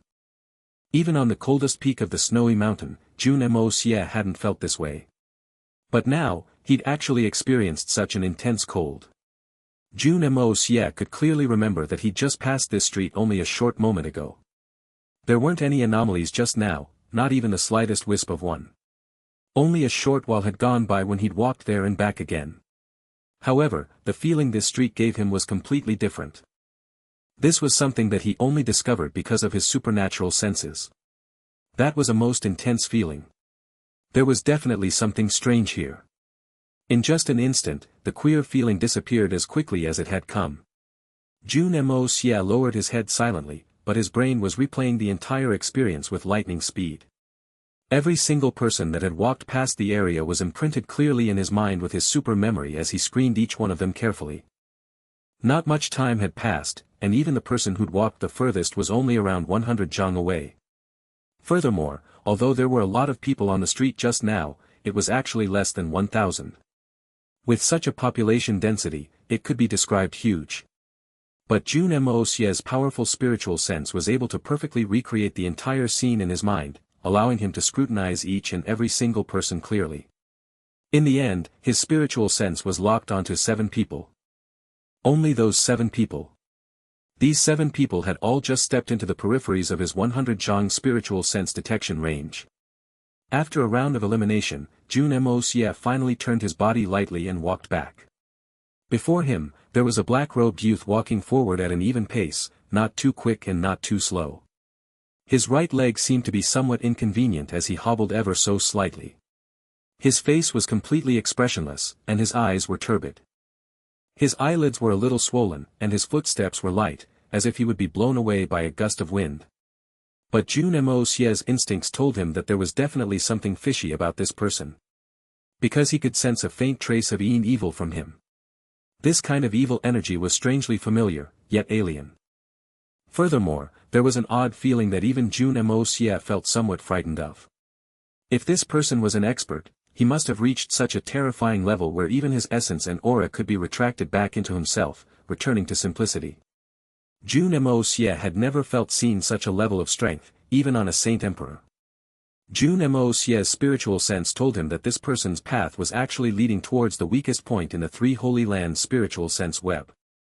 As his steps slanted towards that direction more and more, this feeling of his grew more obvious. The Three Holy Lands' expert spiritual sense sweep always somehow missed this person. Because each time the spiritual sense swept by, he would have already dodged it in advance. Quite clearly, this person was also using his own spiritual sense to probe, allowing him to determine his path with certainty. The most ridiculous thing was that the Three Holy Lands clearly had several saint emperors present, but none of them had been able to discover him. Such an ability was something that even Jun Moxie could not do. If not for that split second of aura, even Jun Moxie would not have discovered this person's spiritual senses fluctuations. This person, although his actions looked casual and ordinary, Jun Moxie's keen senses detected that the fine hairs on his body were in the most optimally relaxed state. His way he walked was the least energy-consuming, the simplest way. Every action of his, although looking simple and normal, seemed to have a profound meaning behind it in Jun Moxie's eyes. As he looked at this black-robed man's back, his lips curled slightly as a mysterious smile appeared on his face. It couldn't be him, right? Just as young Master Jun had a flash of inspiration and guessed the mysterious man's identity, the latter suddenly halted and turned around, facing Jun Moxie. An odd smile lingered in his eyes as he laughed. "Kid, you've followed this young master for so long, could it be you wish to treat me to a drink?" Jun Moxie froze slightly and he looked up with a smile as well. "Why not? To meet is also considered a kind of fate. What's a treat worth? I can certainly treat you to a drink, but I didn't bring any silvers with me now. How about you foot the bill first, and I'll return it to you another time. Wanting to take advantage of this elder brother Jun? You must be dreaming. But if it's just me doing the treating while you foot the bill, that can still be discussed." Fated as expected. This is truly a coincidental meeting. The black-robed man shrugged and said, "I didn't bring any silvers as well." He looked at Jun Moxie with a strange look. "I wonder if it's possible to drink without silver." Jun Moxie mimicked his actions, shrugging lightly and smiling. "How about, we give it a try? Perhaps we can still get to drink." Interesting, the black-robed man chuckled and looked at Jun Moxie calmly. "Try. Let's try. Since none of us brought any silvers, and you wanted me to treat you to a drink, let me be the host for this meal then. Please." Jun Moxie said generously and stretched his hand out to indicate the way. So it's possible to play host even without any silvers, the world has truly changed. The black-robed man shook his head and said with some emotion. The two traveled together, towards a certain direction. In front of them was the Tongguan Hall. Young Master Jun was revisiting an old haunt. Although the two were practically walking shoulder to shoulder, keeping pace with each other, and they looked very peaceful and harmonious on the surface, their actions were filled with strange pace changes. When Jun Moxie moved forward, the black-robed man would lift his leg right after Jun Moxie stepped out, moving towards the same direction. The black-robed man was standing on Jun Moxie's right-hand side, but with every step, Jun Moxie's right shoulder would, intentionally or otherwise, move backwards a little. Stepping forward, but pulling back with the shoulders. Such postures were undoubtedly extremely strange. It was as if some invisible line was pulling him back, but he wanted to move forward. The black-robed man's actions were coincidentally the opposite. Jun Moxie's steps were all right before he raised his leg, but his shoulders were leaning forward. Fortunately, they were not moving very quickly. Otherwise, they would look like they were barging around randomly. The postures of the both were both unique, but one thing was certain. If they were moving at full speed, Jun Moxie would definitely fall flat on his back before long. Of course, at the moment that Jun Moxie lost his control, the black-robed man would also end up falling on top of him, kissing him straight on the lips. The two of them maintained that weird posture, actually even managing to chat cheerfully and jovially along the way, seemingly very pleased with themselves. In the instant their sights crossed, the other party would gaze at their own postures, either moving half a step forward or shifting slightly backwards. They would not let the other party's eyes land on the place they were looking at. By the time they arrived before Tongguan Hall, the two looked as if they'd been through a tough battle. Even their foreheads were filled with sweat. The entire journey was only a short dozen or so zhang. But secretly, they've already exchanged several hundred rounds of blows. Practically every lift of the foot, every wave of the hand, every step, and the slight movement of the shoulders was accompanied by an exchange of skill. The exhaustion of mental strength was extremely heavy, and from the looks of it, their exchange had not been inferior to an exhilarating battle. Although Jun Moxie always maintained the initiative, he wasn't able to gain the advantage in shifting his body's center of gravity. This extremely odd battle was actually the most terrifying one he'd been involved in ever since he crossed over to this world. Young Master Jun would never have imagined that there was actually someone with the same reaction speed as him, who'd cultivated the art of unlocking heaven's fortune. Even if he merely raised his eyebrows slightly, or moved his eyes, the black-robed man would always have the most appropriate countermeasure. And the positions he'd concealed were all the most optimal points for Jun Moxie to attack. Young Master Jun, who'd guessed the identity of the person, could not help but exclaim from the bottom of the heart. There are indeed no weaklings with a great reputation. Because he knew that he'd actually been contending with the opponent while having a big advantage. This black-clothed man, who was now equally matched with him, was carrying heavy injuries. His strength was practically running on empty. Furthermore, the wound on him was enough to kill any other average man 100 times. But in such a situation, he was actually able to control Jun Moxie perfectly. My luck today is too great. Although the black-clothed man's walking posture seemed passive, he held the absolute initiative all the way in reality. The only light flaw in the entire process was just the first move by young Master Jun, causing him to lose the initiative to Jun Moxie, which he never managed to regain again. But even though he'd lost the initiative, his postures turned completely in a reactive, defensive position. Although the two looked fairly matched, to the naturally lofty black-robed man, this was an unbearable shame. He'd actually let a little brat ride all over his head, forcing him into a reactive state all the way. Every time he wanted to take the lead and step out first, he would be disrupted by that kid's subtle brow movements or head movements. If he tried to seize the initiative back by force, he would have to pay a heavy price. Bloody hell, he hadn't come out for a few hundred years, but had the Xian abilities of this world grown to such a shocking level? Even a hairless little brat was such a perverse monster. Pooey, even calling him a hairless brat is an overstatement. This fellow is simply a snotty-nosed rascal still reeking of his mother's milk. But this little rascal, whether it be in strength of soul, spiritual sense, or reaction, has reached a miraculous level. Unblinking even if heaven and hell becomes a sea of blood. Not turning back to look even if the nine nethers overflows with hate. Body transforming into the heavens and earth. Heart roaming freely like a dragon's pearl. This was a realm that he'd reached only after hundreds of years of painstaking cultivation. If there were a few more of such perversely powerful characters in this world, was there still a point of him partaking in this world? Surely this was too insane. The short tens of zhang distance that they'd walked so far was only a quiet exchange of skills without using any Xian skills. However, the risks and dangers they faced were shocking. If it were a real fight, and the cultivation of the two of them were similar, then no matter which one of them, both of them would already have died hundreds of times over.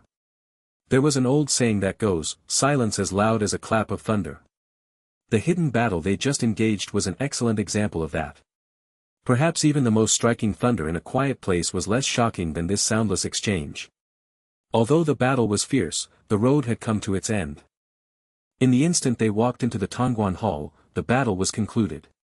Both sides had their some scruples, and they did not linger on the matter. Finding an empty table, they sat down across each other. The black-robed man's face remained as expressionless as before, but the back of his robe had obviously been drenched. The previous battle, though short, had exhausted a great amount of mental energy. Young Master Jun was even more unresigned. He placed both his hands to support his waist, rubbing them in an unrefined manner. For the entire journey, he'd been walking in a strange manner, causing him to feel as if his back were about to break. If the road had been slightly longer, and he continued moving in that manner, it would be a miracle if he didn't develop any long-lasting back problems. Jun Moxie waved his hand and called over the waiter, casually ordering some dishes without even glancing at the price. He directly ordered a huge table of dishes, causing the waiter to celebrate internally as he brought over a pot of tea before running to the kitchen to inform the chefs. That handsome young master was obviously a rich person. This time, his commission would surely be huge. But who would have thought that this rich-looking young master was actually just an empty shell? Not only would he not have the money to pay for the entire table of food, he didn't even have any money to pay for a single dish. "What's your name?" The black-robed man looked at Jun Moxie and asked with a deadpan expression. Jun Moxie realized that this fellow had actually managed to cultivate to such a high level that even the look in his eyes could be changed at will. Is there really a need to ask for a name? Names are just symbols, what's the point of going through so much trouble? Jun Moxie looked at him exasperatedly. How nice would it be to just have a good drink? After drinking, you go your way and I go mine. Isn't that more straightforward? Nonsense. You used your spiritual sense to probe this young master and followed behind me like a fly, all to have a drink with me. Do you think this young master is an idiot? The black-robed man said icily. Stop playing the fool with this young master. What do you want? Quickly say it. All right, I'll speak honestly. There's no need to raise your voice and speak so domineeringly. Jun Moxie smiled in a graceful manner, pretentiously. Although the black-robed man was behaving coldly, his interest was still aroused as he asked, "What's the reason?" Jun Moxie splayed his hands and spoke. Truthfully, it's like this. From the moment I first saw you, I discovered that you're like a firefly in the darkness, radiating eye-catching light. Although you were among a sea of people, an outstanding man like you, stood out like a crane amongst a group of chickens no matter where you went. Your individual splendor was so great that it caused me to feel incredibly amazed and impressed. Your dazzling radiance caused me to feel faint, and I felt like if I couldn't treat you to a drink, it would be a great crime, the gravest of sins. Even 3 lifetimes of regret would not be able to describe the gut-wrenching regret I would have felt if that happened. So even though I didn't have any money, I was still determined to treat you to a drink. Stop. The black-robed man's cold expression finally broke, and his emotionless eyes moved. He raised his head, rolled his eyes, and looked at the ceiling for a long time, looking as if he was about to faint. Finally, he shook his head a few times and smacked the table. Rascal thing. What the father F***king F***ck are you talking about? Are those the words of a human? Did I not make myself clear enough? I basically meant to say, you and I are fated. Our fate has lasted for many lifetimes. In the last life, I was a man and you were a woman, Jun Moxie said with complete seriousness, his tone deep and emotional. A look of truthfulness shone in his eyes as he continued with conviction. You were my wife. Your mum's fart. Why don't you just go and die? The black-robed man's 1,000 over years cultivated patience and self-reservation completely disappeared in an instant as he swore incoherently. His face had already turned as dark as the bottom of a wok. Even from the arms that he'd placed on the table, one could see a layer of goosebumps slowly rising out. His body frame that was normally as stable as a mountain was shaking as if he were sitting in a freezer. I know you have your doubts, but it's the truth. Jun Moxie shook his head and said. If you don't believe me, you could go down there and ask around. Although all our relatives from the last life are no longer around, their souls are still there. If you can go and ask them, I'm sure they will definitely give you a reply. This way, you should believe me now, right? My fated person. Go and ask. So I should kill myself first and then go to the underworld to seek the answers. Fated person. Dog fart fated person. The black-robed man who was on the brink of collapse grabbed the 2 sides of the table, his veins bulging dangerously as he gritted his teeth tightly.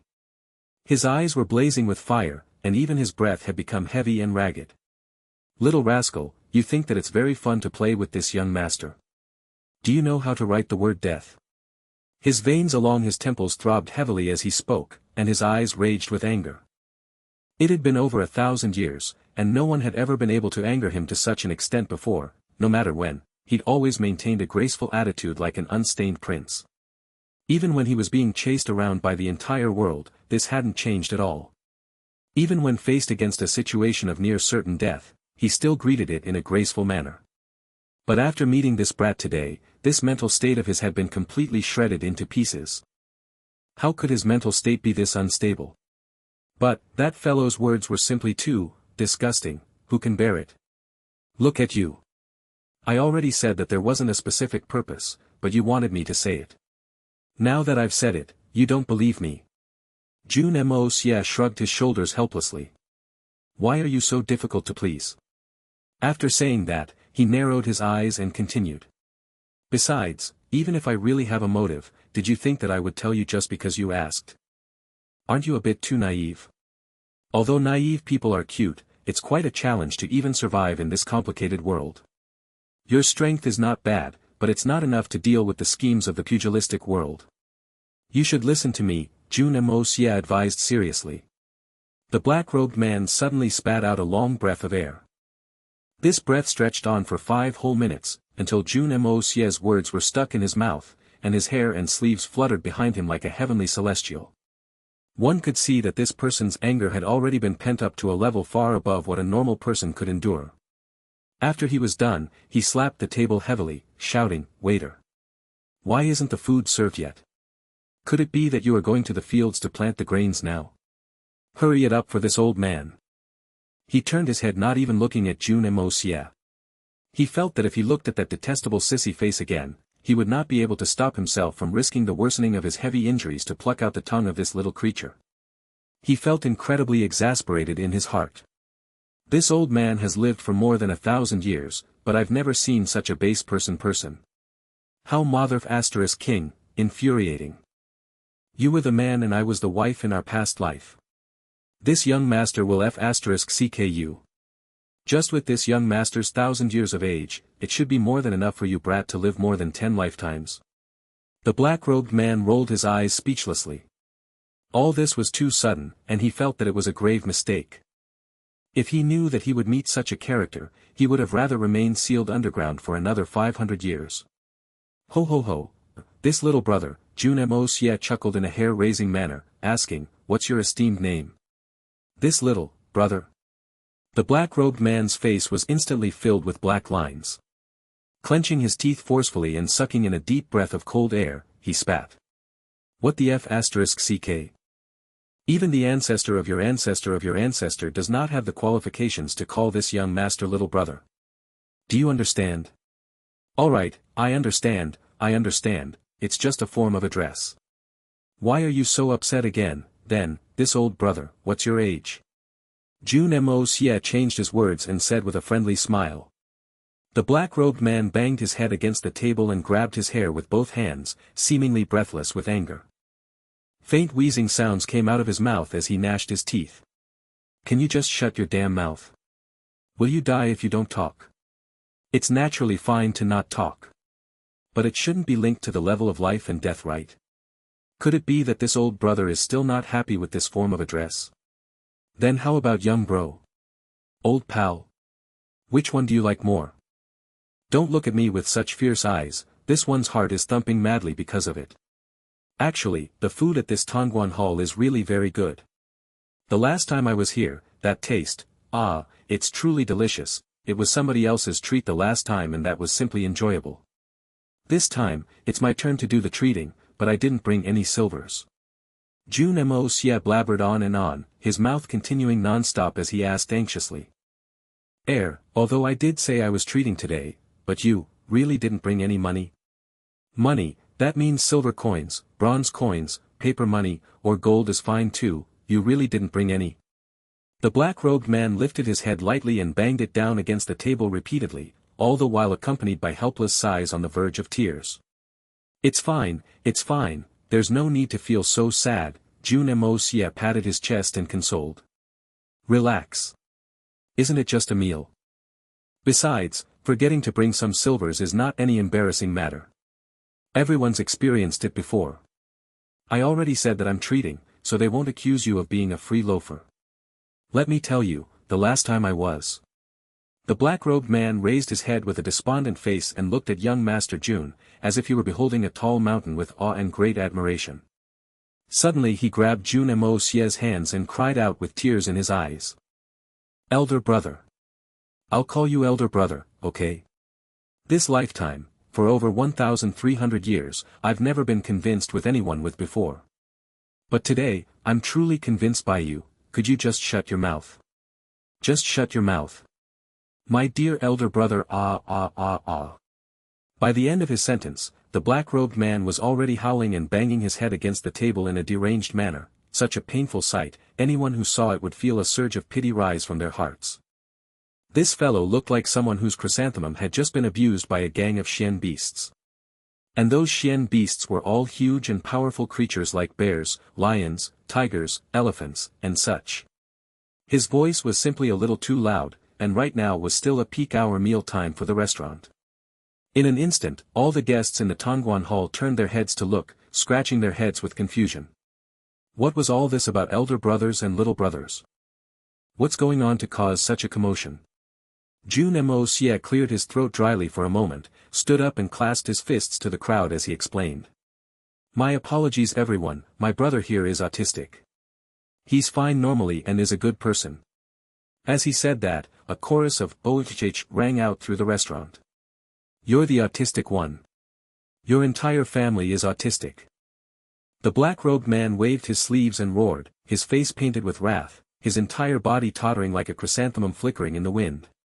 He was truly angered to an extreme point.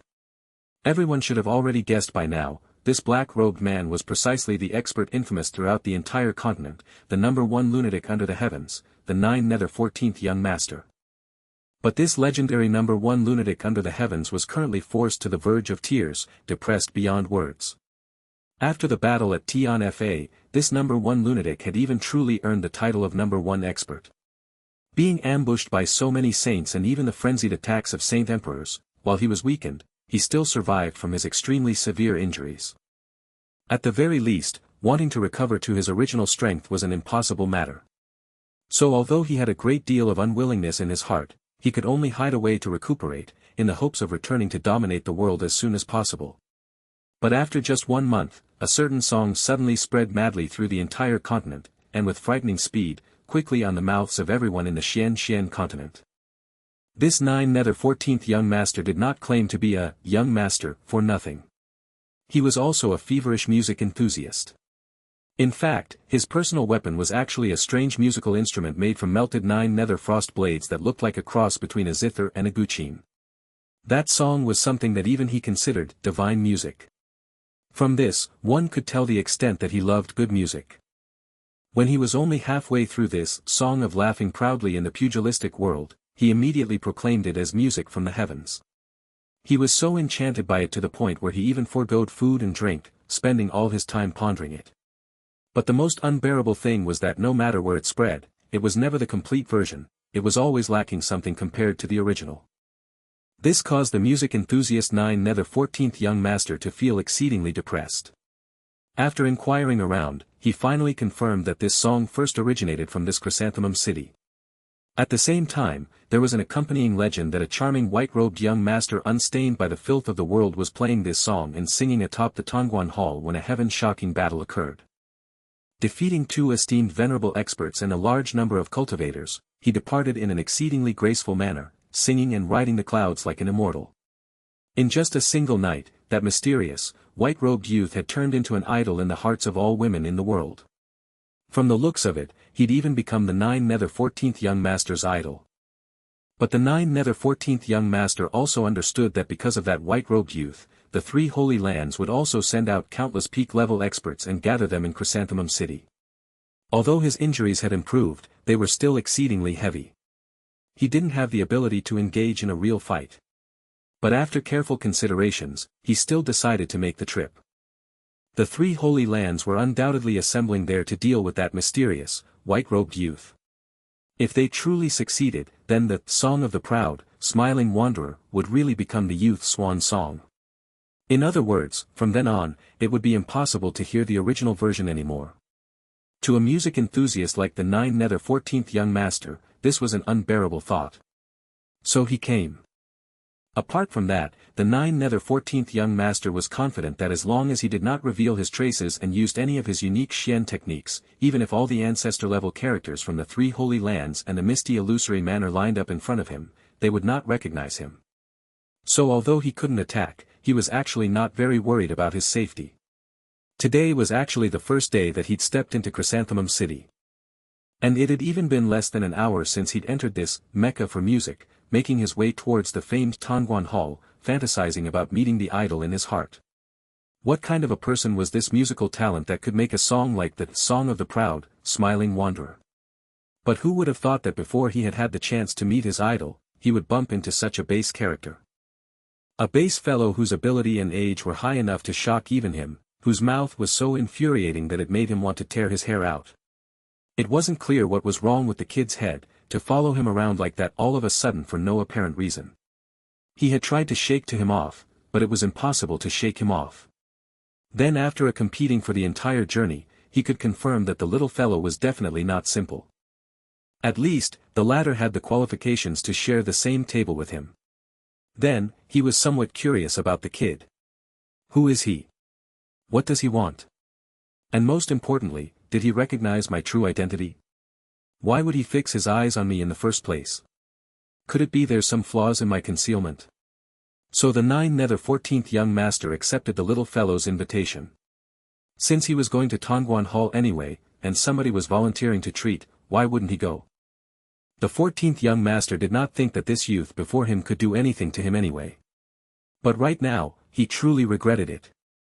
At this moment, he felt that him accepting this fellow's invitation was the worst mistake he'd committed in this last 1,300 over years.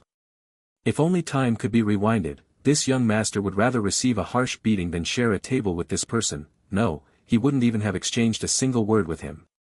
It was really too tormenting. From what he remembered, he'd only asked that despicable fellow for a name. In the end, the matters leading from that single question had nearly caused him to collapse. If he had asked a few more questions, the 14th young master felt his entire body tremble intensely from the mere thought of that. Terrifying awe. The most scary thing was that right now, he couldn't even use a single ounce of Xian Qi. Right now, he was in the center of Chrysanthemum City, the place where trouble was most prone to occur. All the experts of the three holy lands were gathered here. If it were in the past, he wouldn't fear anything even if his identity was exposed. But since his strength hadn't recovered yet, he didn't dare to reveal himself. Although he and the three holy lands had a great hatred between them, if it came down to choose between destroying them or saving himself, he would definitely choose to preserve his own life. The strongest characters here now were all saint-level experts. Most of them were old enemies who wouldn't rest until he was dead. As long as he exposed even the slightest aura, they would definitely rush over and surround him completely, ripping him to shreds. With his current strength, not mentioning defeating them, even escaping was a problem. But if he didn't use his abilities, wanting to get rid of this relentless fly in front of him was simply an impossible dream. Just like that, the 14th young master fell into a tragic situation. And it was a very tragic situation. An unprecedented tragic situation that he'd never encountered ever since the day he was born. Right now, the 14th young master had a miserable feeling as if he were a dragon that had fallen down into a ditch, or a tiger cast out of a mountain. Even when the table was completely filled with food, this #1 lunatic under the heavens had still not extricated himself from that miserable state. Looking at Jun Moxie's eyes, it seemed as if he was waiting to eat someone alive. Come, please eat, no need to be courteous, Jun Moxie gestured warmly. Judging from a standpoint of a good host, Jun Moxie would definitely score extremely highly. But his next sentence caused the 14th young master to feel an urge to flip the table with rage. In any case, we didn't bring any money, so it's a dine and dash, Kiki, we might as well eat. Hurry up, there'll be food if your mouth is fast. If your mouth is slow, there won't be any. The 14th young master had only just picked up his chopsticks and he nearly spat out the wine in his mouth as he looked at Jun Moxie exasperatedly. This young master is quite curious, can you still be even more shameless? Don't speak nonsense. How is this young master shameless?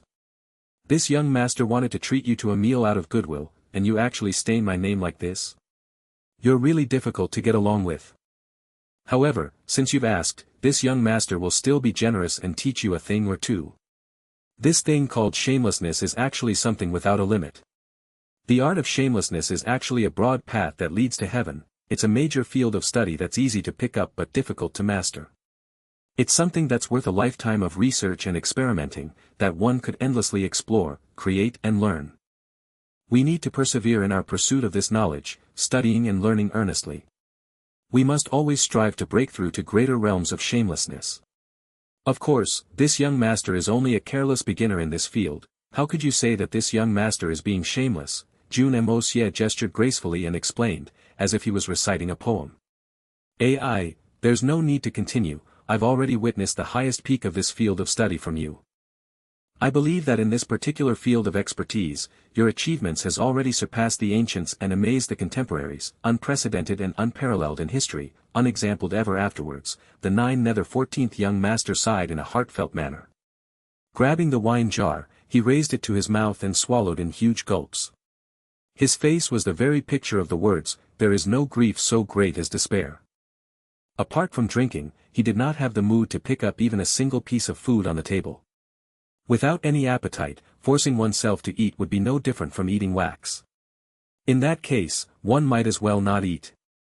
Jun Moxie chuckled secretly in his heart, but his spiritual sense was keenly posting tabs on every single action of the person opposite him, comparing it with his own understanding in his heart. Right now, he was already certain that this person was the 14th young master. Furthermore, he could tell that the 14th young master's injuries had obviously not recovered yet. Otherwise, how would Jun Moxie dare to behave so outrageously in front of him? This was a well-known lunatic. If he still had any strength left, just a single slap would be able to smash into meat paste. Although young Master Jun never thought lightly of himself, he still acknowledged the shocking strength of the 14th young master.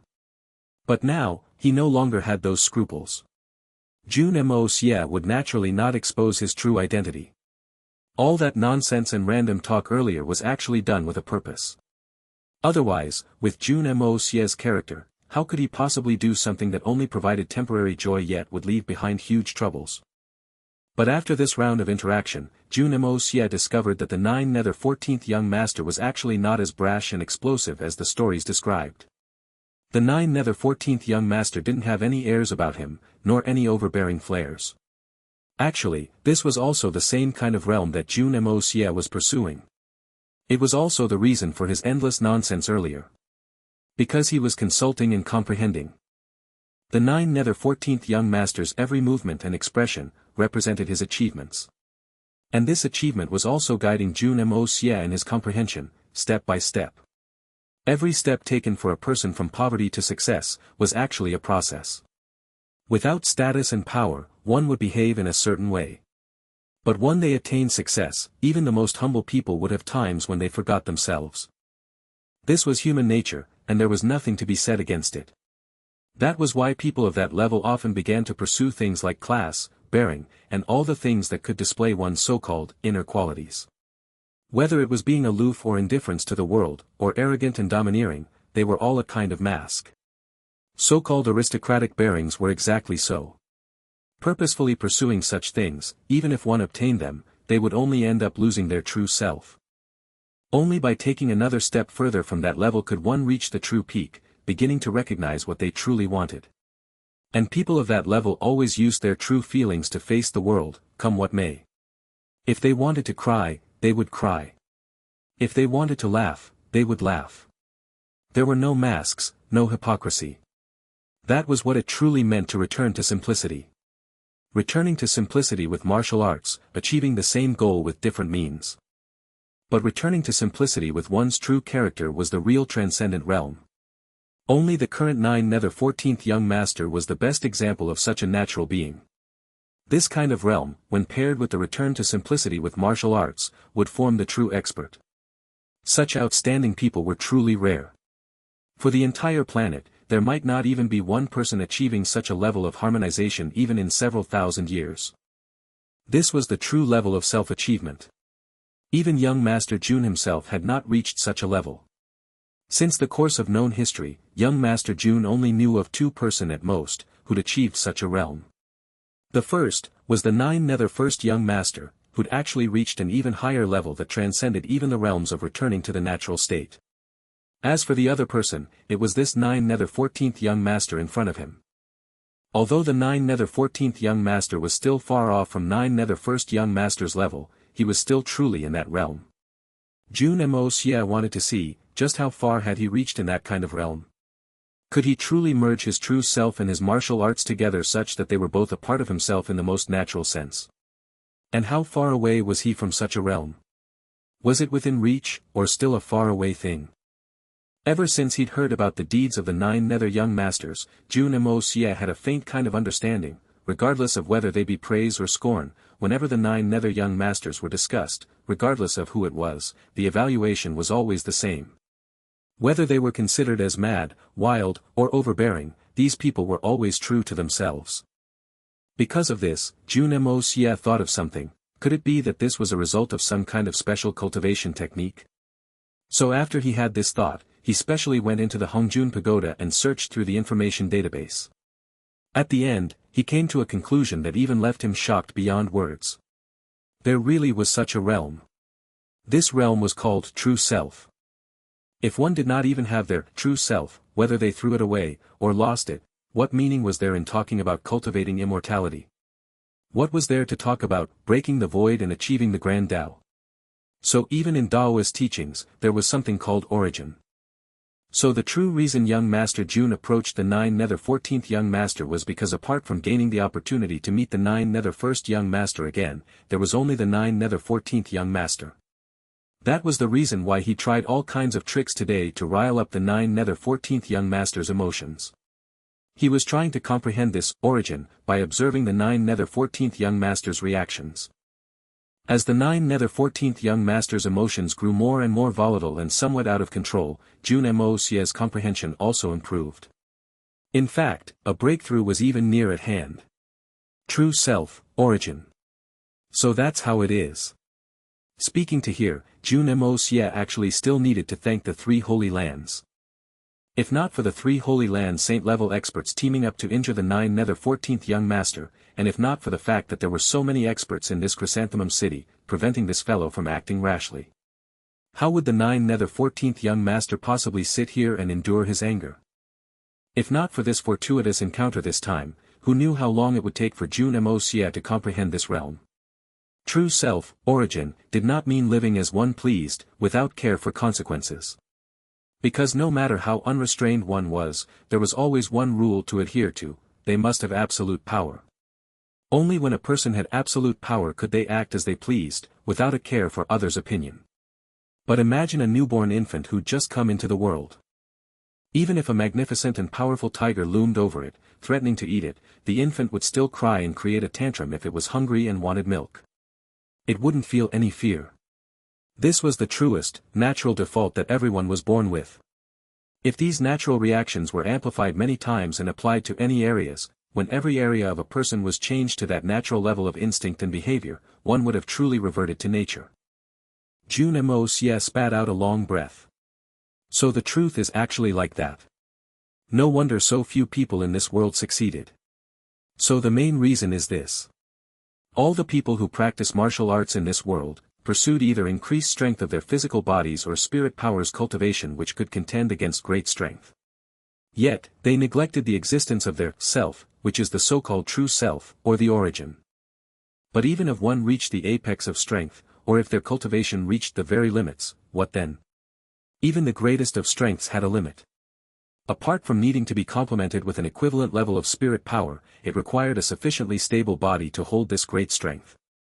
And this body was unquestionably the self. As Buddhism often said, the physical body was the treasured cage that one must break free of to transcend beyond.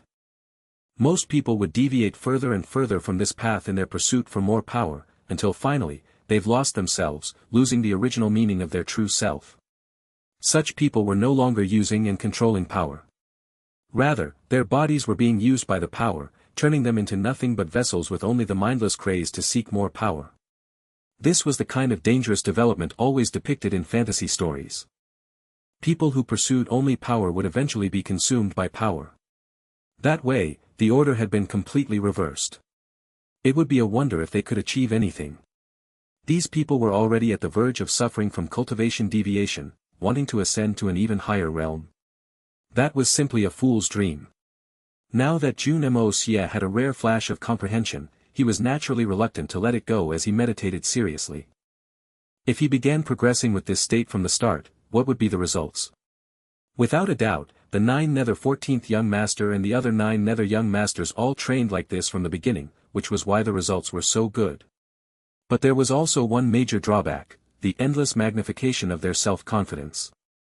Although it was good to be confident in oneself, but this kind of overconfidence would instead cause a person to, whether intentionally or not, become wild and uncontrollable. Because all of them felt that in this world, there was nothing that they couldn't do, they were the strongest and were invincible. Everyone should rightfully be bowing under their feet, worshipping them, and serving them. That way, this problem was actually incredibly severe. After all, not everyone could reach the level of the 9 Nether first young master. A peerless character like him was something that only appeared once in history thus far. Although the 9 Nether young masters after the 9 Nether first young master were also shockingly amazing characters, but their strengths were still far from reaching the terrifying levels that the first young master had achieved back then. When a person's confidence and arrogance were not backed up by equal levels of strength, the results would only be a tragedy. This was also the reason why among all the 9 Nether young masters, only the 9 Nether first young master had achieved such glorious results. The other 9 Nether young masters were all buried in history. Actually, even the 9 Nether first young master had met certain bumpers in his journey as well. Wasn't he eventually also defeated at the hands of another peerless expert? Compared to the other 9 Nether young masters, perhaps his luck was only a bit better to not have been attacked by the entire combined force of Xian continent's experts like the other 9 Nether young masters. Young Master Jun had never lacked in self-confidence as well. However, he was not so overly confident like the 9 Nether young masters. Confidence was a good thing, but excessive confidence was actually a detriment. How should one find a balance between confidence and overconfidence? To have enough so as not to inhibit one's own progression, and at the same time be able to face trials and challenges while believing in oneself, recognizing one's position and drawing strength from within to continue growing. When Jun Moxie was deep in thought, the 9 Nether 14th young master was looking at him with interest. The 9 Nether 14th young master who had been angered to the point of almost vomiting blood a moment ago had finally managed to recover. He was a clever person, so how could his judgment be weak? Earlier, it was because he'd been too infuriated by Jun Moxie's words that he rambled in that manner. Now that Jun Moxie had suddenly shut his mouth, the 9 Nether 14th young master also slowly regained his clarity. As he looked carefully, he discovered that not only had this brat stopped talking, his expression had become deep and profound, as if he changed into a different person. This brat was actually in the midst of a comprehension. The kid had just finished running his mouth and angered him till he almost died, and in the blink of an eye, he'd entered a meditative state. This was so inconceivable that no one would accept it. The 9 Nether 14th young master was completely speechless. This fellow, could he get any more shameless? The state of comprehension, was something could only be encountered, not sought. Even this young master did not dare to say that I can enter a state of comprehension whenever I want to. What kind of important matter is this? To think that this kid could sit there drinking and spewing nonsense while committing a despicable act like dining without paying, and subsequently gain an inspiration in the middle of it. Wait a moment. This kind of profound aura, it seems rather familiar. Where have I encountered it before? The 9 Nether 14th young master scrunched his brows deeply in thought. This, how could it be possible? Isn't this the true self-spirit breakthrough of our 9 Nethers tribe? How could this appear in a place like this Xian continent so stained by mortal coils? Thinking to hear, the 9 Nether 14th young master's eyes widened with shock. Could it be that this brat was also someone from the 9 Nethers tribe? If that were the case, it would be logical for him to recognize me. But if he was able to recognize me, how come I wasn't able to recognize him? Also, why is his spirit aura so strange? Although it is quite similar to our tribe's mental cultivation techniques, but there are still many subtle differences. I guess it can be considered as having the same result achieved by different methods. Also, he hasn't died yet, and he was still here, preparing to fight another large battle. If this kid is truly from the 9 Nethers tribe, how did he come out? And how did he completely not feel anything? Could it be that the 9 Nethers Junior's strength have really improved so far that it's beyond my understanding? After a long time, Jun Moxie's fingers moved, and he finally awoke from that miraculous state. He immediately stretched and yawned, rubbing his eyes as he sighed in a shameless manner. Ah, that was a truly comfortable sleep. I haven't had such a great sleep in a long time. He treated the state of comprehension as sleeping. The 9 nether 14th young master who was still in deep thought instantly had dark lines covering his entire forehead. The anger that he'd suppressed just a moment ago with great difficulty also rose upwards again. Brat, are you? Little 15. The 9 nether 14th young master asked with an icy expression. Little 15. Jun Moxie was stumped for a moment. What little 15? Cut the crap. This young master has already seen through your identity. How did you come over here? The 9 nether 14th young master slapped the table and asked angrily. Don't you know how to respect your elders? Even if you don't care about the people of this world, you should at least be respectful to me. I really wonder how the elders of your family taught you. Hey man, I really don't understand what you're talking about. Are you even speaking Chinese? Jun Moxie frowned with annoyance as he asked. However, his mind instantly turned clear. So this fellow thinks that I'm the 9 nether 15th young master. Seen through my identity? F***ck, I wonder what's going on in his head. Besides, even if this young master wanted to name myself after a number, I would still be the 9 firmament first old master. Why should I be numbered behind you? Brat, look at this. 9 nether 14th young master stared at him and stretched out his right arm, placing his 5 long fingers flat against the table's surface. Suddenly, the color of his fingers slowly changed, turning into dark shadows. A layer of milky white mist hung around the shadows. The 9 nether 14th young master smiled lightly, and his fingers returned to their original form in an instant. This demonstration was extremely quick, and apart from the two of them, nobody else even saw anything strange. This unique transformation was a special technique that only belonged to the 9 Nethers tribe. This technique was actually nothing amazing, and it was only a secret skill that they used as a concealment technique in the 9 Nethers realm. But in this world, it basically did not have much use. However, it had become the unique method used to identify each other. Except the 9 nether 14th young master's efforts today were no different than playing a show to a blind man. It was completely useless. Have you seen it clearly? Still want to continue acting in front of me? The 9 nether 14th young master smiled cynically as he looked at Jun Moxie. He leaned casually against his chair and looked at him with a gaze as if he were evaluating a junior. So, how did you come here? Hurry up and say it. I saw it very clearly. However, I still don't know what to say to you. Just now, I said that you were autistic so as to help you get off the stage. But now, I truly wonder. Jun Moxie shook his head. You aren't really autistic, right? Damn brat. The 9 nether 14th young master stretched out his hand and grabbed Jun Moxie's wrist. Jun Moxie did not dodge, allowing himself to be grabbed. Internally, his guts were already getting knotted up from laughing. So you really weren't. The 9 nether 14th young master retracted his hand, a little embarrassed. He had separated a strand of chi into Jun Moxie's meridians to check. He clearly felt the other party's pure and dense Shen chi, but it definitely was not the unique strength that only belonged to the 9 nether race. Instead, it was a type of extraordinary, profound, and wide-ranging, powerful skill that he had never seen before. It was clear, he had indeed been greatly mistaken. But this lad did not avoid or shun. Allowing me to just grab his pulse was an extremely rare form of trust. The 9 nether 14 young master felt comforted. For thousands of years, this is first person who trusts me so much, although he probably still does not know of my identity. Just at this moment, footsteps came from the entrance of Tongguan Hall that the two were facing. 2 people came walking in, side by side. Behind them, 5 people followed them in a single file. Jun Moxie's pupils constricted, before returning to its normal state. He lifted up his chopsticks and began to feast, not the least concerned.